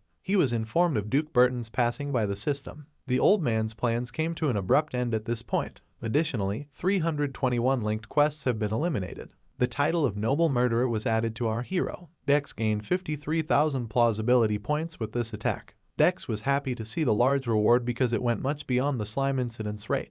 And these two familiars suddenly materialized since their master gained more plausibility points. The fact that our MC's familiar senses were so accurate about these things kind of irritated him. Dex asked Satan if he could use this power indefinitely. Satan promised that there was no time limit on this one and that he could use the necromancer's power for as long as he was credible. With his demon face equipped, this demon king now worried about what his master was going to do next. Duke Burton was transformed into one of our MC's undead when he once more employed his skill. He assured everyone that he would make sure everything was done correctly even if he made a mess. Dex intended to obliterate more locations with this power, and he was talking about Choi Jeju right now. The Pope of this place, the young master of the GM group, was having some difficulty falling asleep at the Holy Empire. He hoped that no worshippers of their god would get lost this evening. Imin was the name of this guy. Then, something caught his ear, someone was speaking to him. It originated from this white-haired woman. This person was named Sylvia, and she belonged to the Holy Empire's list of saints. She went to see the Pope after having a dream in which she experienced a revelation. She was shown that there was a massive dark movement occurring in Arcadia. The Pope's expression changed instantly as she sensed RMC's presence. He then inquired of the saintess whether she knew anything about the location of this darkness. The tiniest detail would be of great assistance to them. Then, Sylvia remembered hearing someone die while yelling Duke Burton's name. Pope knew this man's identity. The real force behind the Maroon Kingdom was Duke Burton. The Saintess wept more because she saw in her dreams the pathetic condition in which the guards were dying. The Pope then comforted her, explaining that their gods were warning them in this way. Shortly after, a woman with red hair approached the Pope and the Saintess knelt down in front of them. Among the holy knights, this one was Udiel, who holds the highest rank. The Saintess had a revelation, and the Pope personally asked for his help. He desired that this holy knight look into Duke Burton's true circumstances. He ought to search for the hint of darkness that surfaced in Arcadia as well. There has been a lot of confusion in Duke Burton's territory since his death. Its military might was diminished by 98% and its entire production capacity by 85%. Fear gripped every resident in the vicinity of the mansion, and they all fled the area. And one adventurer was the reason behind all of these events. Dex cast one last spell to complete his work. The official flag of the Burr and Dukedom was destroyed by these black flames. Then, the system informed Dex of his accomplishments. Duke Burhan's domain had been subjugated by him alone. He was also given the new title Violent Necromancer. Our hero received 14,000 plausibility in addition to all of these, and he was currently relaxing at the top of the mansion. He considered this to be a truly amazing sight. Now, Dex believed the Necromancer class was too strong. He wished he had made use of this ability sooner, and he began to move toward these soldiers, these skeletons beneath him. Our hero came to understand the one drawback to possessing this power. Eventually, he would grow weary of seeing them every day. Ultimately, Lee Garjammer's power proved to be very helpful as it enabled him to finish his quest and obtain approximately 60,000 plausibility points. However, something disturbed Dex. He was aware that if this continued, it would not be beneficial to him. Our hero continued to worry that he was abusing his position of authority. He trades his plausibility points for this power, which is why he can only use it to this extent. He may eventually need to use more points, otherwise, the amount he was earning from quests might not be sufficient.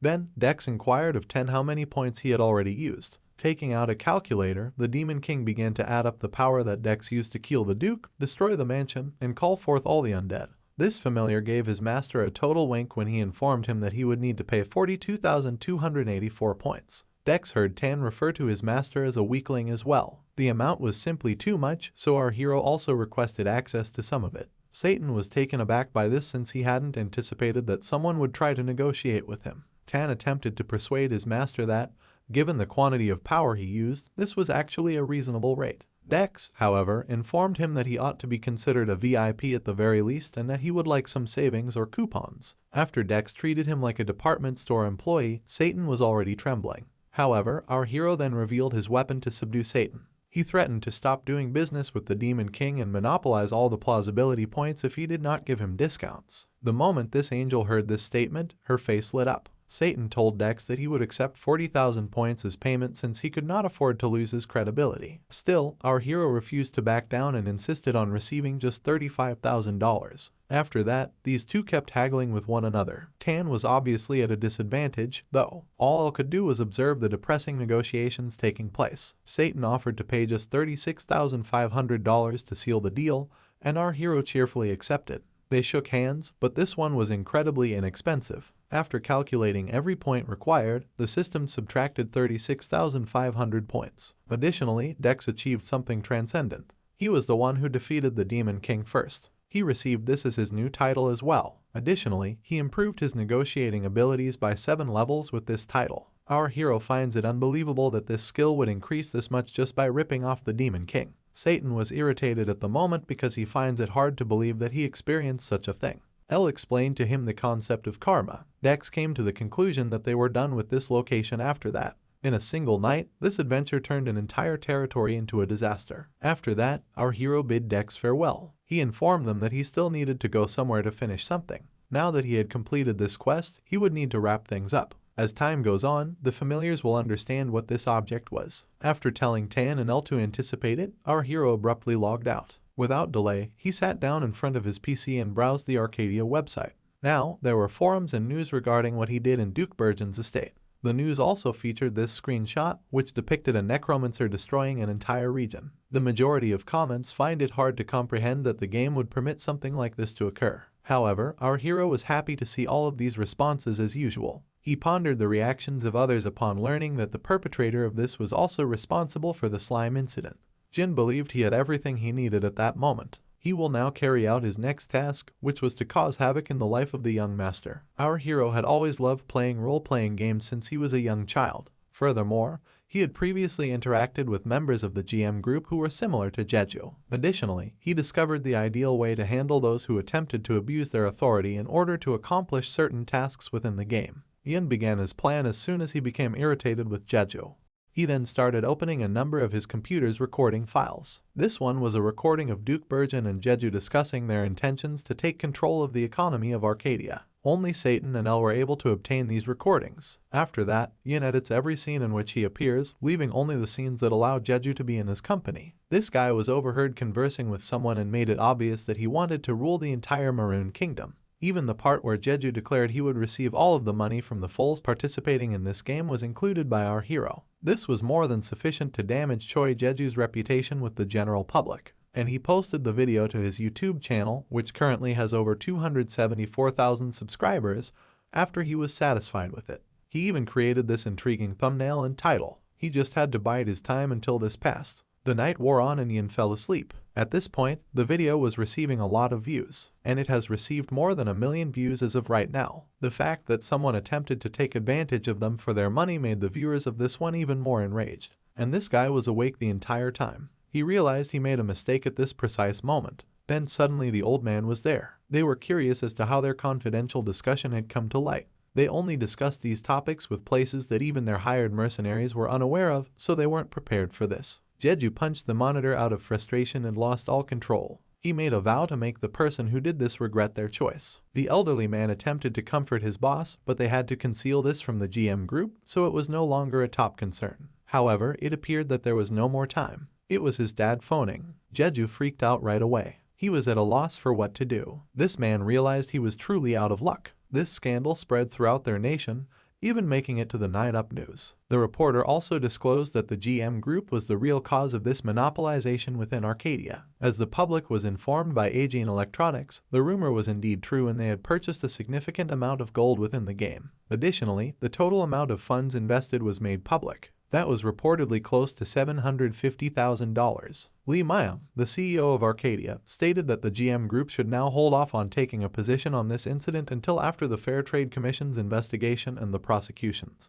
Their game had created quite a ruckus, which made this lady very amused. She believed that this was the first instance of reality being impacted by a virtual reality game. Now, the branch manager was questioning his boss about how smart this move was. Myung informed him that they could demonstrate to the world that other businesses couldn't simply target their offerings with this one. She grinned, wanting to see this through to the very end. The CEO was aware that the GM group would suffer greater losses the longer this problem persists. And in the interim, Arcadia will become more well-known and attract public interest. The branch manager believed that his boss's guts truly were the real deal. This woman wasn't particularly worried about what would happen to the GM group. In fact, the guy who uploaded the video now had her attention. Myung was aware that this adventurer was also responsible for the incidents involving the slime, the iron and the burn ductum. The fact that one person was able to accomplish all of these feats and create history both inside and outside of the game piqued her curiosity. And inside his classroom, the enigmatic user to whom she was referring was just dozing off.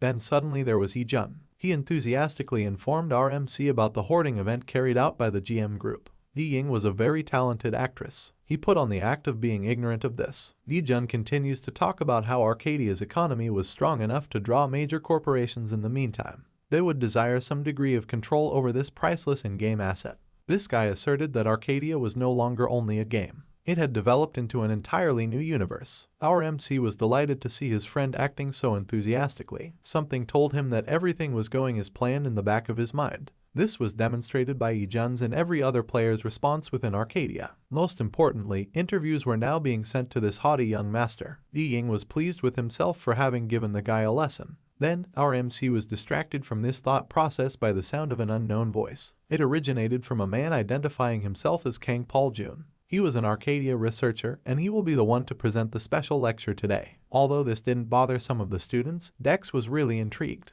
They were going to learn some information about their course from someone from Arcadia. Meanwhile, back in Arcadia, Satan was already getting a little impatient since their master hadn't returned. Then he felt something approaching them, interrupting his nap. This familiar sensed a tremendous force emanating from those who were in close proximity to their location. Satan noticed the men marching towards the mansion after a short while. Already, there might match that of hundreds of men. He made the decision to go hide first because he knew he wouldn't want to be involved in this. Then the legions of undead confronted the Holy Knight army under the command of the most senior knight.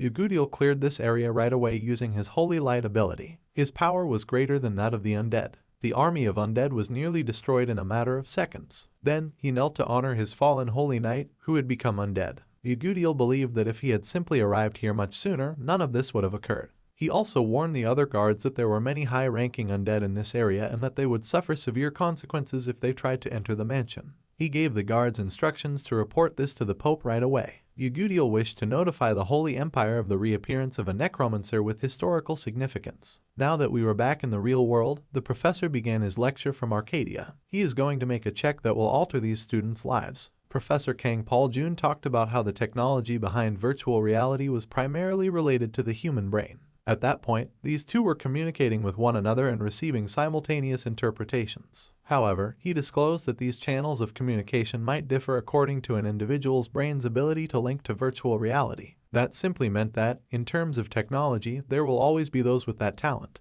Ian showed a definite interest in this subject. It is now possible to measure the speed at which the brain and the device receive and send signals. The lecturer informed them that the term synchronization rate is currently in use. With this new criterion that could aid them in their course, the students were all very interested. The instructor then inquired as to whether anyone would be interested in having their synchro rate measured. Someone offered assistance by raising his hand. It was Kang Tzu, this one. Like Yun, he was a first-year student. While most of the girls found him attractive, other students were in awe of his bravery. Meanwhile, our MC noticed that Yi-jun was reacting differently. Later, Yi discovered that Kang Tzu attended the same class as Yi-jun. This guy was very well liked by all the girls and was typically the group leader. Our MC decided to break up the thought chain because he didn't think this guy was all that interesting.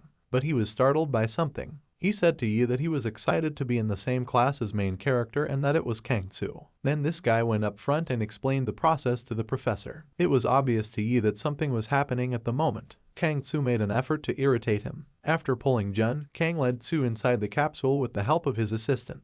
They explained to everyone that the purpose of this apparatus was to gauge the rate of synchronization. Although there is still a more accurate device of this kind, the one they brought with them is already adequate. They also guaranteed everyone's safety throughout the test. They were about to begin, the professor announced with excitement to all of them. The light inside the capsule turned bright blue. Kang Tzu believed there was no use in taking this measurement as he already anticipated receiving a high score. Additionally, he will use this to demonstrate to everyone that he was much superior to everyone in the class. Since he doesn't really like them, he wanted to make sure that Yi-jun and his friend would begin to recognize him. People with eyes that give off the impression that they are only interested in themselves are hated by Kang Tzu. And for this one, our MC was the ideal illustration. While the capsule was scanning and measuring Kang Tzu's talent, he received a score of 21.35%.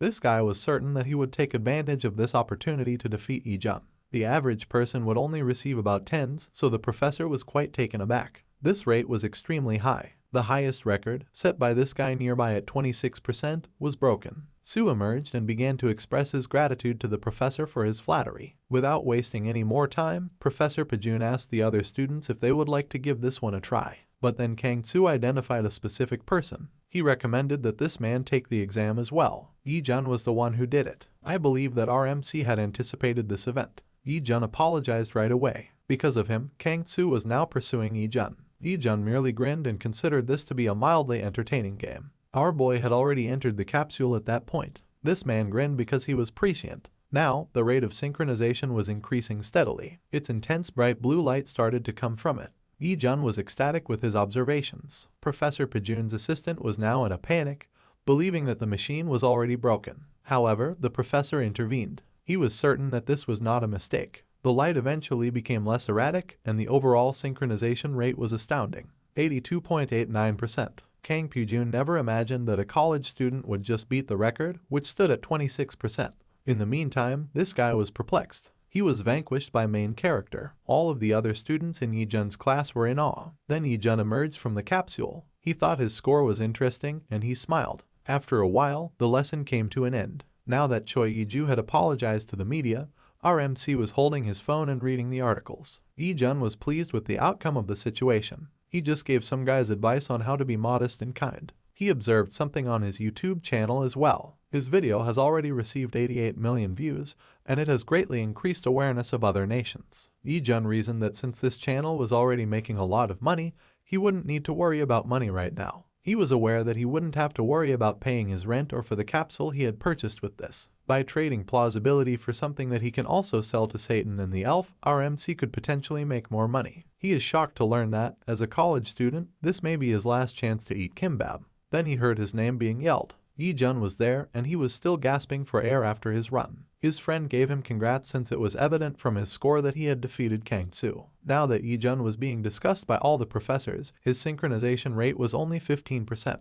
Then, something that Yi-jun told him caught his attention. This guy believed his friend to be truly remarkable in every manner. He's now curious to know how Yi-jun would perform if he took up playing Arcadia. Upon hearing this query, our MC became quiet. Then, to Yi-jun's surprise, he disclosed that he was already playing Arcadia. There have been numerous instances recently where, when everything went as planned, he was able to impart some wisdom to certain guys. He's currently eating some delicious kimbap. Furthermore, the day's weather was fantastic. Moreover, our MC revealed to his friend that he had been playing Arcadia since open beta for additional reasons, either known or unknown. He also revealed to Yi-jun that Dex was his in-game name. This made the atmosphere around them uncomfortable. It took Yi-jun a few moments to comprehend what our MC had said to him. This guy remembered the nickname Dex and began to perspire. He recalled who Dex was, and a shiver ran down his spine. Every Korean online gamer knew this player. The player with the highest ranking across all available games was Dex. It was also him who overcame several professional teams. Additionally, Yi-jun believed that perhaps Yi-jun was just a fan of Dex because this player was too legendary. However, our MC maintained that he is in fact Dex. He simply erased all of his accounts, so he has nothing to show his friend to support this. Then, Yi-jun recalled that she had achieved an astounding 92% synchronization rate on the capsule. Everything began to make sense. This guy instantly knelt down because the score was more than sufficient evidence for him to accept Yi-jun's words. Then, Yi-jun yelled that he was going to get some signatures from the legendary Dex. The fact that his friend was a major fan of his troll accounts caught our MC off guard. Meanwhile, due to the numerous powerful monsters that lurked around in the Valley of Coldheart, it was advised that players level 85 in this area, and an expedition was currently attempting to clear this area. They were also in a panic because they had not anticipated there would be so many monsters here. Now, this group was searching for the necromancer who had requested that they bring in all of the monsters. Then this woman showed up and employed the Dark Swarm skill. Numerous zombie frogs began assaulting the nearby monsters. The explorers were in awe of what they were now witnessing. With just one skill, a black mage was able to defeat every monster by themselves. With white hair, this woman ranked first among black mages in the game at level 86. The name Black Flame Dragon of Darkness refers to her. She thanked the explorers for luring them after using her skill to defeat every monster. They then gave her a thank you as well. They expressed regret for not recognizing her sooner as well. She informed them that was not very significant.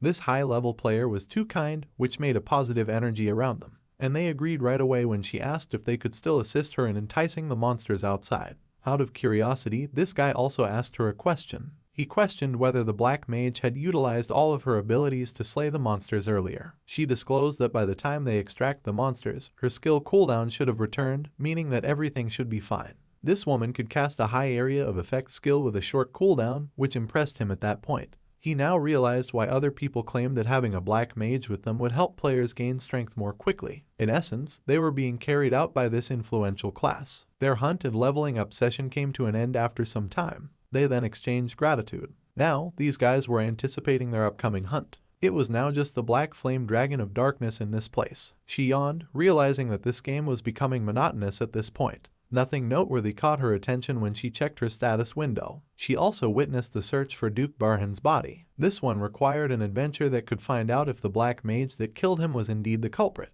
This woman recognized Duke Barhan and finds it hard to comprehend that he is no longer with us. She considered completing this quest, but she quickly gave up since the player who started the incident ought to be very intelligent. Since no one knows for sure who he is, he even outwitted everyone in the Arcadia forums. She then questions who this player could actually be and what his true identity is. Her heart begins to race as she considers the likelihood that this incident was actually caused by a single person. However, she quickly abandoned the idea because, even for a ranker like her, this was truly unfeasible. The quest window then unexpectedly reappeared, startling him. A witch hunt was the name given to this linked quest. This was her mission alone. Black Flame Dragon of Darkness, the top block mage in the game, never anticipated seeing anything like this. She is now perplexed as to why the system assigned her such a task. Return to the Barhan Dukedom. These familiars were delighted to see their master once more. They have been waiting for Dex for a long time. He told them to first calm down after Satan and barraged them with facts. Dex was then reprimanded by the Demon King for using the Necromancer's power. He's confident that with this sinister presence around, people wouldn't just stand by and take no action.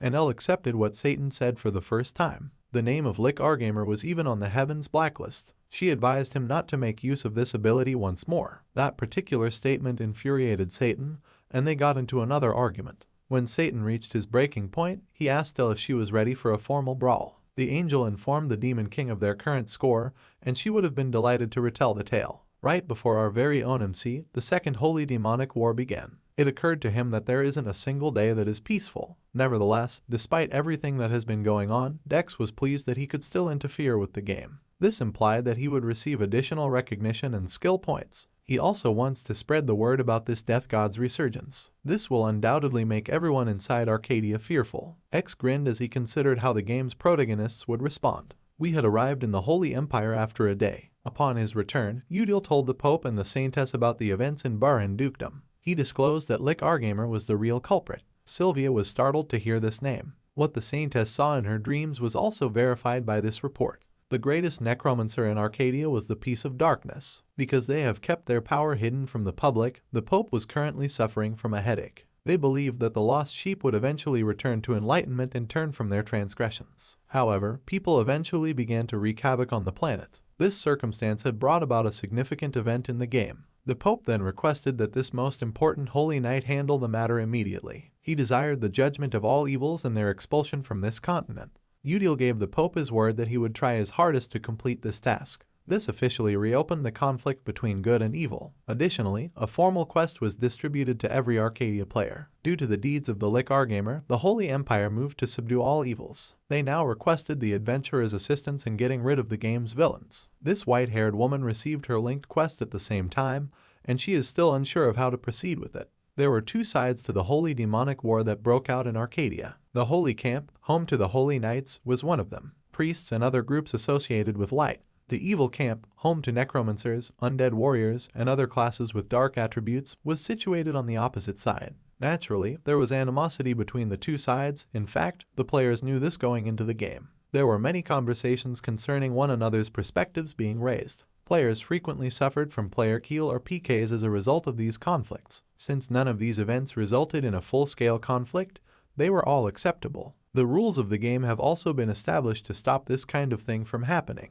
They designed the villages and towns to be secure areas for the players. The security troop and PCS will then punish those who commit crimes. Currently, however, there is a mysterious quest that encourages more conflicts between good and evil, along with a warning stating that the Pope has declared a full-scale war against all forms of evil. The restriction that forbade players from killing one another was momentarily lifted. It was evident that the Holy Empire's lone proclamation had upset the delicate balance of power between these two races. Black Flame Dragon of Darkness was still staring at the quest window when he returned to the Snowy Mountain. She finds it unbelievable that 50 million dark mages had to be used in order to complete this mission. This number was almost as large as the population of Korea, so she assumed the developers were already insane. Since this conflict persisted, she also intended to remain in the neighboring town for the time being. But a notice appeared as she approached the town. The Black Flame Dragon of Darkness discovered that this area was now a prohibited area. She was taken aback by the lifting of the no PK rule. This implied that this town was perilous as well. There was just a battle inside this town. The system rewarded this priest for defeating a player of the dark class. He then added his contribution to the total quest needed to reach the Holy Camp. He was happier now, and when he turned to look around, he noticed someone who attracted his attention. It was this woman with white hair. She was aware that this was not encouraging. Now she was the object of the gaze of every member of the Holy Camp. It was too late when she attempted to urge them to cool down and discuss this matter. A black mage had entered the town, and a security guard and a computer shouted to everyone in the town. The guards advanced quickly to assassinate her. The fact that even the NPCs were involved led her to conclude that this quest was extremely serious. Black Flame Dragon of Darkness was aware that she was left with no alternative. Using her Dark Swarm skill, she closed her eyes and dispatched these guards. Then a string of red alerts appeared. This woman's single strike had killed numerous players and NPCs. Her name was now emblazoned in red. That came too quickly, she's still gasping for air. This woman merely defended herself, but before she could gather her thoughts, an increasing number of players were moving in her direction. She decided that for the time being, she should just flee. While this was going on, Dex received notification of the most recent linked quest the game had produced in the area of Burhan Dukedom. When Satan saw this, he informed his master that this was the reason he had asked him to refrain from going too far. Our MC clarified that this was not his fault and that all he did was obtain additional quest rewards. Satan realized after hearing his justification that his master was actually a psychopath.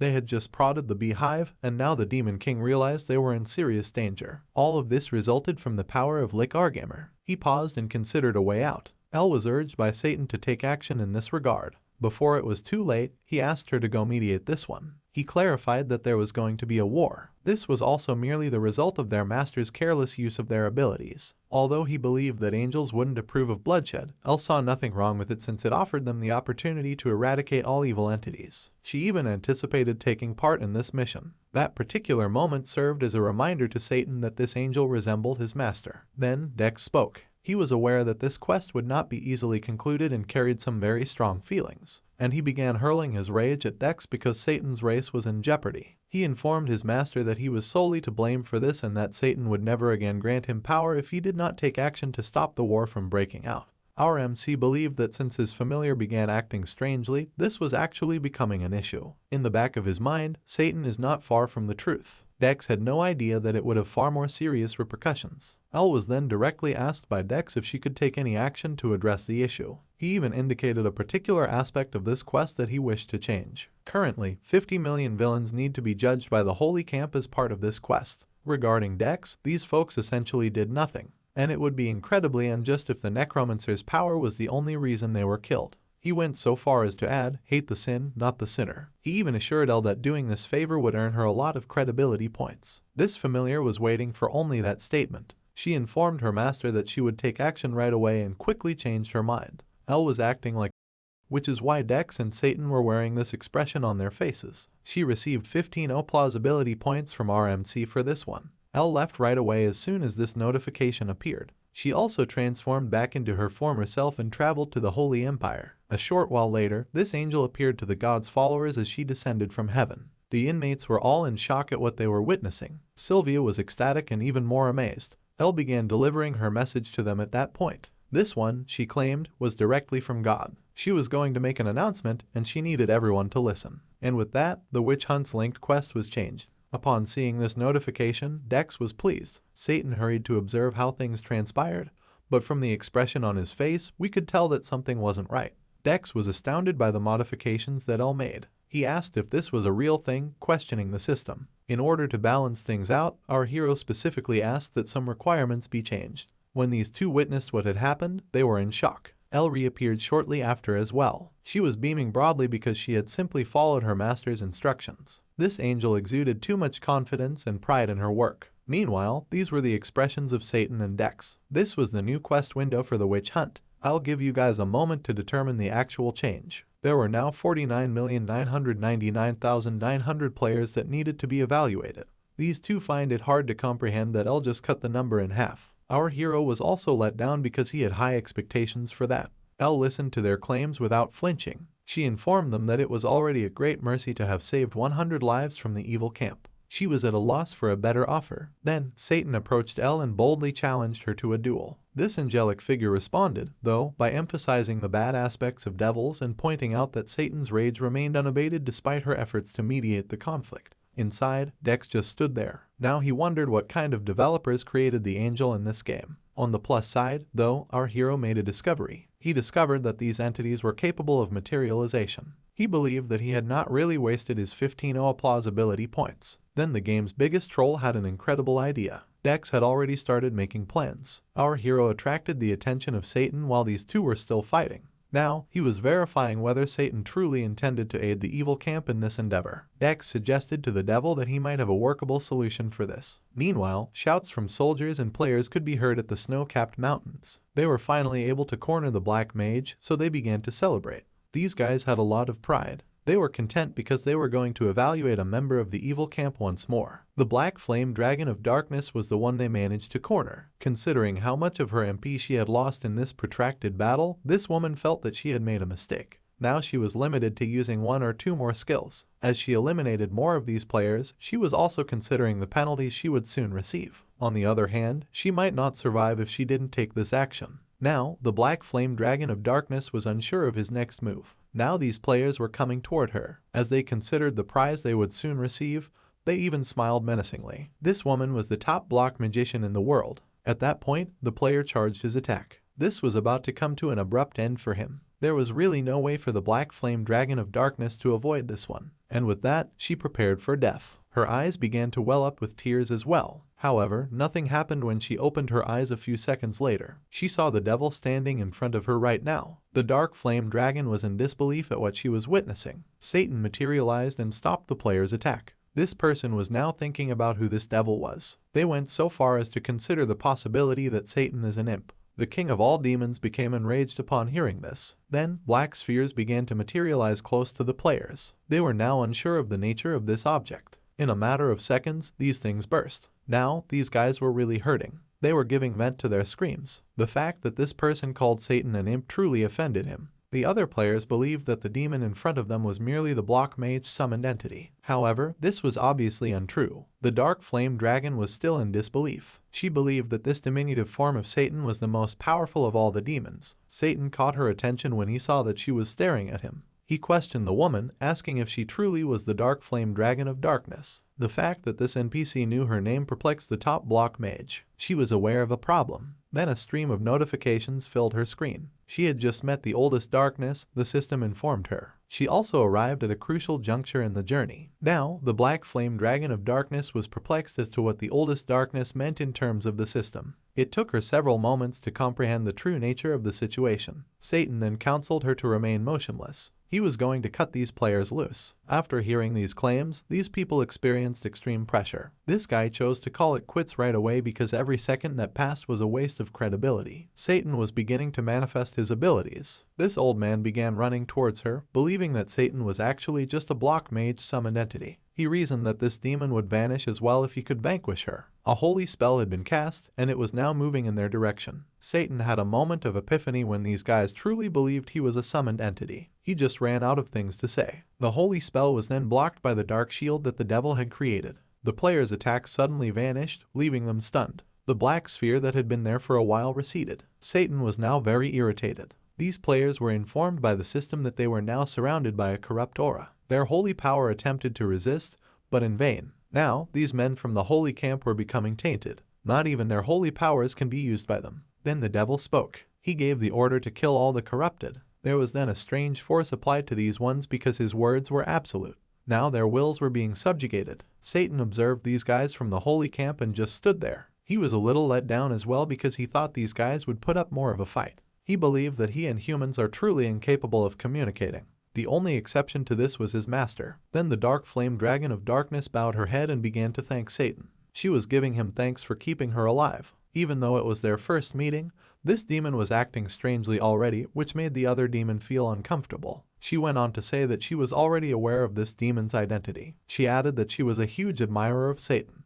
It was truly an honor for this woman to meet him. This one became envious of these compliments. He considered this woman to be pretty intelligent. Satan then got to work on his primary goal. He attested to the fact that among the adventurers, Black Flame Dragon of Darkness was the strongest block mage. Still, this one fell short of his standards. He believed that in terms of power, the evil camp had truly fallen. Then the Dark Flame Dragon of Black apologized. After accepting her apology, Satan advised her to pay close attention to what he had to say. This demon disclosed to her that he has a task for her. The Dark Flame Dragon became perplexed. She is unaware of what the devil was going to say. Then, according to Satan, this player will become the new embodiment of evil. Though she could already sense something sinister about this statement, she is still unsure of what to anticipate. An ancient black mage named Lin Arjamir sold his soul to the devil through a contract. He received eternal life from this one. He once covered the entire continent in blood throughout Arcadia's history, but someone brandishing this potent holy sword ultimately vanquished him. Maria, the holy saint's priestess, also rendered a verdict. She committed unpardonable sins while using the sacred light. Arjamir finds it hard to comprehend that a simple sword will be enough to defeat him. He then vowed to return and exact revenge on them for the humiliation he had endured. It feels like an eternity since this creature was brought under control. Lee Argrimer is confined to the lowest reaches of hell. He still harbors resentment toward being imprisoned after committing his crimes, even now. He said he never achieved the goals he set for himself. Now this guy was demanding still another opportunity to do as he pleased. Argrimer heard a voice a short while ago as he was pleading for mercy. It was none other than the appearance of Satan, the monarch of chaos. This person had shown up in his actual form. Argrimer became frightened because he hadn't anticipated encountering this powerful entity in his cell. He extended the highest respect to Satan. Then, this one disclosed that he had come here to work on a project involving this leech. Argrimer's head lit up, realizing what this meant. Then he thought they were going to launch an assault on the Holy Empire. But Satan was irritated by these presumptions. Gilbert was simply too nizzy. Then the monarch of chaos put an end to this leech's speech. He informed Argrimer that Satan already had to use too much applause power to bring this one back to Arcadia. He asserted that it was simply not feasible. The Demon King assured Argrimer that he would not do such a thing since it would bankrupt him. Argrimer cowered in fear. There was more than enough aura. Then he inquired as to what his master needed from him. Satan got closer to the leech and assured him that they would put on a fitting performance. It was disclosed that Argrimer intends to utilize a human body as a loan. They will be creating some issues in Arcadia, and after that, he will go back to hell. This one also forewarned the leech that he would undoubtedly perish if he ever did anything to escalate the situation. But not under Satan's control. The Demon King genuinely admitted that his master was a more powerful demon than he was. This statement caused Argiter to consider who the demon was that was more evil than Satan. The person they were discussing was busy yawning in the meantime. Now, Dex was wondering what had caused Satan to return so late. Once more to the icy mountains, Satan has now created a shadowy magic circle beneath the dark dragon's black flame. This one has already experienced the amazing magical force emanating from this magic circle. She was curious as to what was going on. Additionally, Satan informed her that he was now betting on her. He gave her an order to perform better and live up to his standards. Following that declaration,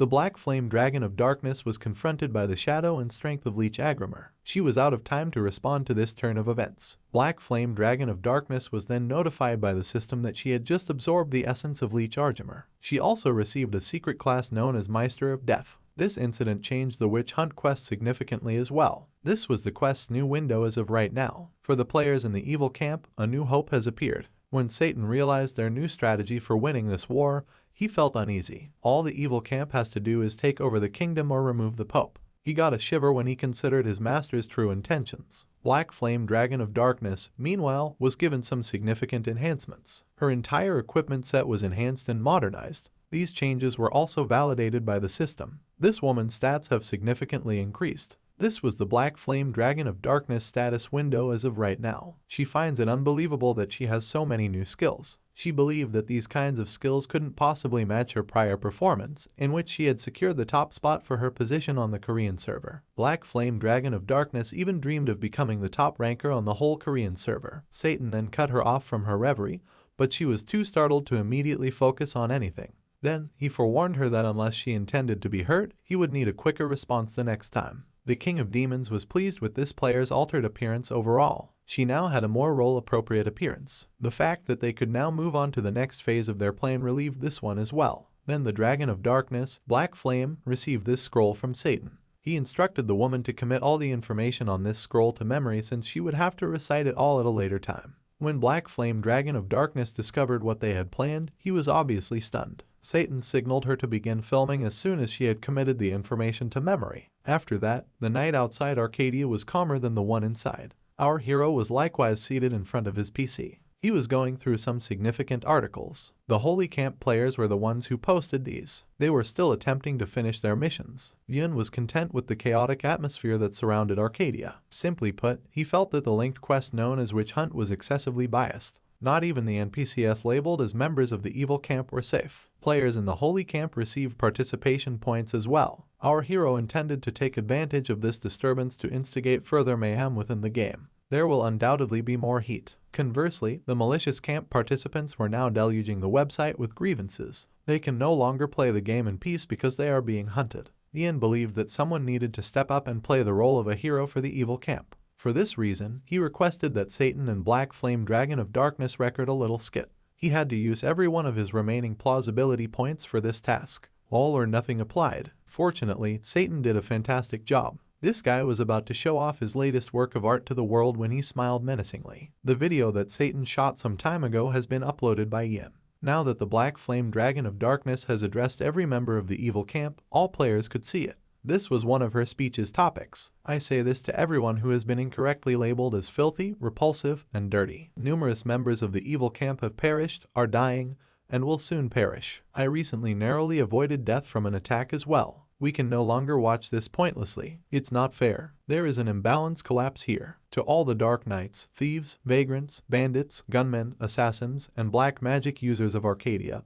let's unite our might and put an end to this ridiculous slaughter. Let's stop being shy now. Fight back and oppose them. I, the foremost Black Mage, the Dark Flame Dragon, the Leech in charge of Death's Legion, and our gamer, will guide you all. I invite everyone who wants to unite with me in resisting the evil Holy Empire to come to the Maroon Kingdom. The following day, Baroness Mikhail examined her city's environs at Mikhail Barney. She was in disbelief at what she was seeing at the moment. Thousands of monsters were now circling around her territory, and someone waved to her as she continued to stare at this strange occurrence. Our hero was riding this enormous skeleton soldier at the moment. He returned to say hello, he told Mikhail. When the Baroness saw her friend riding a monster, she was obviously shocked. The monsters and skeletons were all like guardians of the city. Additionally, Dex and Mikhail met at this time. The adventurer was asked what he was doing at the moment by this woman, and our hero replied nonchalantly that he was merely on the road. Mikhail, however, was unconvinced because Dex was bringing an army of undead with him. Then this guy assured her that she didn't have to be concerned.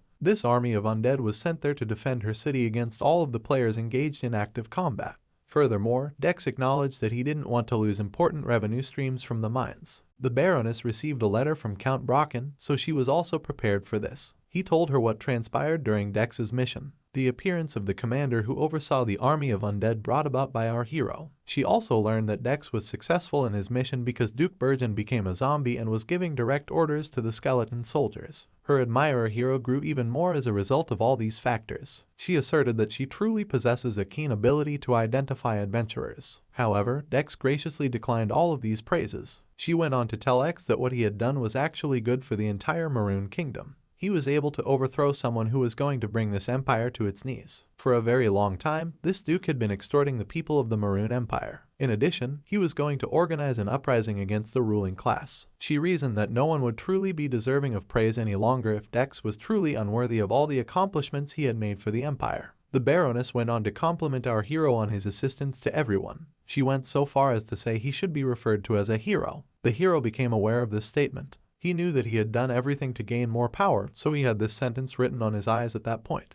Then, Dex shifted the subject of their discussion. He inquired as to the reason behind the Baroness's tardiness in paying for his portion of the mines. She then admitted to Dex that she had been working too much lately. She expressed her regret right away and vowed that it would never happen again. Meanwhile, the CEO's chair at the Arcadia Korean branch was vacant. Limon had entered her capsule now. Given that the conflict between the evil and holy camps had already impacted 2 continents, she was also compelled to log in. Their headquarters was unprepared for this emergency. Despite the chaos, they have no authority or justification to put an end to it. Arcadia's true purpose was to achieve this. Although they have a truly limitless amount of freedom in this game, they cannot ignore anything because doing so will ruin their future plans. In an attempt to lessen the impact of this incident, the woman then ventured into Arcadia. Neon moved swiftly to Alice's location. With this, I welcomed her boss. She asked how she could assist her right away. Then Neon disclosed that she had arrived to modify the material for the witch hunt mission. She declared to Alice that she intended to fully waive the user's death penalty for the evil camp. This one subsequently verified her request, and this decision was promptly approved because it came from a manager at a lower level. Alice turned off the punishment for those who used the evil camp. The players' balance was restored as a result of this, and it caused a great deal of unrest. The players from the Holy Camp are under attack from the evil camp members who refrained from retaliating against them. They simply resurrect and will continue to attack even in the event of death. The players he had killed the previous time then confronted the elderly priest. They vowed to kill him and follow him to the ends of hell. However, the Holy Camp moved as well, seeing as the evil camp gained ground. They would not suffer in silence. These guys established a backup force to assist each group because they were better organized. Their small size actually improved the group's communication. They succeeded in developing a system for their assaults as well. At this moment, equilibrium was attained once more. The never-ending battle loop has started. A full day was spent fighting inside the Maroon Kingdom. This occasion was even given the moniker Festival of Blood. Then, a number of notifications showed up on our MC. The two forces were now engaged in a more intense battle. In the midst of all this chaos, Dex's plausibility increased by about 63,921. Shady Schemer is the new title he received. While everyone was busy fighting each other, this guy was relaxing at the top of the roof. He had no idea that his action would spark this much chaos and conflict. The word hero was then mumbled by Dex. When he first started playing Arcadia, he believed it would be an easy game that he could win. However, it far surpassed all of his expectations. Now, his actions could actually have an impact on how this game is played. Now, our MC was questioning whether he truly deserved to be referred to as a hero. Specifically from this NPC, he deduced that this was the enjoyable aspect of Arcadia. He believed that the game was exceptionally well made. Satan then interrupted these thoughts with a disappointed scream. He was sorry to see such a waste of plausibility. Dex then informed Satan that since the demon had accepted his terms, there was nothing more he could do. However, Satan persisted because he had employed such a convincing plot device to bring Argamer back to life. This one then disclosed that he carried out their plan by using every bit of his plausibility. When Satan heard this, he became very silent. Furthermore, Dex informed him that Satan ought to be more appreciative as they were able to lessen the damage done to the evil camp. This one then conceded that he had lost. He has very little chance of defeating the greater demon. Then Elle entered and assured Dex that Satan was not a concern. She asserted that demons belong to a species that speaks one kind of language while meaning another. At that point, our MC grinned to himself. The Holy Camp is the focus of their next scheme. This angel was jubilant as well. She'd stop at nothing to exact revenge on the evil camp. To win this war, she even offered to use her own credibility. Then, Dex applied the skill of divine descent. Kadal was the name of the hero he chose for this moment. He is the Pilgrims and Adversities Knight. Elle informed our MC that the hero's strength was sufficient to exact revenge on the leech. Then Satan got involved in the discussion. He asserted that the leech would defeat every hero, even if Argamer was just a collection of bones. However, as soon as the demon realized who the hero was, he was unable to complete his sentence. The holy sword that initially vanquished Argamer belonged to Kadal. Still, it was too late. Dex has already received notification from the system that this hero's soul has entered his body. This guy can now take down the most powerful necromancer in Arcadia. Even the formidable holy sword is in his hands. Satan finds it hard to comprehend that Elle would invest so much credibility in order to overcome Argamer. This angel was determined to show that, unlike someone she knew, she was not cheap. She declared that she would stop at nothing to eradicate the demon breed, wearing a determined expression. It's interesting to note that in this game, Elle appeared to be a demon sword. There was nothing this king of demons could do about her. In order to gain greater plausibility, our MC was now preparing to stage a larger incident. Even though he now has 63,000, he was not content. He intended to take advantage of the current momentum to up the ante in this conflict as much as possible, and he will make the stakes himself if none exist. Dex was able to bring out the hero that the evil camp was in dire need of, and that took the shape of Archimedes, the top block mage of Arcadia. This implied only that the Holy Empire would require a representative as well. Our MC volunteered for the position and accepted it with gusto. This person did not reside in the domain of gold and evil. Later that day, Dex was going to punish the cruel sword. The recently crowned king and his advisors were holding an urgent meeting at the capital fortress of the Maroon Kingdom. This person is crying a little because he felt like everyone was pressuring him to choose. The young king was already being urged by one of his advisors to flee the imperial capital while there was still more time. When things settled down, they could just take the throne once more. But the king would not want to take this simple route, even at his young age. He continued to consider the people living in this kingdom. He also believed that his father would not act in such a manner. The king was informed by the other non-player characters in the room about the soldiers and exploits that were attempting to defend the stronghold. They found some solace in this news. They believed that they could just cooperate to fight this war. But as soon as this powerful aura filled the room, their brief celebration came to an abrupt end. "There's trouble outside," the king was told by one of the fortress's guards as he entered. This one panicked and stowed away right away. The fact that their first line of defense has already been compromised astounds him. There were simply too many undead approaching them. This lady, the Black Flame Dragon of Darkness, was currently leading the new army of the evil camp, which was located right here. This young king was more than sufficiently frightened by this scene. The witch hunt's current state was once again displayed by the system. Over 48 million people have already died as a result of the evil camp. This exceeded everyone's expectations. It dawned on Black Flame Dragon of Darkness that they might lose this war before she got to the king. However, this was a pretty predictable outcome. Players belonging to the evil camp could simply charge through their opponents without considering the consequences. Black Flame Dragon of Darkness, however, believed that this was also the ideal moment to put her newly acquired strength to the test because they were now facing certain defeat in the war. She began utilizing Argrimar's power. All of the adventurers near the fortress could see the image of the greatest necromancer known to Arcadiana, along with his army of undead.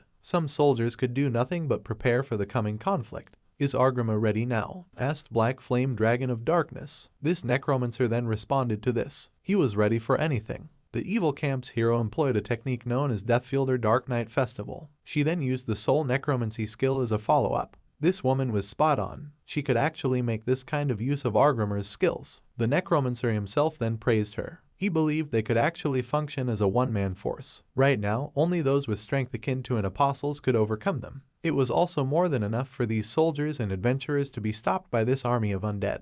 Then the Dark Flame Dragon grinned. This, she declared, was the beginning of their siege warfare. She gave the order for each and every zombie soldier to advance and take the throne. These guys knew they were going to face an impossible battle, and it was starting to make them cower in fear. Dark Flame Dragon blushed black. She found this scene enjoyable. She hasn't experienced this exuberant feeling in a long. After a short while, the entire battlefield was filled with the sound of soldiers screaming. The army of undead then surrounded the Maroon Kingdom's fortress. The king's throne was gradually approached by the Black Flame Dragon of Darkness. Now this one was deserted. This lady didn't anticipate the ruler running away as she approached the throne. The soldiers' and explorers' sacrifices outside were rendered meaningless by this action. She grinned, realizing that such a ruler was really unnecessary for this kingdom. Now, this one was in front of the throne. The Dark Flame Dragon made a statement as it touched the seat. Then the system told her that she had succeeded in assuming the throne of the Kingdom of Maroon. She was acknowledged as the throne's new owner as well. This implied that the witch hunt had been won by the evil camp. The honor of the Golden Throne is the new title bestowed upon the Black Flame Dragon of Darkness. With complete sovereignty over the Maroon Kingdom, this waifu had risen to the position of reigning queen. Glory be to the Dragon of Darkness, Black Flame. This accomplishment truly brought her joy. In the history of this game, this was the first time an adventurer had taken over a nation. She was also anticipating her income as the monarch of the Maroon Kingdom. Now she was trying to decide what to do first. The Dragon of Black Flame and Darkness considered opening the treasury and taxing everyone. She also intended to conquer nearby nations and establish her own little kingdom. As she was enjoying her little party, someone spoke. He had inquired about her happiness as the new ruler. Black Flame Dragon of Darkness looked quickly to see who was speaking. Someone's silhouette caught my attention. You guys already knew who this man was, right? Apparently, he could have destroyed the entire army of undead veterans on his own. The man, who was delighted about this development, grinned when the Black Flame Dragon of Darkness questioned him about his identity. With the knowledge that her army outside had already been routed, the new Maroon Kingdom ruler unleashed her cursed arrow. All of them were aimed at RMC. Now, the true hero is here. Adlian's Footsteps is the skill that Dex used. It provided him with enough speed to avoid the impending blow. Now, the Black Flame Dragon of Darkness was curious about the identity of this player. Although she had never seen him in the rankings, one thing was certain. This guy's expression, combined with his speed and skill, made her certain that this one was too strong. RMC gave her a polite warning. The feat she had already accomplished was noteworthy. The balance of the game had been upset by the Black Flame Dragon of Darkness, and more indulgence would surely have disastrous effects on her. This woman was astounded by the amount of information this mysterious player possessed. Not to be deterred, she continued to cast spells at him. She asked him who he was, and all he could do was smile. Then he vanished out of nowhere. In an instant, Dex was in front of her. He was like a lone shark, RMC told her, prepared to take back the power she had borrowed. The Holy Sword began responding to the surrounding dark force as well. Arjima recognized the sword's well-known holy power right away. The impact of RMC's attack was then communicated to these two players by the system. The End of Eternity sword has selected its victim for the test.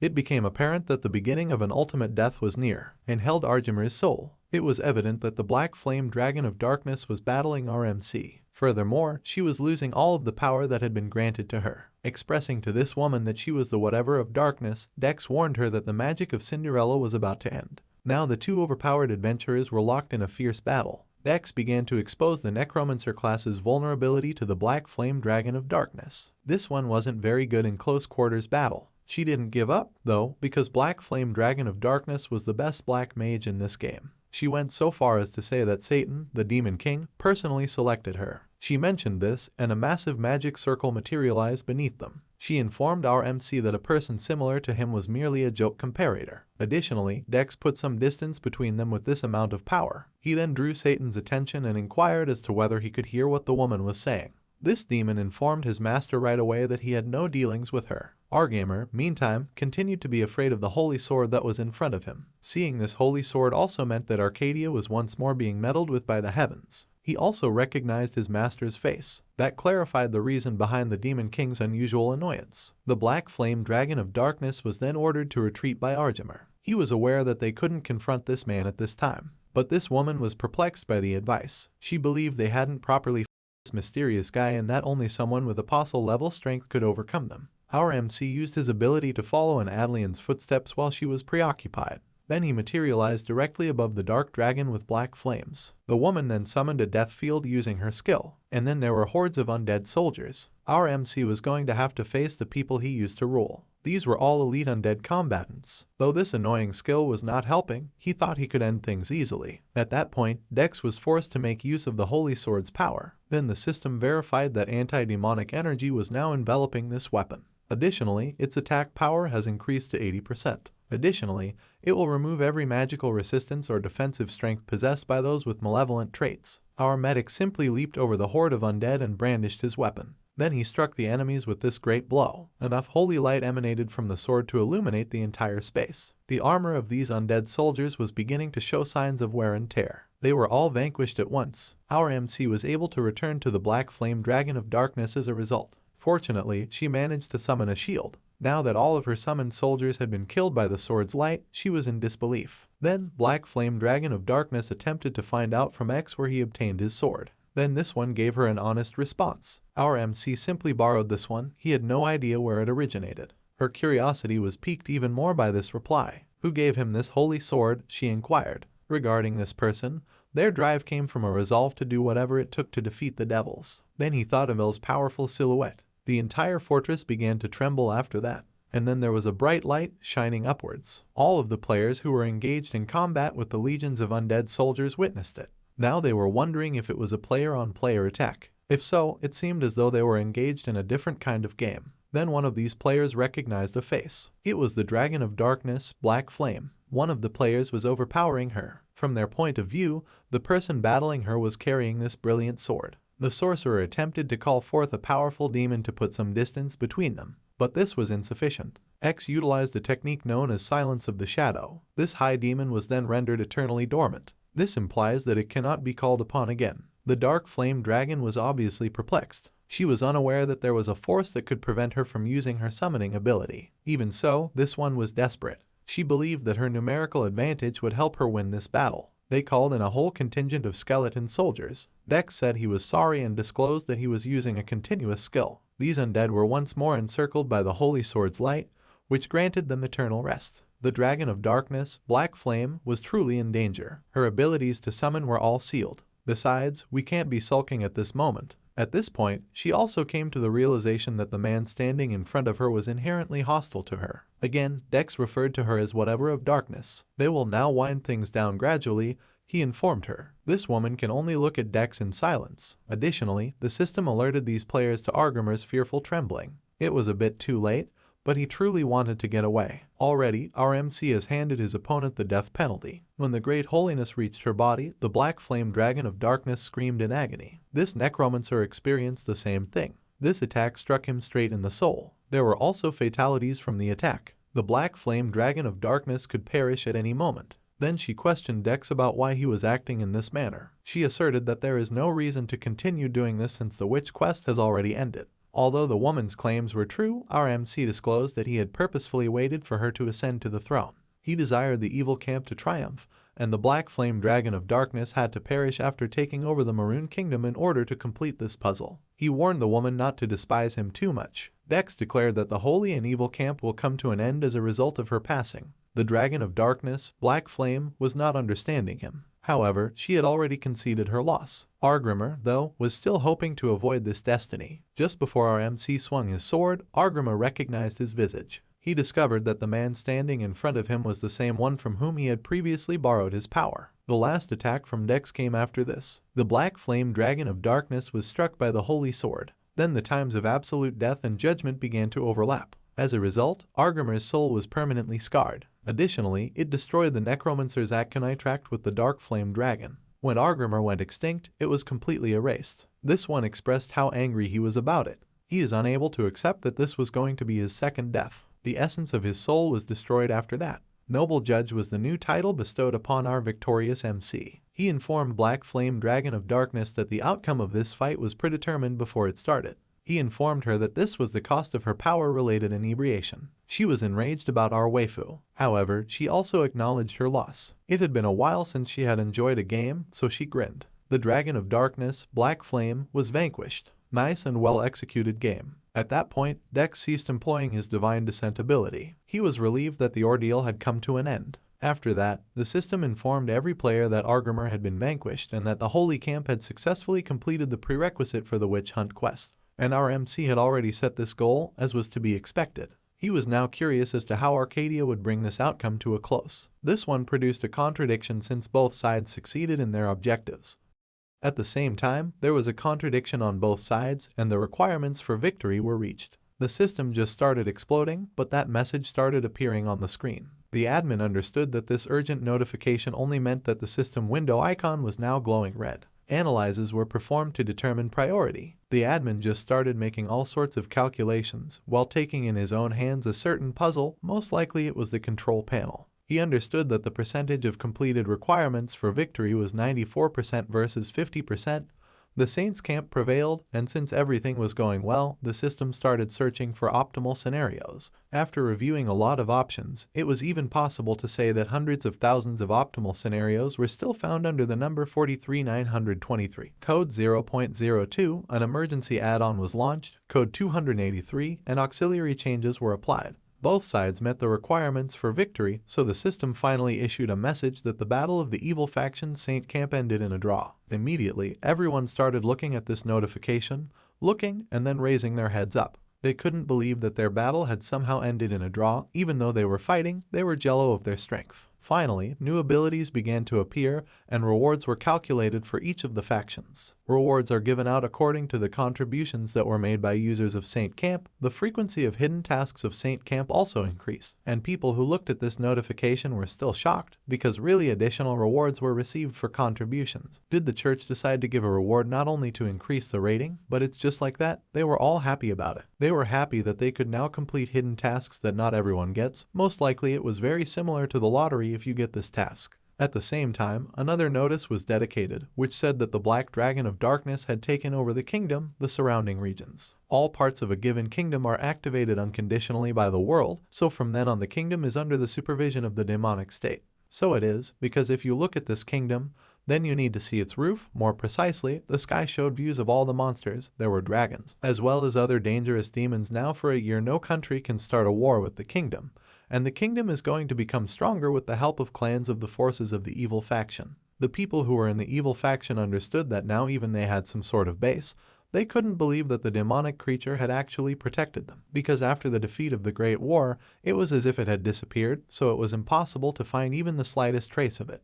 Now, Act 1 was finally finished, an additional quest called Appearance of the Forgotten Dark was added, and the Witch Hunt quest was completed. The Continental Law was also renewed, and the mass extermination of players on both sides was once again prohibited. One of the kings was watching all this, because looking at all these notifications, he understood that most likely he would start something that had already been repeated in the past. He knew that the era of chaos would be waiting for them once more. Droplets of reason appeared on his face. He remembered the picture that was in the past, the picture of real chaos. Now no one even stuttered about the balance of good and evil, which is in the settings of Arcadia. Many people who looked at it all did not understand, because once there is a draw at all, or is the system window just lying? But did the chief executive understand that this is not the main thing right now? The main thing is that no one even knows what to expect next. But still, everyone knew that they didn't understand anything, except for one person. Sure enough, it was the same creator, the same boy. The girl just couldn't believe that some could get a class like Chaotic Wanderer. Now a historical achievement has been achieved. The situation on the second continent of Arcadia has completely changed. The forces of evil have increased. The balance of power between good and evil has come. Now the title called Neutral Seekers has been earned. About 210,000 decency points have been obtained. Our protagonist was very happy with this number, because all it was necessary to prevent something if the person who created this game,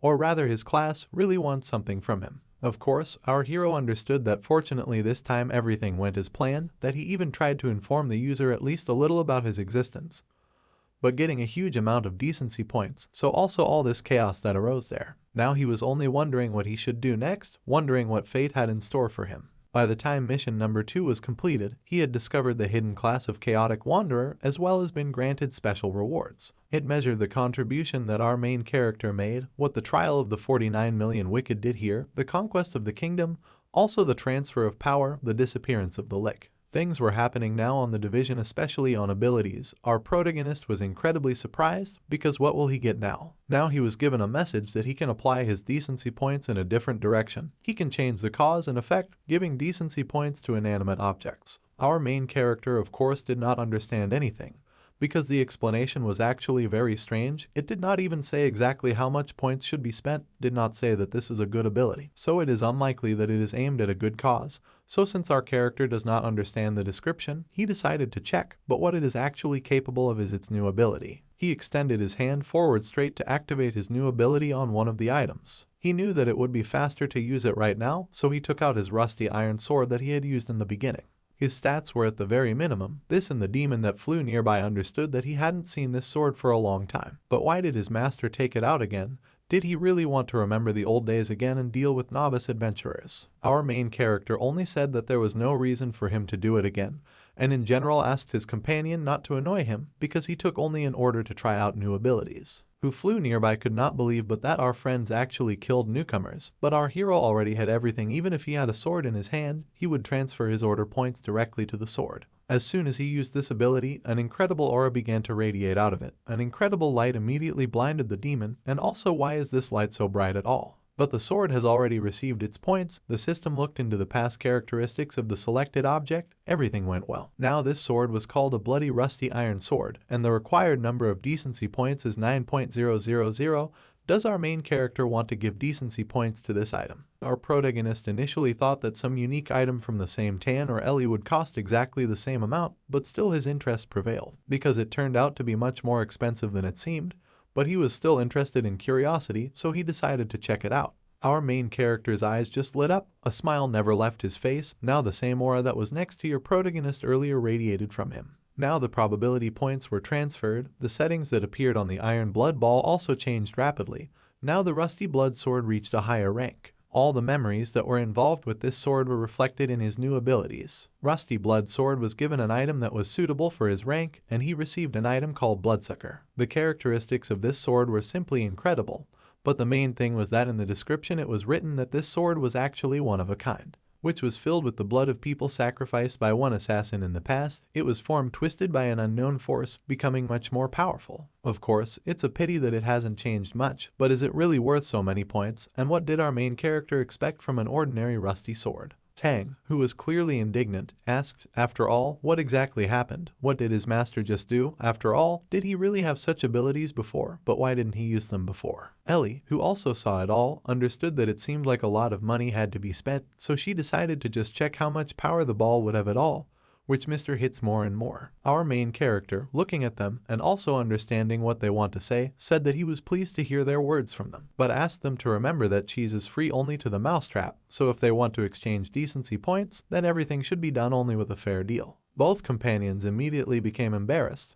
but the main character continued to look at the very dream that he had created with his own power. Anyway, regarding this skill, it was definitely worth the further investment in it. It was still hard to believe that it was possible to achieve such performance for such an item, and now his sword looked more like a level 70 item. But what would happen if you tried to sell this item? Our protoconid immediately changed his face. An incredibly strange and intimidating aura began to radiate from him, and both companions realized that he was up to something. But he's our character, and when he opened up his inventory, he realized that if his skill changed so much for a very ordinary item, then what did he do with all the items he got from Tan? Our character took out the demonic cave destroyer and then tried to give it some decency points. The system also started saying that it started looking into the past characteristics of the selected item, but nothing succeeded, that at the moment there is no worked out that can be done for the object simply could not pass decency points. Even the main character did not understand what the problem was, because why he did not manage to pass the points, what does it mean to say about the past characteristics? After all, if these two items were one of those that he had used for a long time, then it turns out that you can't just transfer points just because he had used this item for a long time.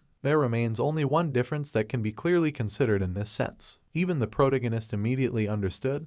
He held up his finger and said that it was how much this item had a direct impact on the world of Arcadia. The two companions who were looking at the sword at this moment were all shocked. Why was there such a terrifying aura from this sword? Why was the blood so thick that it resembled the blood of a high-ranking vampire? But our main character, who immediately put this sword in his inventory, stealing his companion, said that he seems to understand everything. Tanmi was pleased with this because our character immediately stole the sword he was looking at from under his nose. The main character said that there is nothing to look at this sword because the vampire's treasury will already be filled with even more valuable items, and even more so, he would still be going to sell it. Did this sword even surrender to the vampire? The vampire didn't understand why our character wants to sell this sword at all, and in case of gold, it's not necessary because the vampire has a lot of money that the vampires are willing to offer a lot of things for the sake of this sword. What do you need to do to get decency points? The vampire just asks not to worry about it because he will exchange them at the most favorable rate. Ellie also joined in on the discussion, saying that they actually had gold in abundance. But our character just looked at them with a sideways glance and said that he didn't need money at all, because one way or another he was going to earn even more and more every month. For example, he would sign a contract with the Baroness or start sawing videos. The vampire was not very happy with all this.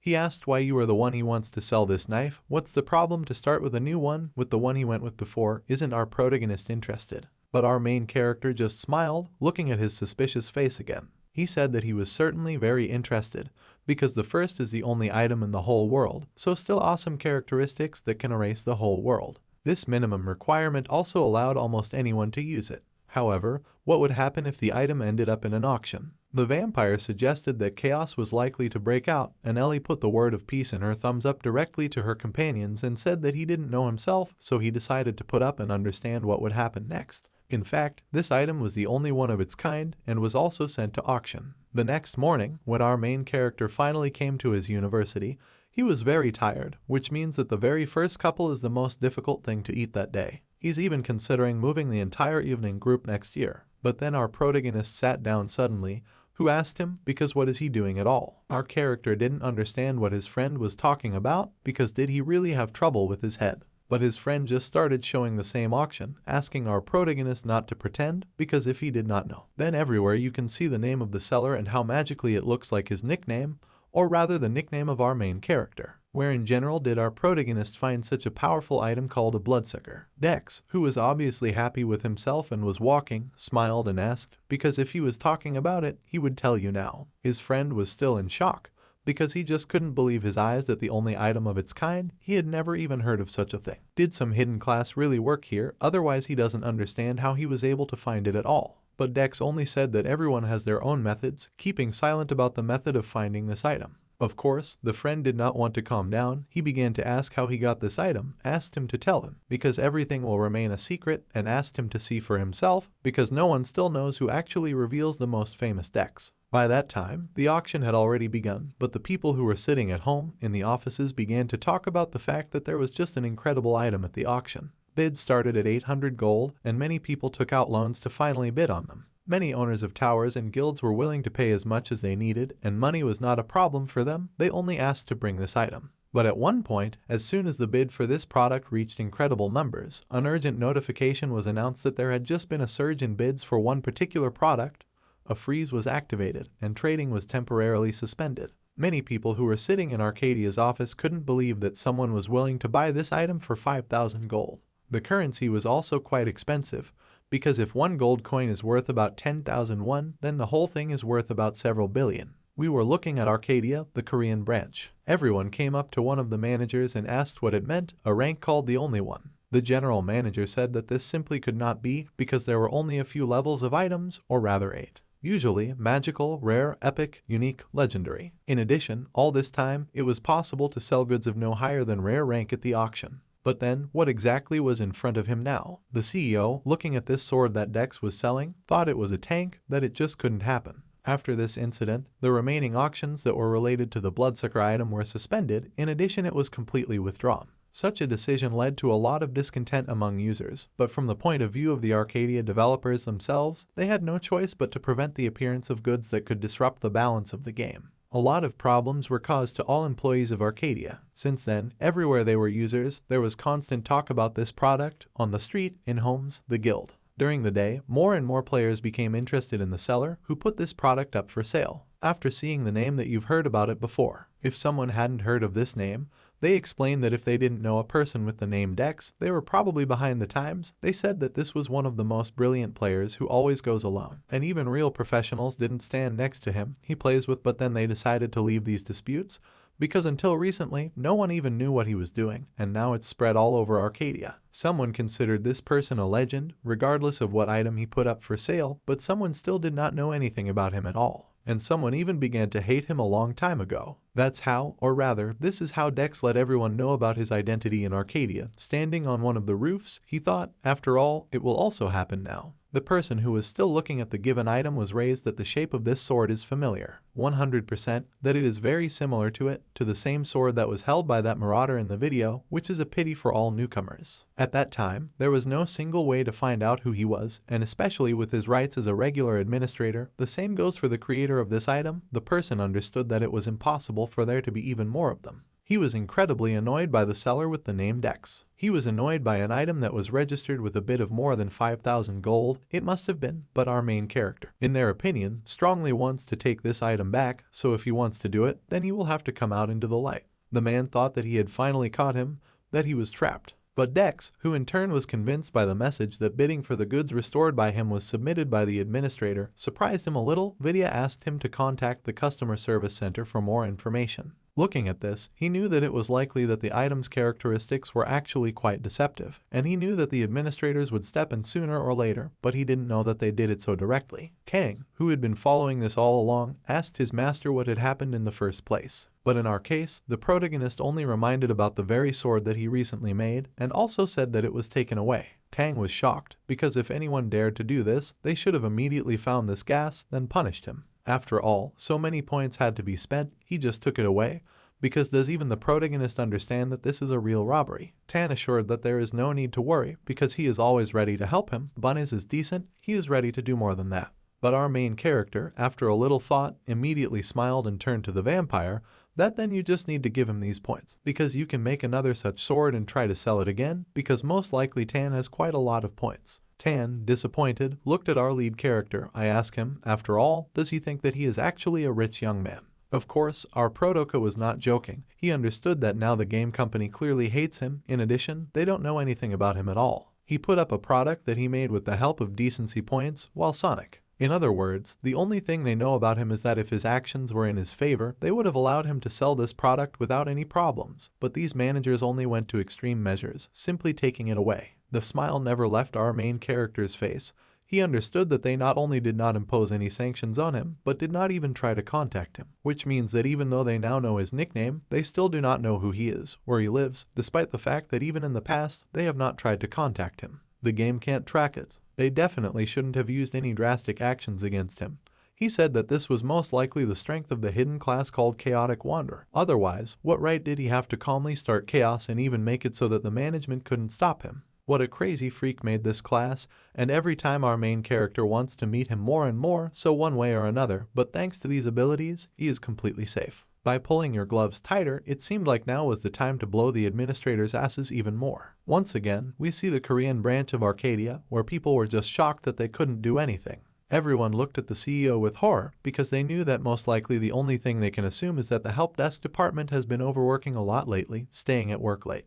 but the CEO just kept repeating the same name, or rather the name Dex. Unfortunately, at the moment they have not been able to find the culprits, but here it is clearly visible that this item was actually created by one of the users. The CEO who was reporting back to their superiors said that all the recent incidents, from the witch hunt to the rest of the item problems, weren't in their plans. Not that it wasn't planned, but they couldn't even imagine something like this just by watching from the sidelines. They just needed to take some action, but what would the director say? The girl who sees didn't worry at all, said that the CEO should tell her if they can even predict what will happen tomorrow. But the director only said that they are the main faces of the company, not fortune tellers, so it is only natural that they cannot predict further events and do not know all the actions of users. But at this point, the girl stopped talking, saying that it was still a shame that they were still waiting for this, so now it was time to take a step back. She asked if the CEO remembered the same plan they had prepared the other day. Immediately, the CEO remembered. Judging by his surprised face, he couldn't believe that he would finally be able to use it, and the girl only gave the go-ahead for the execution. Most likely,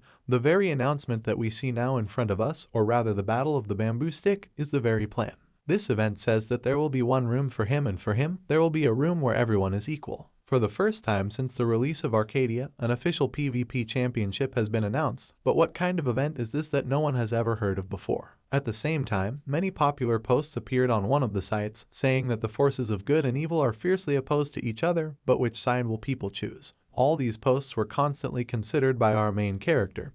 He even read that the raid set from 120th level will soon take place. It seems that he miscalculated, because the user growth rate is much higher than it turned out. Finally, users above the 100th level began to appear, so they say that now the struggle with foreign servers for primacy in the game has been unleashed. So in the future, pumping users will become 1,000 times faster. In other words, over time, its losses will only continue to grow, because now the level system is not what you look like, and there is no question it can.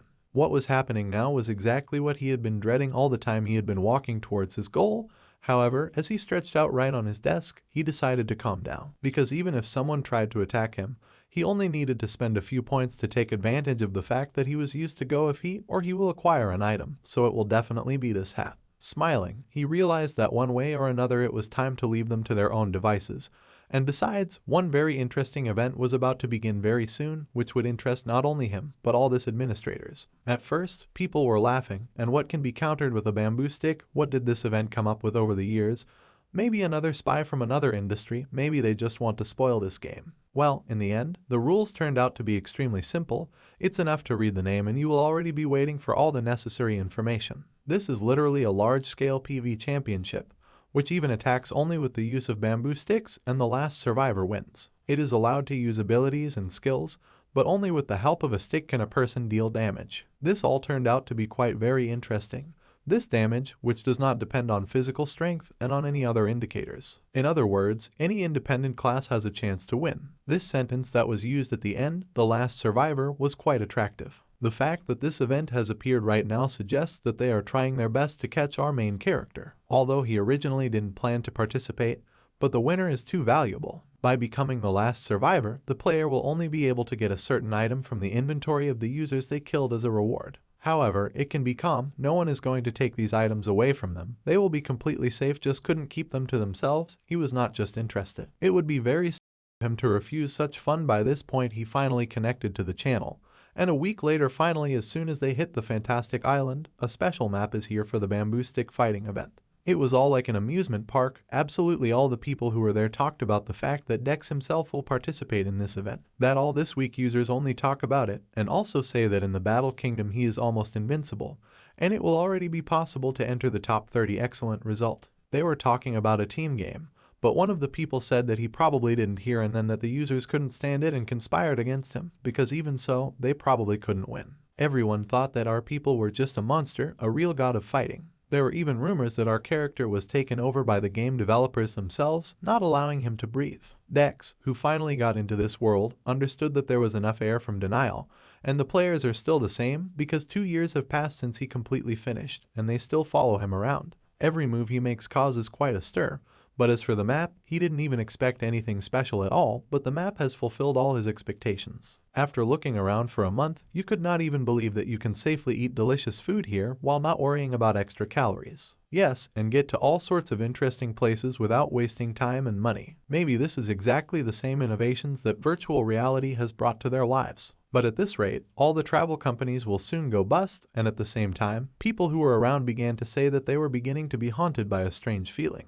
Ellie said that not only were the bottle itself in an incomprehensible space because it was with them people, but also not in the world of ghosts, as if a completely different dimension. Tan, on the other hand, was also incredibly angry because he knew that he didn't care about her, but it was still like there was a contract between him that he should take care of him, because it seems to me or to him that escaping another dimension is too much. But our hero only said that in the end they still flew to him. Tan, without pointing to the portal that he was in the middle of it, said that they still had to suffer to find it, and what is the problem to say about it in advance? Does someone not know how to use the language? Of course, both companions realized that there was no point in arguing with the owner, so they decided to ask, after all, what wind had brought him anything at all. Something was definitely wrong here, because how could they not know that it turns out that there is this kind of majestic dimension somewhere? But Dex, looking to the side, said that this measurement is quite interesting. This character was immediately distracted by a certain girl, asking him to excuse her for bothering, because she just wanted to ask, after all, not in front of her was there a hidden class player. Sure enough, judging from the reaction, it should have been the green-haired girl in front of him, clearly a mage based on her attire. How did she even know that? Was it really that clear? But the girl, who had a certain strange glow in her eyes, replied that it would be hard not to guess after they were easily able to rush in space, almost tearing it up. The girl was certainly talking about familiars that were right next to our protagonist. Our character just didn't want to believe it, that the girl in front of him could see Tan and Ellie. The girl said that she actually saw them. Of course, it cannot be said that it is very clearly visible, but they gave off an incredibly strong energy. They're definitely not ghosts, but maybe pets. From the looks of it, this was actually someone who could summon helpers. Even the main character realized that his business is really bad. It is impossible for someone to use or find out this, even before the start of the competition. There was a look of reason on his face. He was really in a mess. He thought that he needed to get out as quickly as possible before other people sniffed out something else. But as luck would have it, the people who were standing right behind him started shouting that there was a star witch standing next to the carousel. Could this really be the same woman who is in second place in the ranking? They also noticed a man in a certain hoodie, or rather our hero. They didn't know who he was because our Dex had never been seen before, so his only solution was to cover himself with a hood. Of course, the Star Witch asked for forgiveness once again, because of her, extra attention is now riveted to him. She asked me to misunderstand her, but she was just very interested in his appearance. She didn't even want to annoy him. She introduced herself as Stella, a mage user who plays for the hidden class, Star Witch. She looked directly at him and said that even with her own eyes of truth, it was extremely difficult to see their creation, so it seems that the person of truth is much stronger than it seems at first glance. However, if he is afraid that she will reveal him, then she will not interrogate him again. Even the main character, calming down a little, said that it was very nice of her. And he thought in his head that the Star Witch, otherwise the witch was connected. Of course he heard about her. She very often flashes in hot headlines. Many people began to approach her and squeeze their hands, asking to take a picture right with her. But while they were taking pictures with her, the Star Witch looked away at our main character as if it was time for him to run away. She was only thinking about what else to do. As soon as our main character ran away, both companions couldn't imagine that she was able to see them through their defenses, which is actually a strong girl. But our main character only understood that the girl stuck to him for a very long time, that they would definitely see her at the competition. But had she noticed him from the start? Of course, something told our protagonist that this time everything would not go as smoothly as it did before. But the street was already crowded with people, the fireworks were still flying, and the Ferris wheel had a lot of visitors. Finally, one of the assistant administrators appeared. She was very small in size, dressed in primitive clothing, carrying a bat, as well as bright hair. After calming down a little, she immediately announced to all the deer players that they had eaten well and had a lot of fun during all the time that he was giving them. Well, since they had rested, now she would finally be able to announce what she hadn't been able to announce for so long, since they had all given birth up to this point. It was cool to join the competition called Bamboo Grove. People who looked at her compared her to a goblin, because she was actually small in size. Many people thought she was cute. But the girl just pointed out her broken energy, asking for their attention, and then saying that in fact the long-awaited battle on bamboo sticks will begin. Now every person who was nearby received the bamboo stick itself. Her description stated that this weapon was simply made of yew and any beech tree, symbolizing the equality of all people. In the properties, it was described that this weapon hit completely instantly, it simply died, regardless of any armor. It was not susceptible to any blocking, as well as magic accounts. Our main character, who had a lot of hair on his face, realized that now there were actually hair hanging. His body itched for the first time in a long time. The girl that was in the air now turned her bat into an incredibly huge size broken dot. She knew that now was the time to get rid of all the junk that they didn't need. Swinging her bat, she said that she was summoning him, the Golden Knight, and then she hit all the rides with her bat. The people who were in the area were a little scared. What is the little thing actually doing? Why is the ground beneath them starting to change? Star Witch, who managed to get him back, decided to go up, and another participant, Casillas, also realized that everything begins. Most likely all the main characters of this event appear in front of us. There is even a certain Angelica. The protagonist wasn't scared, he just stood there and watched as the area below him changed, and at one point many people moved into a certain building. And the girl who was right above them was starting to follow. Now everyone got a bamboo stick. Dex, after all, it was actually an unusual item. Girl, or the administrator, began to say that the number of participants is somewhere 3 million. A huge number she has not seen for a long time, so as she said, it will be one of the most hellish survival. Rules are rules, nothing can be done, so for reference, the remaining number will be displayed in the sky. She immediately started shouting and asked everyone to start a fight, because until there is only one lucky person left. Many people started to join the battle. A lot of bamboo sticks started to justify their opponents, which was interesting because as soon as the competition started, but already such a fierce battle had begun. Everyone who was an ally became an opponent, or vice versa. Many people were happy about this, but then they were also disappointed by the defeat. She also thought that all people were lying down and had used all their strength from the beginning, so just like she said, they were just weaklings who wanted to take a seat.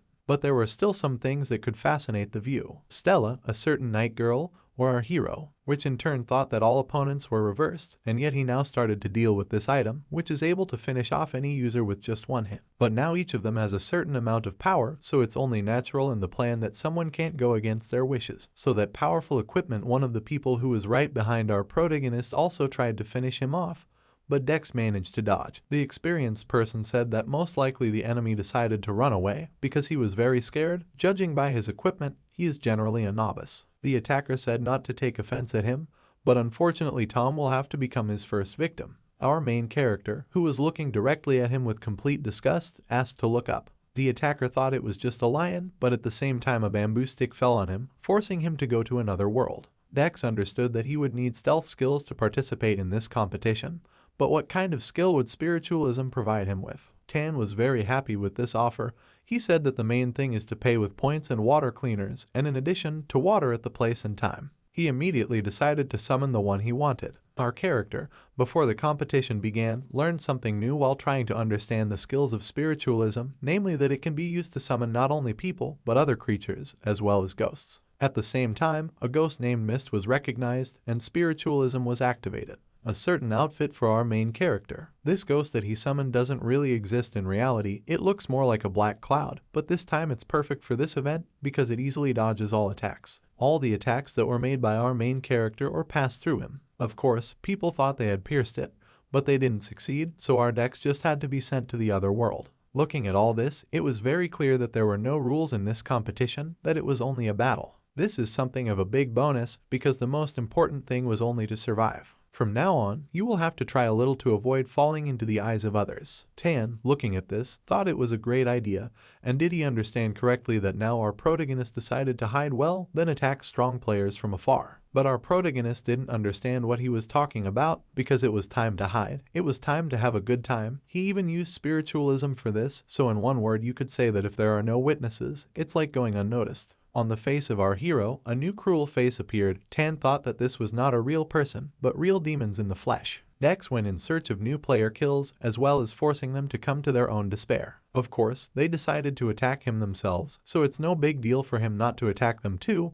The Star Mage also understood that I was in a very advantageous position. As a result, he was attacked by many people who were also defeated by her. A certain magic circle was formed under her. Apparently she is actually a great magician. She only decided to find the only one who can satisfy her. She could not wait for the moment when she could finally fight with a really strong opponent. Really with those weaklings that she now met next to her, her face showed the desire of a strong opponent. We, in turn, understand that the bamboo hit. It was this bamboo stick that prompted people to either go crazy or actually believe that they are strong people. At this moment, we were faced with a formation of people who said that it was in front of the bamboo stick that they were all equal, so now, the future under her protection, it was time to show everyone what the anger of the people really looks like. They talked about how they should punish those unscrupulous pranksters who engaged in violence in order to achieve more. They formed a revolutionary organization and were even given an exclusive outfit for the competition area. They thought that its first target was just them unknown to the user, who is our main character, but he only said that those in the river would definitely not be able to do anything about it. One of the captains said that since he did not respect them, he and his soldiers would have to deal with him, which would help them with a bamboo stick. At the same time, all the opponents rushed straight at our decks. Here, in turn, I stood, looking at them and do not understand what is happening. There was no expression of horror, delight, or any other emotion on his face. As soon as the bamboo stick was about to hit him, his presence only disappeared, as if he wasn't there at all, as if he was dust. All the guards who tried to hit it couldn't believe their eyes, because how is it even possible that they hit it accurately? But Dex, who appeared right in front of them, just smiled, letting them know that they would not succeed. All players were shown that they could not attack this object. This skill was called Unstable Presence. It was the basic passive effect of using Ghostly Mist, and it allowed them to completely avoid any kind of attack. People said it wasn't fair, that you couldn't use such skills. But our character didn't see anything wrong with it. He said that it's not fair, it's just a passive effect. But now it's not fair, starting with a bamboo stick and killing all the henchmen of this revolutionary club. People, more precisely, the head of this club understood that 4 strikes in 1 second, while not using any skills. How many % do you need to be in sync with the capsule to do something like this? But she, the main character, no longer felt anything other than the real ecstasy received from the fact that he was dealing with all the members of the club. Now the head himself was defeated with a single attack. Evaporating. He said that he shouldn't have lost like this, but it was already too late. The Bamboo Stick Revolutionary Organization was destroyed by one user, or rather our main character. Dex, that one, that the other, they all attack only with the help of this insignificant stick, so most likely in the near future. Exactly no one will come across him, although now is clearly not the time to stand out exactly, otherwise you will just be in tatters. Safely, an incredible achievement. He was able to defeat more than 1,000 people with just a bamboo stick, then most likely embodied the meaning of equality, which is symbolized by bamboo sticks, then earned the title of Revolutionary Fighting for Equality. Even with these achievements, he was only counting on this event to finally end, and after looking at the number of people that were left, it was already less than 3,000. In the first hours, more than hundreds of thousands of people died, and so quickly that the number of players decreased extremely rapidly, but now that there were only a few players left in the game. Nothing, their number almost does not move, and the character realized that if he wants it all to end as soon as possible, then it's time to start doing something. He knew that the map was too huge, so catching each survivor one by one was not a big problem. But while Dex was thinking about this, a certain girl rushed at him, asking him to get out of the way. It was a frightened girl who was rushing at him with a bamboo stick. The girl understood that she could not stop, that she was about to crash into our main character. Well, as soon as her body was supposed to come into contact with the body of our protagonist, she just rushed through it, then fell to the floor. She was very scared, because she thought that there was a ghost in front of her, because she thought that she would knock him down. Of course, our Dex replied that everything was something like that, but he understood that it was all thanks to passive skills. But what kind of girl was this in front of him? If you look closely, she looked more like a certain novice, although if he was still alive, then in fact a little bit that's what it is. At the same time, the same Star Witch appeared, who was quite happy to meet our main character. She said that when they first met, she had a strong feeling that something that had definitely hooked her point was hovering. She was right that the person in front of her was actually a special person to be able to survive up to such a point. Stella was ranked second in the overall ranking by that time, and the girl who almost ran into Dex was asking for his help, and our character who looked at her thought, why would he even need to help her? But the girl was just silent, so our hero said that if he understood everything correctly, then he understood that the Star Witch was chasing her. So why would he interfere in someone's affairs and help, especially when your opponent is in second place in the ranking, and in addition also has magic? Although in reality, players can only die from attacks made with a bamboo stick, but the magic still works anyway, and this is even more annoying. Of course, the Star Witch now understood that the person in front of her was much more perfect than she had imagined.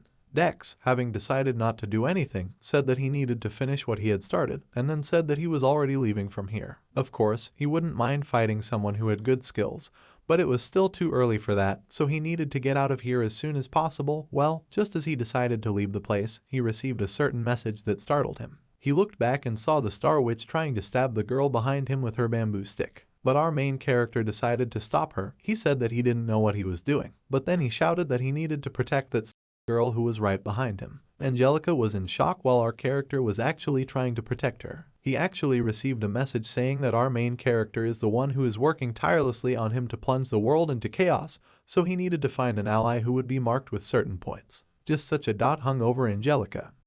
Of course, at this moment, we had another mysterious world of Arcadia in front of us. The first thing a person has ever heard when they find themselves here in this mysterious world is, this really a game? But it turned out that she probably didn't belong here, that it didn't play games too much. This was too special a world that a girl as ordinary as her would definitely not be able to find anything in.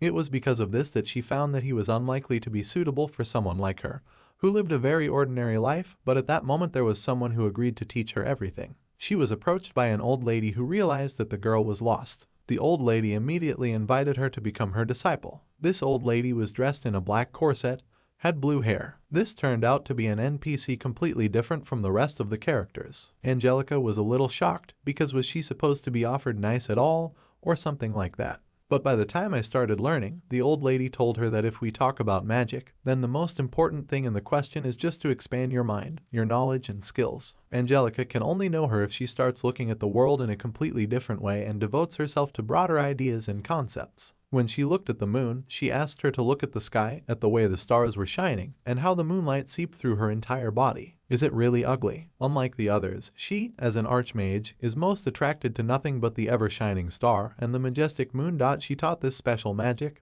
which she created herself, to two of her students, namely Stella, the Star Witch, and Angelica, the magic girl of the moonlight. She gave them 2 grimoires each, saying that she was going to go on a long journey very soon, and that what she had given them in her hands was her gift. The last gift of her life. The day when these 2 magical books will merge into one, Sanya, will be the day of the birth of one of the great wizards, whose abilities go beyond human knowledge and exceed any limitations. In each girl's eyes, a distinctive sign appeared, a sign of the very magic that she had been trained in. It was this chance, this book, that was the chance to become a great wizard. And he got even such an unremarkable girl. However, it was the teacher who did not know that that chance could become for her, on the contrary, a curse. It was immediately clear that Angelica was not to blame for anything, but Stella was clearly already dreaming and wanted to become the same majestic magician that her teacher told her about. And we are back to the moment when our protagonist noticed that Angelica had to hang a certain sign. He remembered the very task that she had told him and made him find his companions. Of course, I wasn't happy about this outcome, so I had to stand right in front of Stella. Stella was clearly not happy about this outcome, because wasn't it just that our main characters themselves said that he wasn't going to interfere? Of course, our pro finally apologized for all this, but still, despite the fact that he went against his words, he can't do anything about it, so he asks the girl to let Angelica go. Stella, who was clearly not happy with this, judging from her expression, asked what would happen if she refused. He just said that he had no choice but to get rid of her, and he also took out his bamboo stick, but it was quite possible that it was going to start like this. Stella, what's not clear is that he's probably joking, and asked if he thought it would be that easy. She immediately activated the chain lightning magic with a frantic expression, sending it flying straight across the ground. Even the main character couldn't have expected this. He didn't expect that Stella would be so fast that even a defensive drain wouldn't be able to save him. Our character was hit by lightning with me.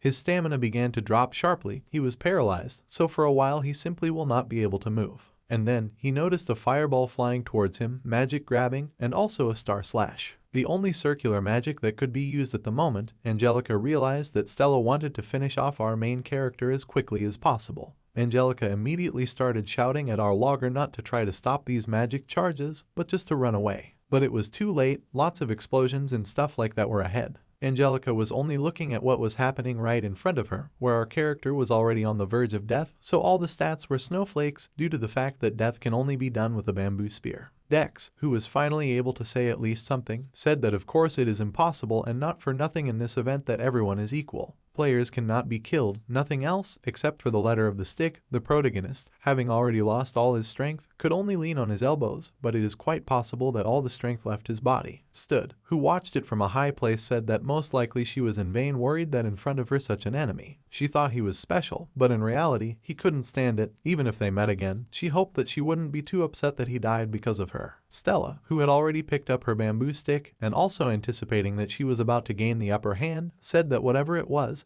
But the first one started Dex, there was no need to pry into her business. Our main character, despite the fact that he was in such a deplorable state, only continued to smile. Of course, these are just ordinary events, there was nothing to be offended. Standing there, looking at him, he thought that he had already accepted his defeat, that he was actually an interesting guy in front of her, but at the same time he decided to hit him with a bamboo sword. But the notification that she couldn't attack this item threw her off track. What kind of notification was this anyway? Why couldn't she kill him? But it was too late, our protagonist just took and pierced her bamboo and stick. He also said that as they agreed, in fact, it is not necessary to offend each other. He said that this is just an event. She clearly wasn't happy with this turn of events, because what the heck is this? Why wasn't the in front of her killed? And he said that he was very lucky that the skill was activated in time, or he was definitely already defeated. Angelica, who had only been standing at the side for a single turn, she lowered her bamboo stick, or rather dropped it from the surprise point that the person in front of her had defeated the very one she couldn't beat,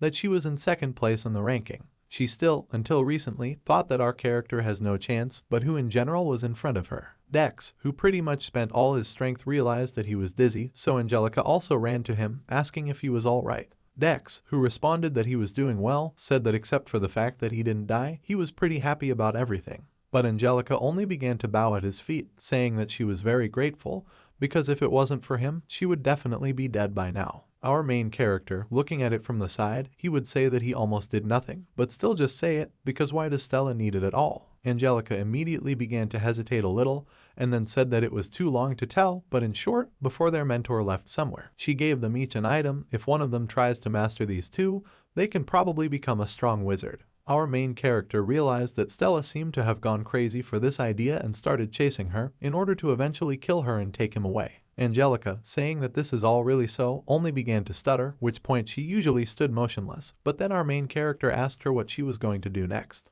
Angelica didn't understand what the question was at first, but then our Parisnash said that Stella is not an easy player, because if yes I forgot, but actually in second place in the rating, how is Angelica going to overtake her? Can she hunt at all or improve? Angelica, the crowd looked at the floor and said that she didn't even know. Dex asked the girl what her level was, but the girl said 43. Of course, it was somehow incomprehensible, because this level cannot be called not low, not high, but what is much more serious, he decided to ask. Because isn't she now wearing the same school uniform that is worn at the 20th level? Because there was not even that accessory, as far as he remembers, but it is given as a reward for completing a quest at the 15th level. Of course, the girl replied, a little embarrassed, that she simply did not have money for another one since she had to constantly run from her opponent. Our main character, after thinking about it, immediately understood and came up with a solution. He decided that he could try this thing that he had been storing for a long time. He remembered the very skill about transferring decency points. He immediately jumped on Angelica with an incredibly happy and joyful face. Angelica was a little embarrassed,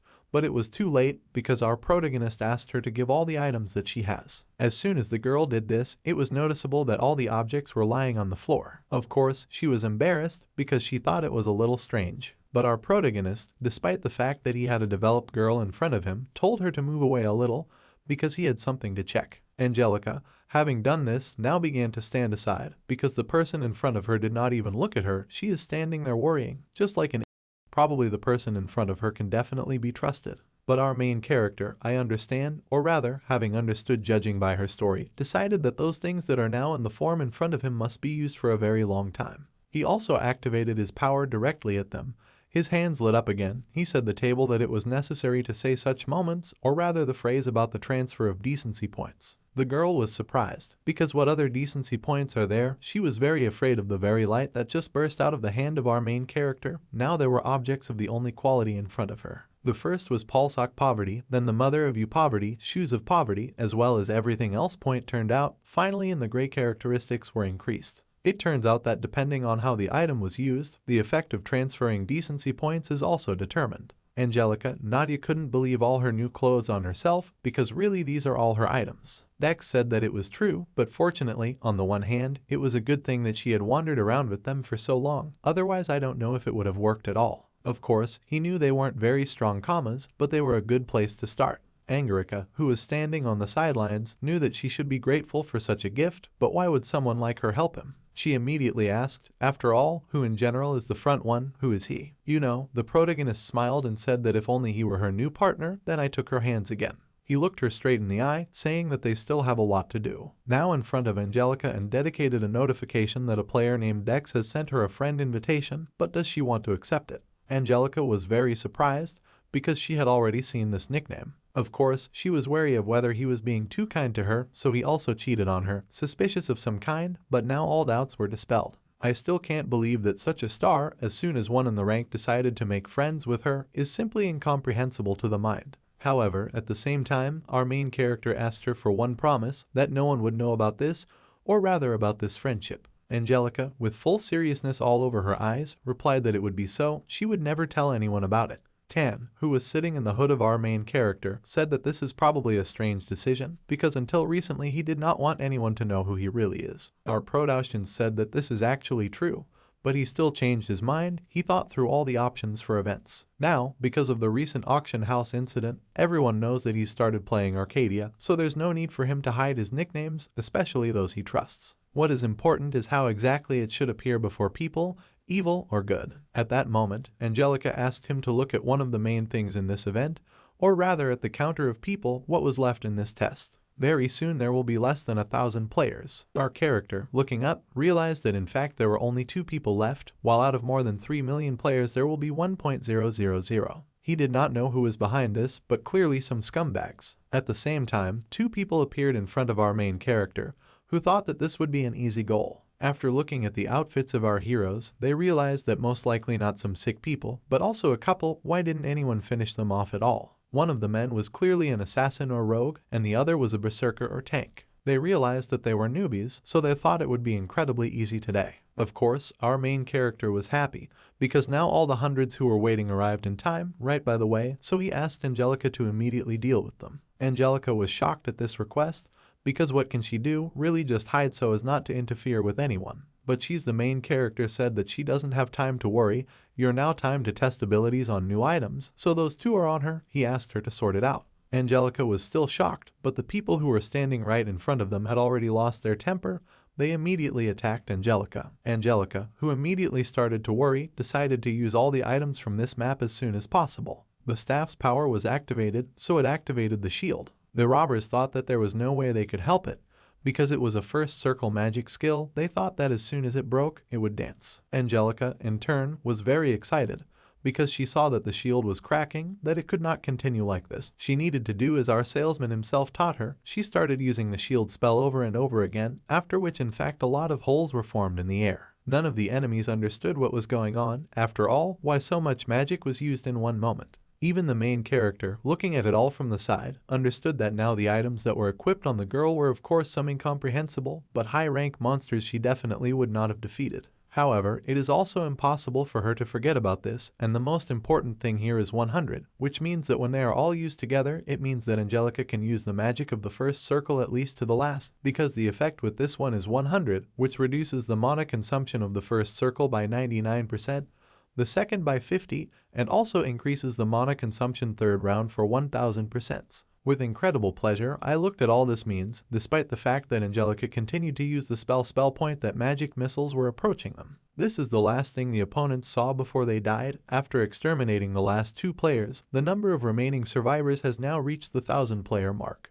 The first stage of bamboo sticks was completed, and these 2 probably did not know that today was not an easy day, because the great magician of the first circle of magic, now a real psycho in PvP, beaten to the brain to the Russian psycho who will finish you off until your brains run out, namely the day when the real Angelica appeared. Angelica was actually happy, and there was an incredible sense of joy on her face. The candidate for the position of assistant has reached the level of trust, so a player named Angelica becomes your assistant. This is the notification that our main character has now received in his system. Depending on the assistant's game, you can earn decency points as a reward, so the number of points earned at the moment was 243 points. Our character, looking at the name of the assistant over Angelica, only made him understand that now he feels like a king. He only hopes that she will turn into an invisible monster, which many people can't delete. At the same time, the CEO, who was watching this competition, realized that even the main character was finally caught.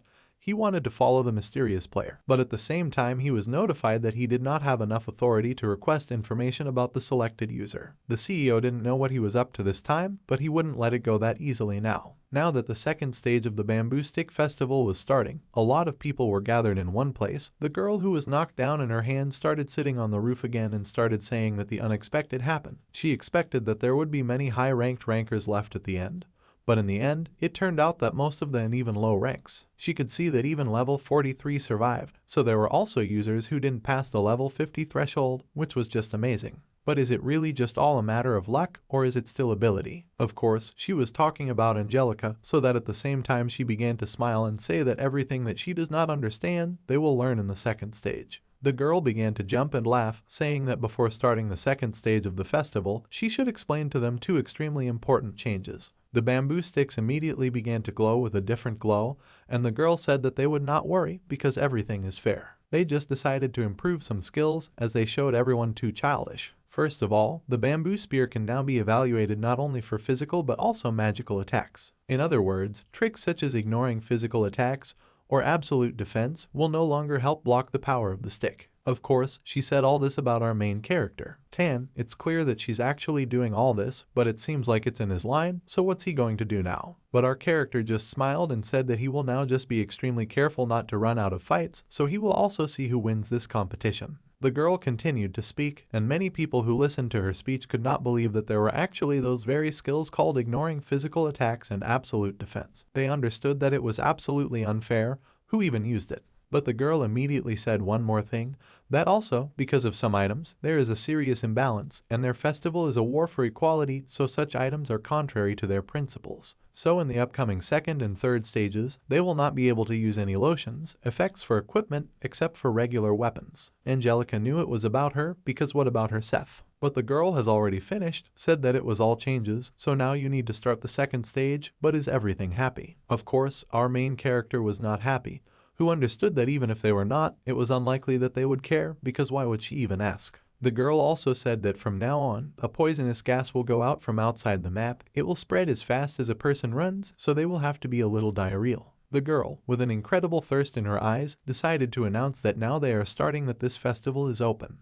Now the administrator, who continued to use the third level skills, realized that the emergency patch had been completed, that now some of the festival's restrictions on different side sticks had been changed. Of course, they do not meet the criteria of the system. For this there would have been some penalties, but the CEO did not care. One developer who looked at the CEO and asked him if he was sure now advised him to avoid fines as much as possible. He replied that everything was fine. He was worried, because if something happened, it would be him who would get off and pay for it. The director said that our character was the one who created the bloodsucker. It was because of him that the huge problems they went to such measures. The biggest benefit for the management is to disclose all the circumstances. First of all, this is exactly this festival, that very festive event in honor of the creation of servers. This is something like the trump card that their Korean branch put forward in order to resolve all the complaints and dissatisfactions of the players. It is necessary to get rid of such a problematic kid in the second stage. By that time, our character, looking at pitifully, told her that they need to split up, because if it works out, they will meet in the third stage. Angelica couldn't believe it, because did anyone really want to get rid of her now, just because she couldn't use her gear anymore? Our main character said that in general, all the items from made for her, and I forgot someone to use, then got rid of her a long time ago, so after she contacted this witch, then nothing good but it did not earn. All these words directly stabbed Angelica in the heart. She also told the main character that he was joking, but now he is not sure that he can protect her. He immediately patted her on the head, yes, that she actually trusted her. He also stood up and said that he had one plan and it was too dangerous. Angelica, after listening to this, could not understand what kind of plans it was. Our character just waved his hand and said that the girl can still use her weapon, so the main thing is just to try not to get involved with some freaks. Angelica, looking at his back, said that now the next meeting will take place in the third stage. Now our protagonist was quite far away. Angelica, looking at him, understood that that passive skill was only protecting one of his personal attacks. But could there still be something in this person? Of course, she exhaled and said that most likely even our protagonist would not cheat if he wanted to. But as soon as Angelica thought about it, then at this time our main character used spiritualism. He asked to turn him into a dark king. It was more like a lot of doctor, a demon beast creature that penetrated the player's body. Our character was now able to temporarily use his powers, and more specifically to poison resistance, invulnerability, and the ability to use poison. All of his skills were focused on poison as well as the antidote. Ellie, who was standing nearby, just couldn't believe her eyes that now our main character decided to contact the demon world again. It definitely upset her very much. But our protagonist asked her not to say that, because it's just useful for his skills, more effective on the part of the demons at the moment, that's all. Our main character looked at the vampire and said that regarding his idea, there are probably too few problems with you, they don't pay attention to them. Tan, after a little thought, said that most likely there will not be so many problems, and as he understood, it most likely looks like some kind of competition, but won't our hero be slapped because he wants to cheat again? Of course, our main character understood that sometimes it seems that he is too naive for the devil. Tan, surprised, or rather did not believe in it all, asked, "After all, is this really so?" But our Protoka did not say that this is all true, because the rules themselves should be included in the map, and more precisely, they should not be designed specifically for the situation to be beneficial. So it is he who will act differently from the others, because of the toxic gas, they will eventually gather everything is in the center of the map and then a fierce battle will begin when all users will face each other. The first stage killed a lot of players, and now that you can't do anything special, you can pass the second stage quite calmly. But the only way to do this is to beware of the rest of the points until the whole 1,000 people, with the exception of him, gas up to this point.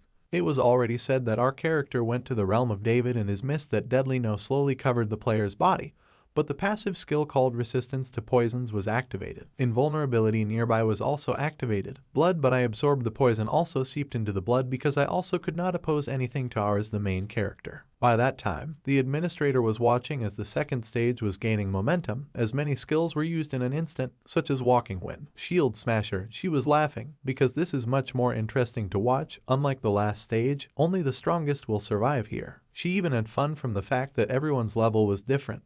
But in any group there is the same one that he wanted to go beyond the standards. Most likely she was talking about a girl with white hair with the nickname Casillas. A group of as many as 4 people came out at this girl.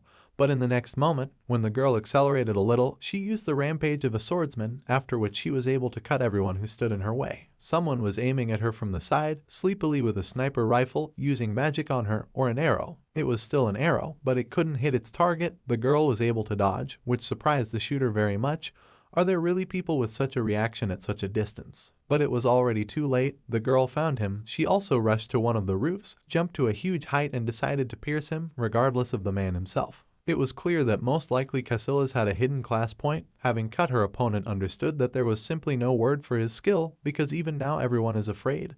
But he stands aside, where is the very Dex hiding? Clearly, this girl knew who he was or had met him before. By the time the second stage of the Bamboo Stick Festival was completed, there were only 2 survivors left, namely Casillas and Dex. Up to this point, Casillas had repeatedly won first over all the players who came directly to her, many corpses lying under her feet, and she had managed to win 8 times in a row. The people who were defeated by her couldn't believe what they were just seeing, because was it really some incomprehensible combo attack of hidden skills? And they themselves said that the fight on bamboo sticks was fair. What kind of justice was this? How could you even defeat such a was in front of him? But Casillas only thought that she was only talking for 3 minutes, which was definitely not enough, because in this sense, nothing is different from the game she played before. You need to be even stronger to defeat your worst enemy. We understand that Icaros is an RPG game that was released 20 years ago. Previously, it was so popular that it was called the national game, but at one point the game published a notice about the termination of the service. Although it required the most severe control and physical skills, but the game engine was old, the game imperceptibly went into the past, and all because of the outdated graphics of the game system. The girl in front of us was one of the users who sincerely loved this game until the very end. She thought that this message was just a lie, because this game was not an easy game for her. It was 20 years of her life that were filled with achievements and memories. Therefore, no one could take the first place away from her, not even once, until one of the players appeared. She saw a player with the nickname Dex who was able to hold her up for the first time. She also got killed after being defeated in PvP. The girl just couldn't believe that everything happened so quickly, because why did it happen so quickly? For some reason he attacked 3 seconds after the effect of the rage strike. Did he really use a trick with the server varnish? And something like that. Most likely our main character knew her game much better than her, but what's going on anyway? She also noticed that this person wrote a message saying that this is generally not bad for the user, D1, but it seems that now he took the first place again, so it's time for him to fold, and then the same one left the game. This is something that has all too easily trampled on her pride and that of Caviar, in which she played for 20 years. Hidden classes that the girl received can be fought with any weapon that comes to hand, or rather a hidden skill of quick selection. Thanks to this skill, you can lead a similar fighting style to her last game. This hidden class was created as if for her, so it's hard to believe that this is just a coincidence. She got another chance, so she will definitely use it to keep up with her opponent. This was her chance to reinstall the same. The CEO, who at that moment was looking at our main character, who was sitting in a fog, asked one of the developers, because how did the poison fog set up here in general? The developer immediately said that according to the data set by the construction site, someone had a deadly poison that caused toxicity of the 200th level and higher, something up to the highest level on the server about 160, but this guy survived 30 minutes and was crushed by the fog of level 200. This is not a unique item effect, but rather a special characteristic in front of them, as there was a restriction on carrying items. At the same time, he raised his finger and asked, "Is this the effect of a skill?" But the CEO clearly made it clear that this wasn't the case, so the developers only had to agree that there was no such thing as a physical skill. The resistance had to be lower than the 3rd rank, so even if he had such a resistance skill, he had to be at least the 5th rank. It wasn't a level that could be a player with basic skills. The developer said this all in order to calm down the CEO a little. He was already too late. The wheelbarrow realized that if we continue in the same spirit, then most likely our main character will withstand the fog, which is not prepared, and in the end it will be a scenario in which will win. Falling was definitely not acceptable, so at the same moment the CEO again turned to the administrator, where he asked for the use of the administrator's authority. He added to the construction site, which is ignored against the phenomenon, a higher level of toxification status. Although the administrator's authority was used, as it was aimed against a contract player, this is an illegal change, so there was a warning that there would also be a penalty in this regard. He is currently under the administration of the administrator. 2 illegal dimensions were introduced, so we needed to keep in mind that in the case of applying additional illegal measures in the settings, the application request may be rejected, but in my opinion it is not actually named. There was a background warning of the immediate application of penalties, a salary reduction fueled decisions of annual let's go and tips to the directors on the size of the point he would survive such a fine. All he raised was that the head and employees of Arcadia worked hard to run the game for a long time, so he wouldn't let one freak get his take full responsibility. So at the same time, a notification was displayed that the effectiveness of the poison mist was significantly increased, and it was now impossible to use any resistance skills. Our character, who looked at it with surprise, believed that there were changes again.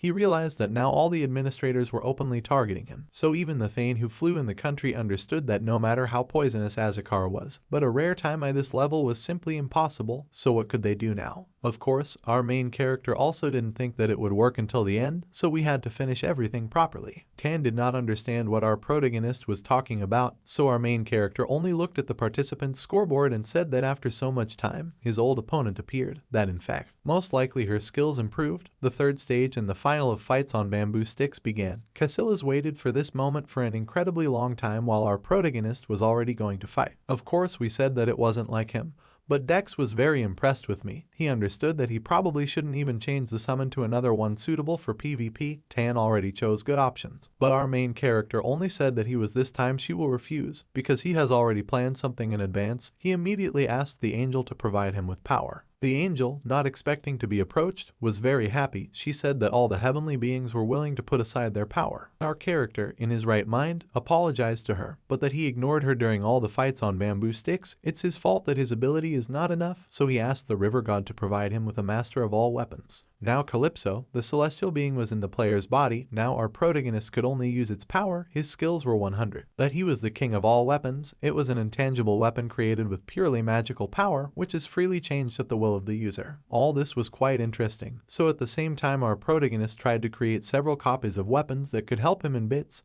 He created, for example, a shield, a dagger, and a bow. The demon was shocked by such an incredible use of magic power. The angel also understood that the owner of this power would not be able to change weapons so quickly. Apparently our main character was just talented. So our main character had no choice but to say that we can start, because he practiced and the instinct skill was activated. The winner, the fighter's eye skill, found a worthy opponent, or rather Casillas, who was clearly waiting for. She barely had time to react to that. She was glad that the one she had been waiting for so long finally appeared. But our main character asked him if she was running around too much, because it was obvious from her that she came from a collective farm game that was closed because there were no players, so he asked her to show her hidden eye. Casillas, clearly angry at him, started throwing her weapon. She was clearly not happy with all this. She lost her temper. But our main character, looking at her skills, understood that changing weapons with incredible speed, so when you see something close up that looked like magic, both skills of our heroes were similar to each other because now our character can do something similar. Casillas, who was also a spectator of our protagonist's skills, was surprised, and immediately in front of her, our main character was able to change weapons, or rather change them. Is this really a hidden class? The battle was much fiercer now. It was an unbalanced combo attack. Just like her, but did the purposely make the same skill for himself? Dex threw the girl right into one building, said that it would be very awkward if this time she lost again. He asked her to try her best. Obviously the girl had to prepare for the worst. The moment of battle continued, both opponents changing their weapons at an incredible speed, changing their shape, using many different skills to surprise each other. But Casillas clearly wasn't happy with our protagonist trying to do the same thing. She thought it was all unfair. What and so on. What now? While she sat and played her favorite game, I think Quick Pick is literally a skill that allows you to quickly change and put on items of equipment. However, the weapon of the person in front of him just picked up and transformed. She couldn't even keep up with him using quick picks. She thought that she definitely had to win the point. But as soon as the battle went on a little more, it was clearly clear that it was a little sad, because our character was ahead of her in terms of his capabilities. He said that he expected much more from her. Standing right in front of her, the girl wanted to win as quickly as possible. I didn't want to lose once again. It was clear that her pride was at stake, and she looked at our character and asked him, because he also has a skill at all. But Dex, I said that if she means master of all weapons, but most likely this skill is very useful. Casillas, having obtained such a powerful skill that would be useful to him in the future, and in the battle with her. I started laughing, and he said that luck is a kind of skill, so I should be so surprised. Casillas, he thinks so. It's now confusing her every time, so she's also now using all her skills. Will do her best. She hit her bamboo stick directly into the ground, and then moved her hand forward, from where she got a blue glow. She started talking about how I thought it was impossible to fight him with a weapon I wasn't used to, no matter how powerful the weapon was, but if it was possible for me to fight, it was useless. She thought about it all the time as she continued to train, as she continued to kill her opponents who got in her way. Our main character, looking at her with a slightly drowned look, said that if you throw the bamboo to the side, then there is most likely something else, so the girl paused for a while, that before she strikes with a bamboo stick, she will completely destroy it using all her strength, as well as her sword. The girl's eye that was standing in the country began to glow. She took the scabbard of her sword, and then began to take it out little by little. The sword was the same bright shade of blue, but did she have some antiques in her hands? Why didn't it look dangerous? Of course, our player also wanted to look at the weapon that is worth fighting, but it was already too late, because the girl made one attack after a millisecond. This attack immediately hit the throat of our main character, but did not kill him, based on the characteristics of this competition. Casillas, having done this blow, was incredibly focused. She didn't say a single word to me as the saint did before. Critical damage was inflicted. There was a fracture to bring up bleeding, otherwise the healing of movement will be limited. Our character, who grabbed him by the throat and then fell to the floor, realized that it was still so fast that even he could not have expected such speed. Tan as well as Ellie were completely shocked, asking if everything was all right, but only Angel noticed that this sword was very familiar to her. Casillas, she continued her attacks right at our main character, who used these defenses, used the skill. So even if he uses a shield, the next one will also be blocked, or did the person in front decide to resist me? Of course, although it's sad, but it's true, and all our protocos could do now was block attacks with his skill, but he knew for sure that it wasn't his fault. Because the opponent in front of him had become faster since she pulled the ball out, he knew that it was exactly what was happening. So after a bit of hesitation, getting up from the ground, he decided to do right in front of him what the celestial being asked the player to do in the dialogue. It was all very strange, because now it was really a tense moment, but now the angel understood what was going on. She went to her master and asked him to look at that ancient sword that was in the girl's hand. At first, she thought that this item was a bit strange, but she knows something about it. She said that she had a message from the master of all weapons, whose being is the main character. He said that originally this ball belonged to him. He prepared it for his successor, who was to continue his work. She explained that this is not all, that it is a skill. She said that in addition to this sword, which grants a class increase, there is also iron, which transfers skills and as the user becomes stronger. But now the owner of this ball does not feel the traces of this necklace at all, so therefore he is unpleasantly angry. He was raised that something is wrong, so the situation is that the well of this ball is simply closed. The angel was a little embarrassed by this suggestion, because it was clear that Casillas most likely has the skills of a celestial being. So now it was clear that she not only has abilities similar to them, but they are exactly the skills that are inherent only in celestial beings, but rather the master of all weapons of Calypso. Casillas, noticing this, thought that in fact the atmosphere had suddenly changed, but the protagonist, who was looking at it all from the side with an expression on his face, now realized that he could not get a word in, that now he would only feel sorry for one person, or rather Casillas herself. At the same time, looking at the girl, he asked her about the ball, because did she get it after completing the quest? Casillas didn't know what the question was about, if she was trying to stall for time or something, but our character only asked her to answer his question, because if she wants to finish so quickly, then she also needs to answer quickly. He repeated his question about the sword again. The girl, having returned to her stance, rested a little herself, replied that everything was exactly like that, because she received this sword after completing a quest from a strange tramp. But if there is any problem from this situation, did she really do something wrong, or did he want to tell her something about this sword? The master of all weapons of weapons, Calypso, he couldn't help but ask about the necklace that came with the sword. Our main characters, I'm a little worried myself, because I knew that most likely something would happen right now. I asked, because besides the ball, was there no necklace? The girl was shocked, because how did he know about this? They definitely did not meet even earlier. How did someone find out about what she did at the very beginning of her journey? Of course, it was not important, so our character, that he is only interested in the presence of this necklace, is it now with the girl. Casillas, who squeezed it a little, as if answering without any feeling at all, said that it was true that in addition to the sword and got from the tramp also necklaces, but in contrast it was an unidentified object, so she did not consider it necessary. Warbler's owner in the village she was then and said that he didn't have the skills to test similar items, and that she should buy for the stage not to test his features. Our main character, who clearly began to understand what really happened, only began to worry even more. He asked with a trembling voice, "What happened?" He just asked God that all his guesses were not true. But Casillas didn't need to spend so much money to buy a scroll for the assessment, so in any case, it was a relay that couldn't attract even in its class. She just spent together with other items in the same shop, in the same village. She even told how much she got for it. She got about 15 bronze coins, thinking about how the price was the same as your appearance. Now the master of all weapons was simply shocked, his eyes filled with anger, misunderstanding, disgust.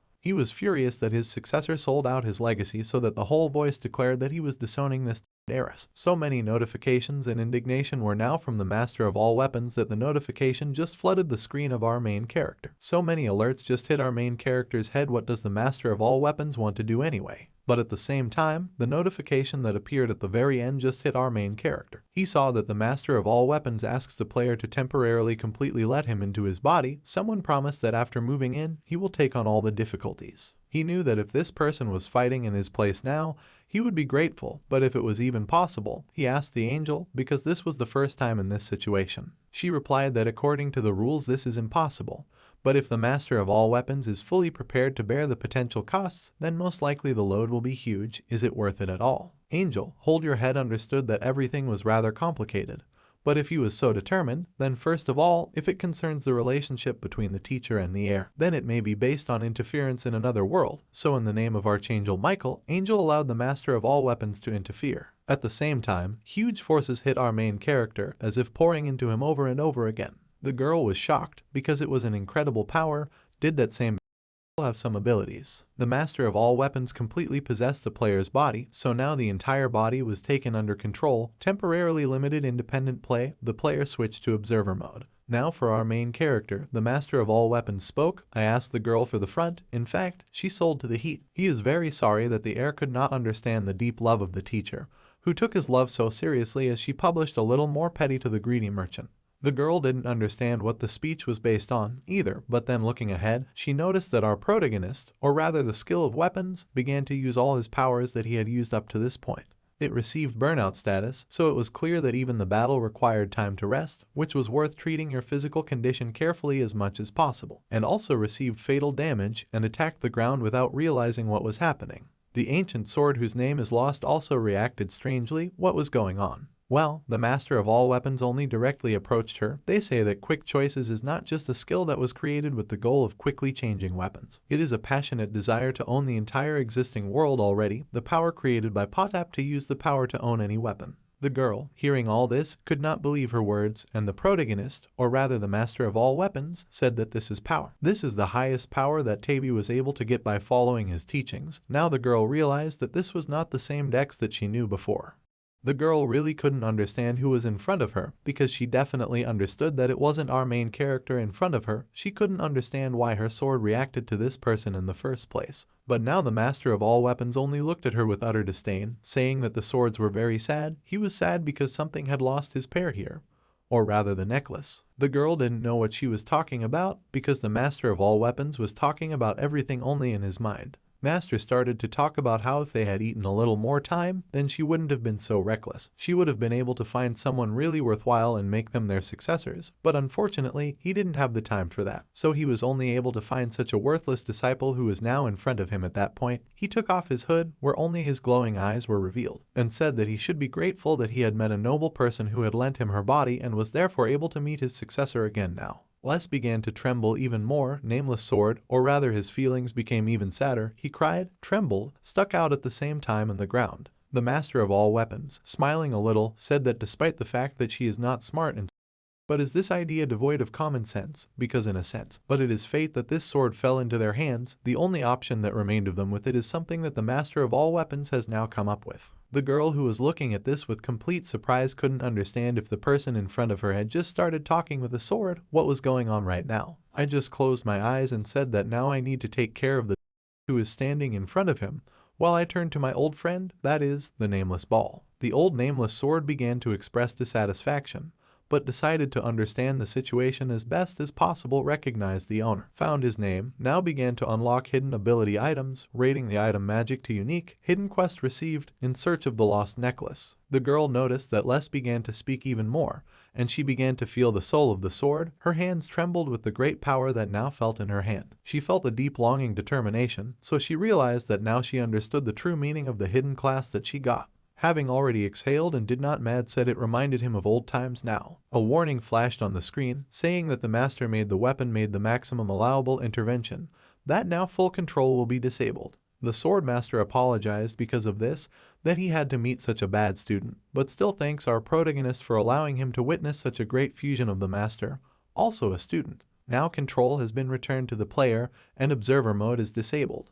Our main character, who now only looked at his main hand, understood what he was expecting, but this level of interference is simply unacceptable, all thanks to the master of all weapons. It was thanks to him that he saw something special, but as soon as he said this, the girl who was right in front of our protagonist already fell infuriating. There were some magical wounds all over her body. It was a death state buff, the entire body of a woman didn't have it, so she was holding on with her last strength. The larger our duct is without looking at it, the more poisonous it seems, but he still decided to wait for it a little, otherwise the chance for a conversation can no longer and will not fall out. As soon as the girl woke up, our main character asked her only one thing: did she really sell weapons? Is she really that?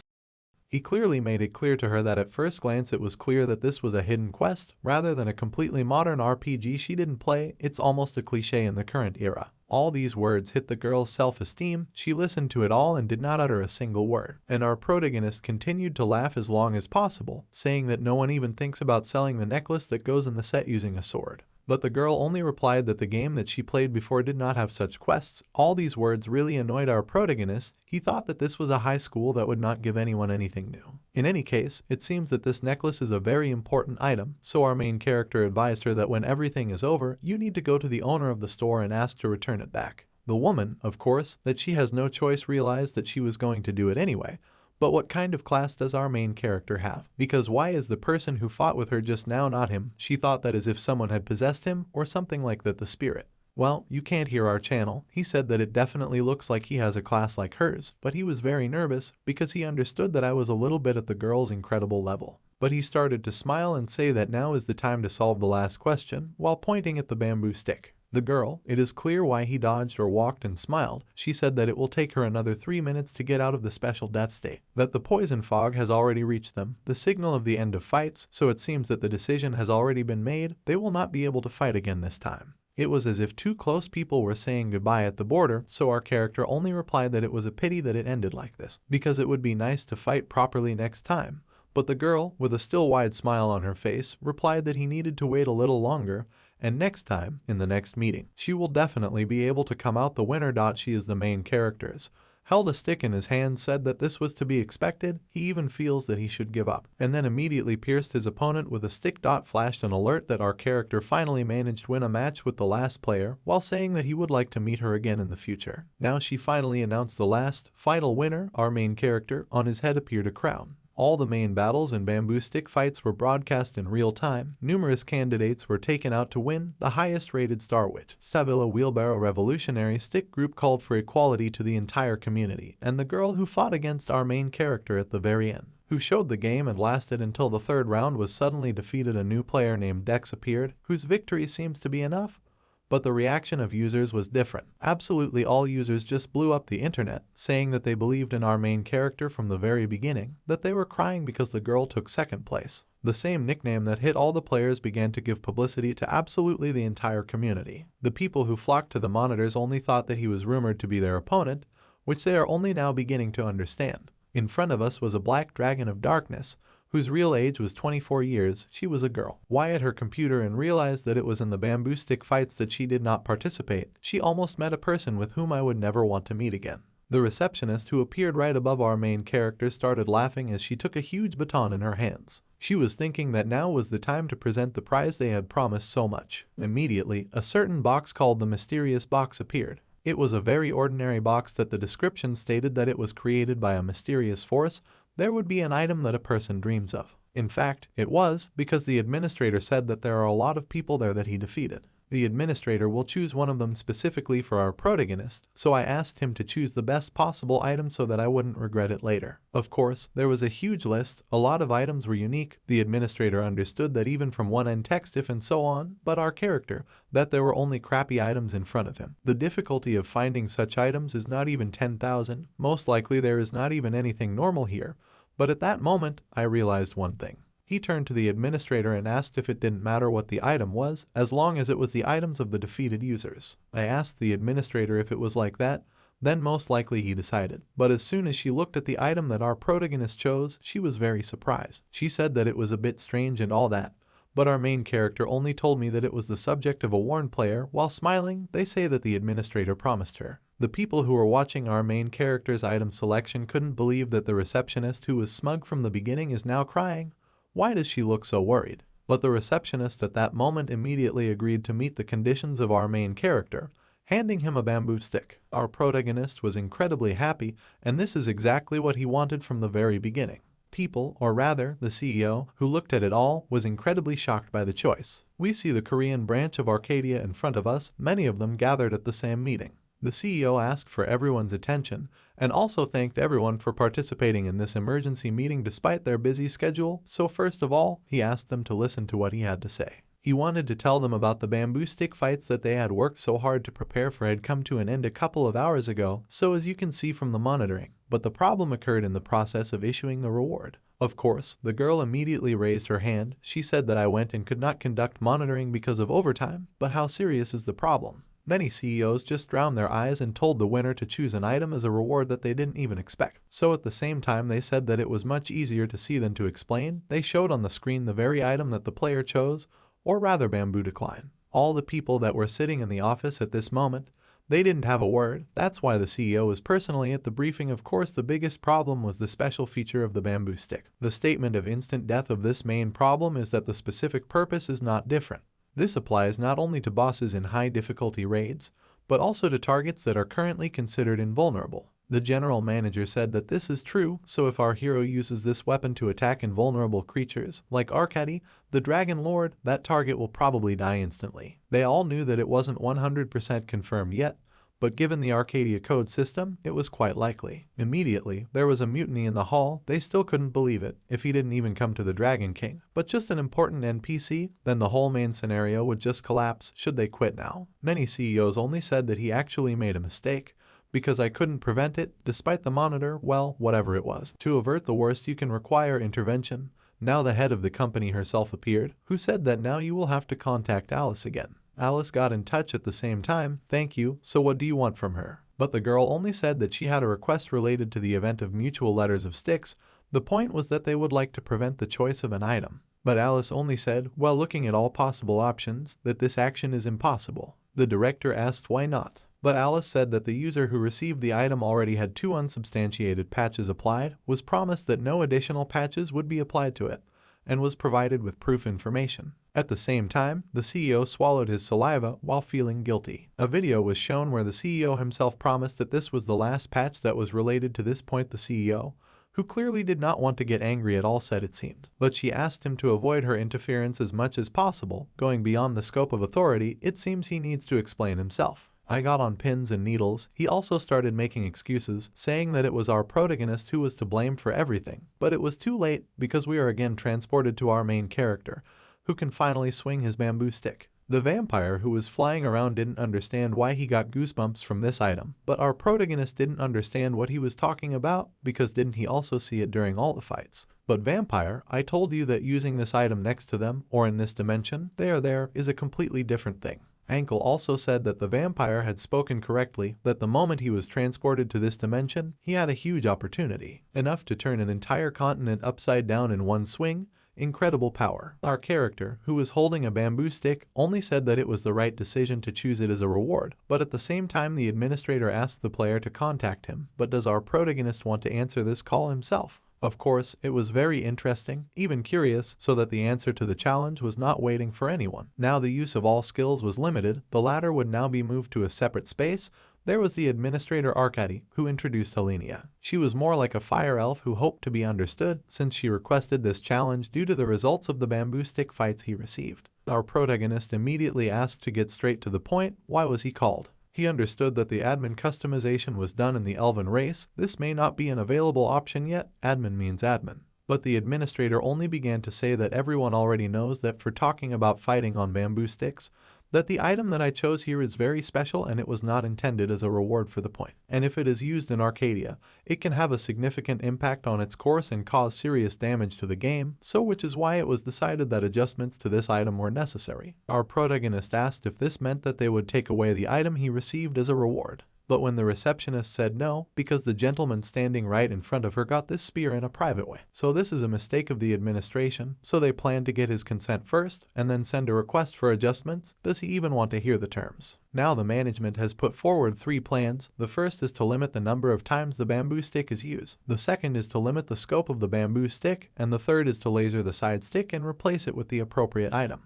It was a risky decision, recognizing the danger of bamboos and sticks from a pre-solved problem. In other words, it was a decision that only the president could make. Of course, our character understood that there was no plan that he liked, so they thought through the measures well, but he decided to say that he understood the basic meaning. But what will he get if he agrees to the adjustment? The administrator, who understood the meaning of the game and his style of our main character, said, or rather thought that he would immediately come in and take an aggressive position, but it turned out to be much calmer than expected. She said that this will be solved by the user reward program, which is controlled by artificial intelligence. So simply put, this is an algorithm similar to the same administrator during stick fights. Since this happened due to the fault of their company, he will be provided with appropriate compensation. Does he want to check it at least once? At the same time, a strange notification appeared right in front of our main character's face.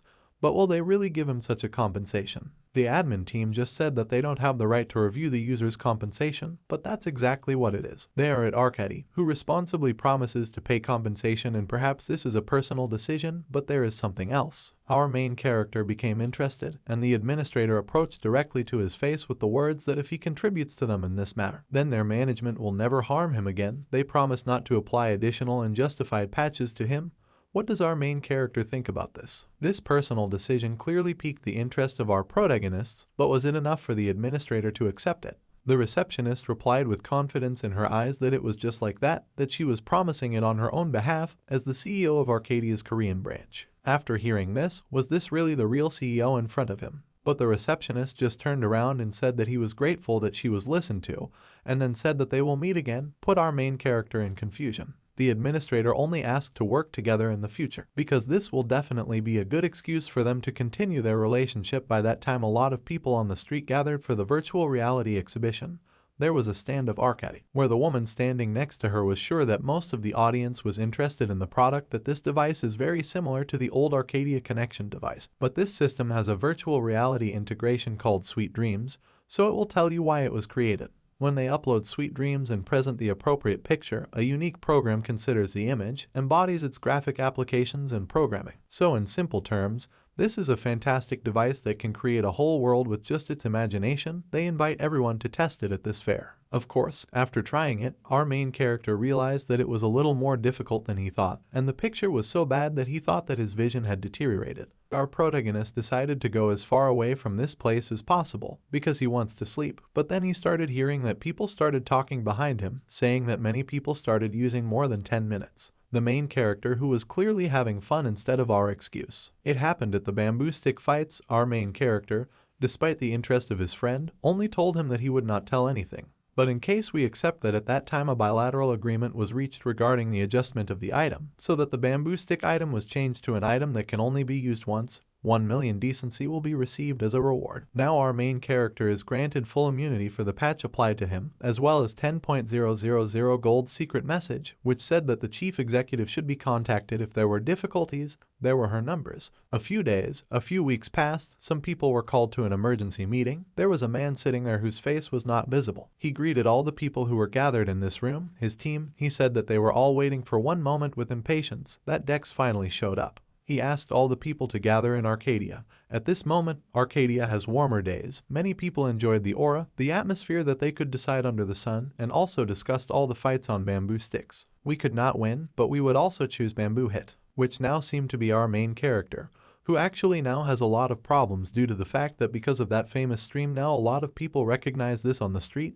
He tried to go unnoticed, and because of the stream everything. Now all eyes will be drawn on him, so I decided to disappear as quickly as possible. He called a celestial being who would help him escape and immediately disappear. He got into the forest, where he was caught by a vampire. I asked, because why is his master so worried? But he, as the main character, only replied that he was looking for a place, somewhere extra eyes, which his henchmen did not understand. Maybe they thought that many people want to enjoy fame and so on. An angel who was flying nearby asked why she feels the fear that comes from our main character. Our gas mask only said that he should be afraid, because he has been hiding for years from the crazy stalkers who are chasing him. An angel, also a demon, asked what kind of stalker is this. But at that moment, they realized that they were talking about those people who came to Arcadia, who started looking for a person named Dex. They didn't approach every person on the street and ask if they were Dex or not. A lot of problems were not delivered to people who were on the street. But the girl who was helping her friend said that she heard from the very crazy fans who are chasing our main character. It's the infamous new guild called What Color Are Dex's Panties. Now the vampires finally understood what his master was talking about, that it was also very hard for the master. The angel didn't understand what she was talking about. So the demon only said that a freak like her with chicken wings wouldn't understand if someone was outstanding enough to attract the attention of society,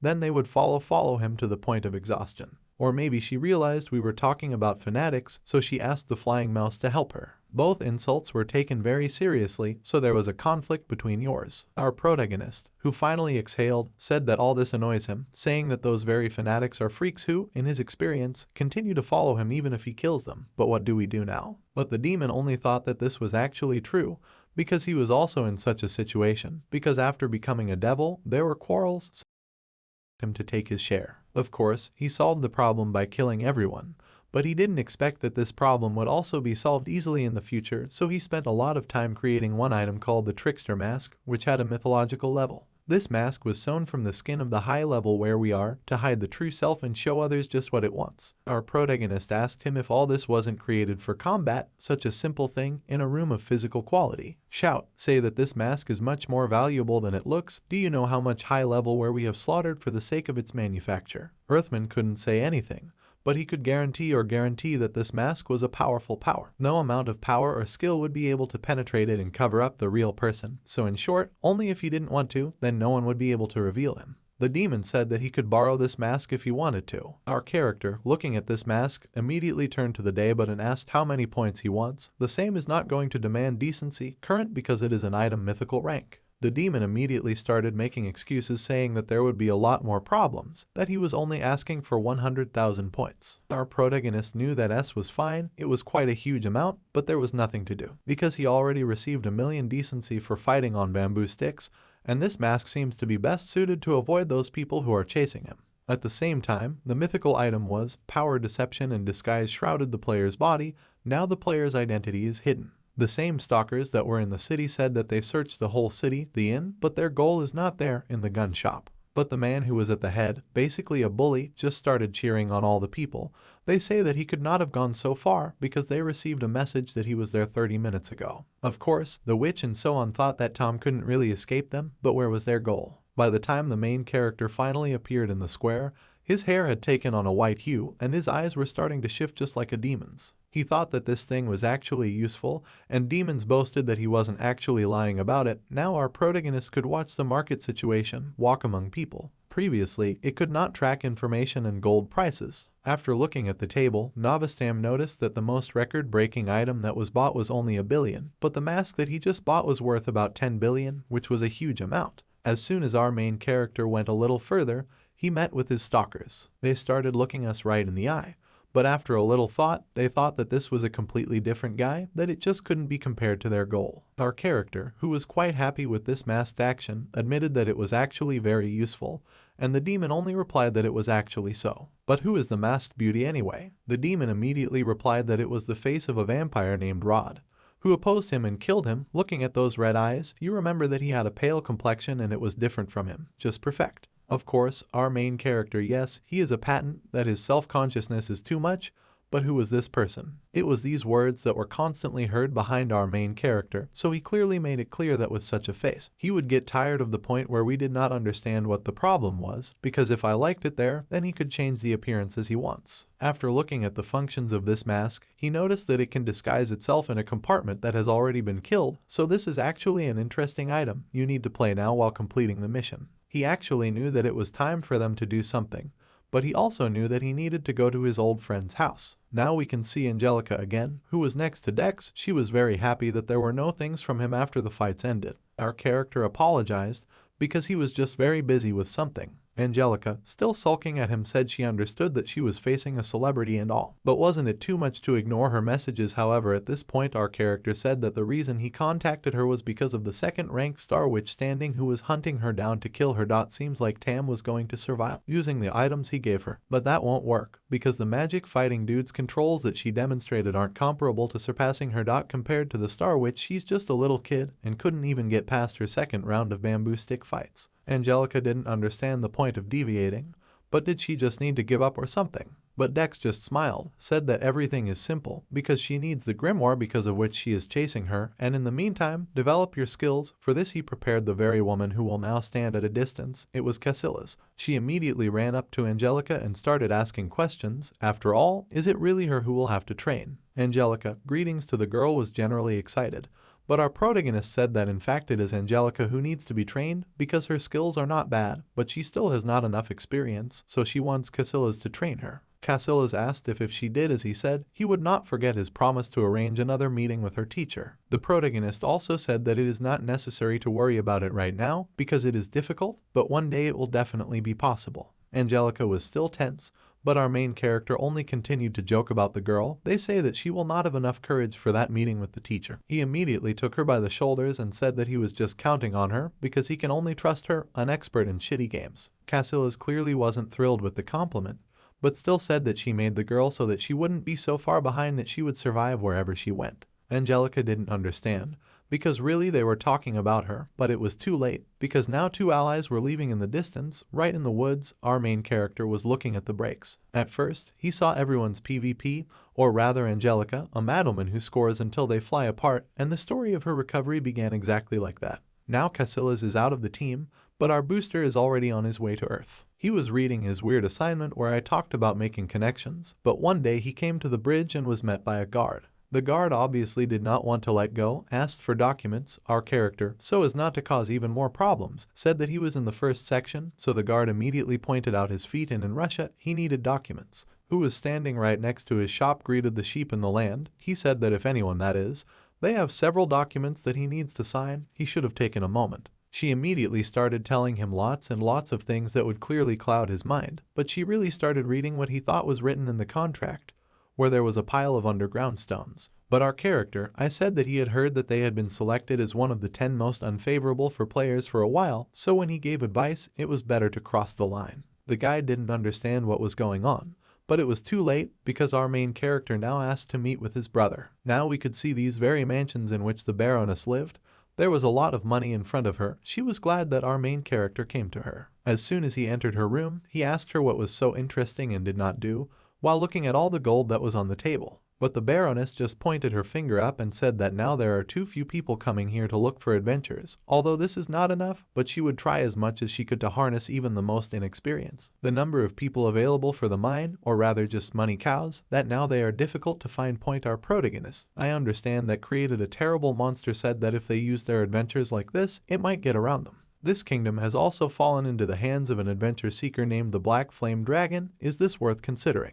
But she said about us that you shouldn't worry, that's the natural order of the world, and besides, she offers you a large amount of gold, because isn't that the most important thing? And in general, by the decree of the ruler, she was asked to provide support. Everything works exactly like that. Of course, it seemed to our character that in front of him was actually some kind of distraught woman, so that Inessa was simply scarier than he thought, but at the same time. The profit that he had received up to this point was brought to his ward. 734 gold coins were received, as well as several silver and bronze coins. It seemed like an incredible amount of money. From 10 gold to 700 in 3 months, it's just unimaginable. But the Baroness went on to say that there are such things as inviting high-level masters to their lands, arranging routes, and so on. So many things that she would like to consult about now, but first you need to listen to the reason why he came here. She said that she would do whatever they asked her to do. But our main character, I told you that there is a person with whom he would like to meet. By that time, he was taken to one of the mines called Peony. He said that if they were newbies, they wouldn't work as well as the rest of them.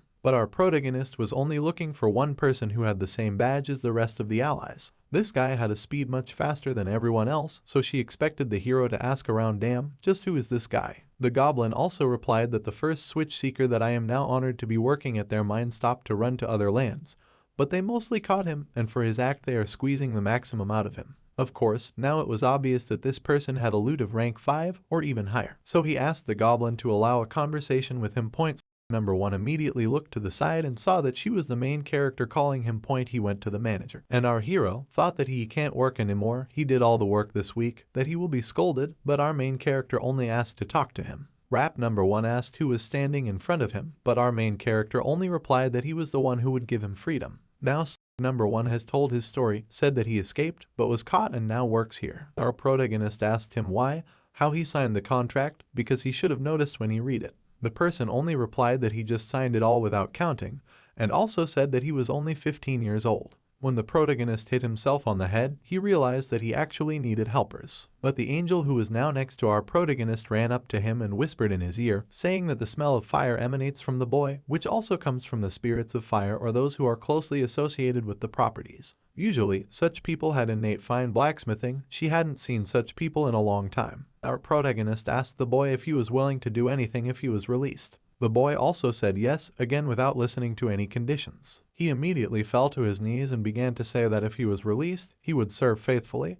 but they just begged to take him with them. He said that he no longer wanted to mine iron, but at the same moment the contract of the player Shakai was broken, the chains from the boy flew off. Now it was possible to test his skills, but once the skills were reviewed, there was something that clearly aroused interest, or rather the inscription that this is the oldest fire seeker, the first beta tester. Arcadia, of course, was developed with great secrecy right up to the release itself, so if our protagonist actually closed beta versions of such a game, then it was quite strange. Even the main character asked him, but who is he anyway? The boy immediately began to talk, but then hung his head and said that this game was given to him by a friend. Anyway, our protagonist didn't believe him, so the boy decided to tell him that it's not like that, because he has one very smart friend, but it's a secret, so he can't really talk about it. Dex, while exhaling that judging by the way he shakes, it seems that they are lying, and then said that you can end this conversation with this, so I asked him if he would like to take one test. This test was to get this boy to fight. He has killed a kobold with his own hands alone.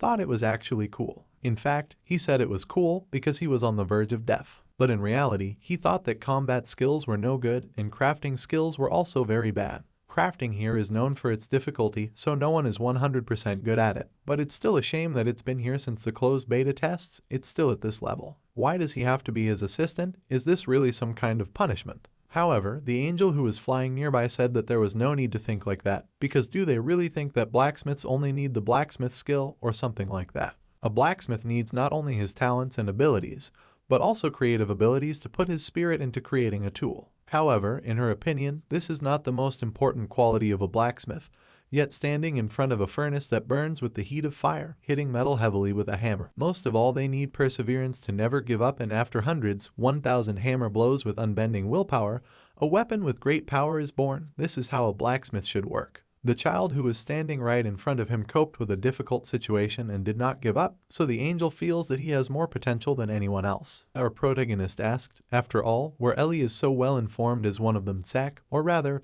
why does she generally rate guys so highly? Ellie said that it was all difficult to explain, but then said that unlike the rest, if such information was leaked, it could have a big impact on the entire continent. Earlier, during the intervention of the weapon master, Tut acted against decency and the heavens took the knife on themselves, but if this happens again, then it will disrupt the order of heaven, instead of setting an example like an angel. Our character realized that, to put it another way, if she has enough decency, she can identify information that she doesn't dare share right now. Ellie said that this is all true, but it was too late, because our character said that he will pay his decency all the way she wants, because information that can have a big impact on the cabinet, and it is clearly worth the money. He has such a temper that he can't stand it when he's burning with curiosity. At the same time, we had 150,000 decency. There was a disclosure of the secrets of the past, the reproduction of the memories of Archangel Michael, the point set when the first holy war of demons was called the era and the mythical era. In this era there were gods who had various powers of power. God of hunting, music, war, justice, time, and so on. There were an infinite number of gods and cults that worshipped them. However, one of them erased the era, destroying all people's memories of it. Our main character realized that it turns out that one sect erased all the others, declared that their god is the only one, and this crazy sect is just the Holy Empire. It also turns out that the Holy Empire that glorifies justice is the descendants of those who drenched the continent in blood, so if this fact becomes known, the continent will plunge into chaos again. That's why the heavens hide it. The angel in his eyes refused that this is actually the case, that after this incident did not write Steel stronger, but it wasn't worth it to the other points anyway. They lost all the followers turned into gods. What exactly no one remembers. The moment came, our hero realized that the skills that were indicated in the boy were most likely to be eliminated to one of the gods, and the angel said that the one who first lit up the darkness was just the father of all blacksmiths, Vulcanus. It is he who looks after this child to be in the mine. This was the reason why I shouldn't have made the boy my assistant, helped him grow and develop. But he wasn't even a forge master, and Ellie, who was next to him, asked if he should take the boy to the dwarves. Our main character asked about this plan, because does Tam know that to date, players have not discovered the existence of other species at all? How can he take it to them if they do not know where they are? Angel said that she also doesn't know, but at the same moment Tan appeared, who said who knows about this. He said that the courtyard's live underground. These guys went underground and met with his subordinates there. Our character asked him where all this is, but Tan only said, he said that it was far away, that you need to fly for about 5 days. This huge distance meant that it was one of the 5 restricted areas where one could die from the environment debuff, the Great Desert. Tan, as well as Angel, clearly expressed their desire to get to that place. Our character also decided that they should go there. After a while, the Great Desert opened up before us, which the person has already lived. Our heroes, he said that even the inhabitants of the desert clans cannot go to that place because then it's full of dangerous monsters, because our main character stepped on the field. As soon as you know about the end made your first move, you notice that the boy right behind him was full of determination, because he was grateful that he was given such good items. Dex asked him not to worry, because it was not difficult for him to buy these items, and everything was in order, because why return the used items? You had to keep them for yourself as payment for the fact that he worked in the mine for so long. The boy was so happy that he promised himself that he would follow the man in front of him to the very end. But Dex was clearly confused. Now our heroes were in the desert. Because of the heat, their stamina consumption was increased, they ran out of strength, and they needed to rest. The boy was already exhausted, and our protagonist tried to support him, because he could not understand how his strength could run out so quickly. The boy continued to praise his main character in this story, but our protagonist understood that he just had one of the skills called Cold Enchantress, that he had resistance to heat, so he told the boy that he might also have this in the future. Of course, 2 people had already been wandering in the desert for 3 days. They would have to give up, because they thought that they would not find anything. The boy believed that the information was unreliable. But she's the protagonist. Speeding up her step said that you shouldn't worry, in the form of information 100% accurate, and instead they are all nonsense, it's better to speed up. Tan, who was resting in the air, began to clear some approaching creatures. At the same time, 2 scorpions with a level of 160 appeared. Our protagonist outside the window spell was immediately able to freeze the scorpions, and then immediately deal with them. The boy dealt with the scorpions with a single blow of a pickaxe. They broke into many parts and then acquired a title called Raw Freelancer. Of course, this title was incredibly strange because first of all he had, and now also a freelancer. The boy was hurt by all this, but then Dex asked him what is his level. The boy replied that he was 72, that he had increased from 24 in 3 days. In fact, it was probably a legal tank, looked at him and said with a gloomy face that he should just follow him. F in vain. The boy knew all the way that they had only to hope that now there would be at least some clues, because he had spent a lot of decency trying to keep up the spirit. Tan, who understood everything, immediately approached our main character, saying that he had one suggestion. He thought that one of the dwarves, who is known among the inhabitants of demons, could help him, that he had golden hands. He invented the infernal forge who made weapons using hellfire. He's not the type who deals with demons, but he's really well known among the courts. Our protagonist was interested, then asked about this dwarf, but the demon only asked for one favor. He said that he was very interested to know how he is, because he is tied to our main character all day, and as a familiar it is very difficult to do this. The angel was also in such a state, so our main character said that there was no reason for him to refuse this. Immediately the very court that took possession of the body of our main character was called. He clearly began to feel the same feeling that he felt when he was alive. He was only asked to put aside the conversation and go in search of the place they wanted to find. The dwarf immediately apologized and then started prowling around constantly. He looked down at his feet and said that the earth is right under the bottom, right under the feet of our character, and that's the point. No one believed in it, but Dvorov, with his equipment right to the sand, said that he feels that very energy right from the ground, that this is a certain energy of the Forge of Sands, the last the dwarven ark he'd sacrificed himself to protect. But what do you need to do now to get there? The dwarf said that he didn't understand what he was talking about, and why use such a clumsy method, because there is an even easier one. Our main character understood what he was talking about, so he asked the boy to move as far away as possible, then immediately took the hammer in his hands. He swung, ignoring the boy's screams, and then hit the ground with the same one. All the sand began to crack, and our main characters rushed straight down, while at the very bottom I saw a dot light, which also flew at the very top, saying that he had a feeling of nostalgia, that now he could look at this city again. But Dex, who had seen this city for the first time, realized that this was the Forge of the Sands, the very place they had talked about earlier. Discovered an unknown area, obtained a legendary achievement, first discovered the last dwarven city, had to report your kingdom achievement to get a huge reward. Obtained a title, Relentless Investigator, health and other stats have been upgraded. Now there is a new quest, meet the Orf. Many of the dwarves that were right inside took out their weapons, saying that an outsider had made their way to them, and then our hero realized that the new task would actually be difficult. That's how this video ends. If you have sat through to the end, please don't forget to press the subscribe button and leave feedback. See you in the next video.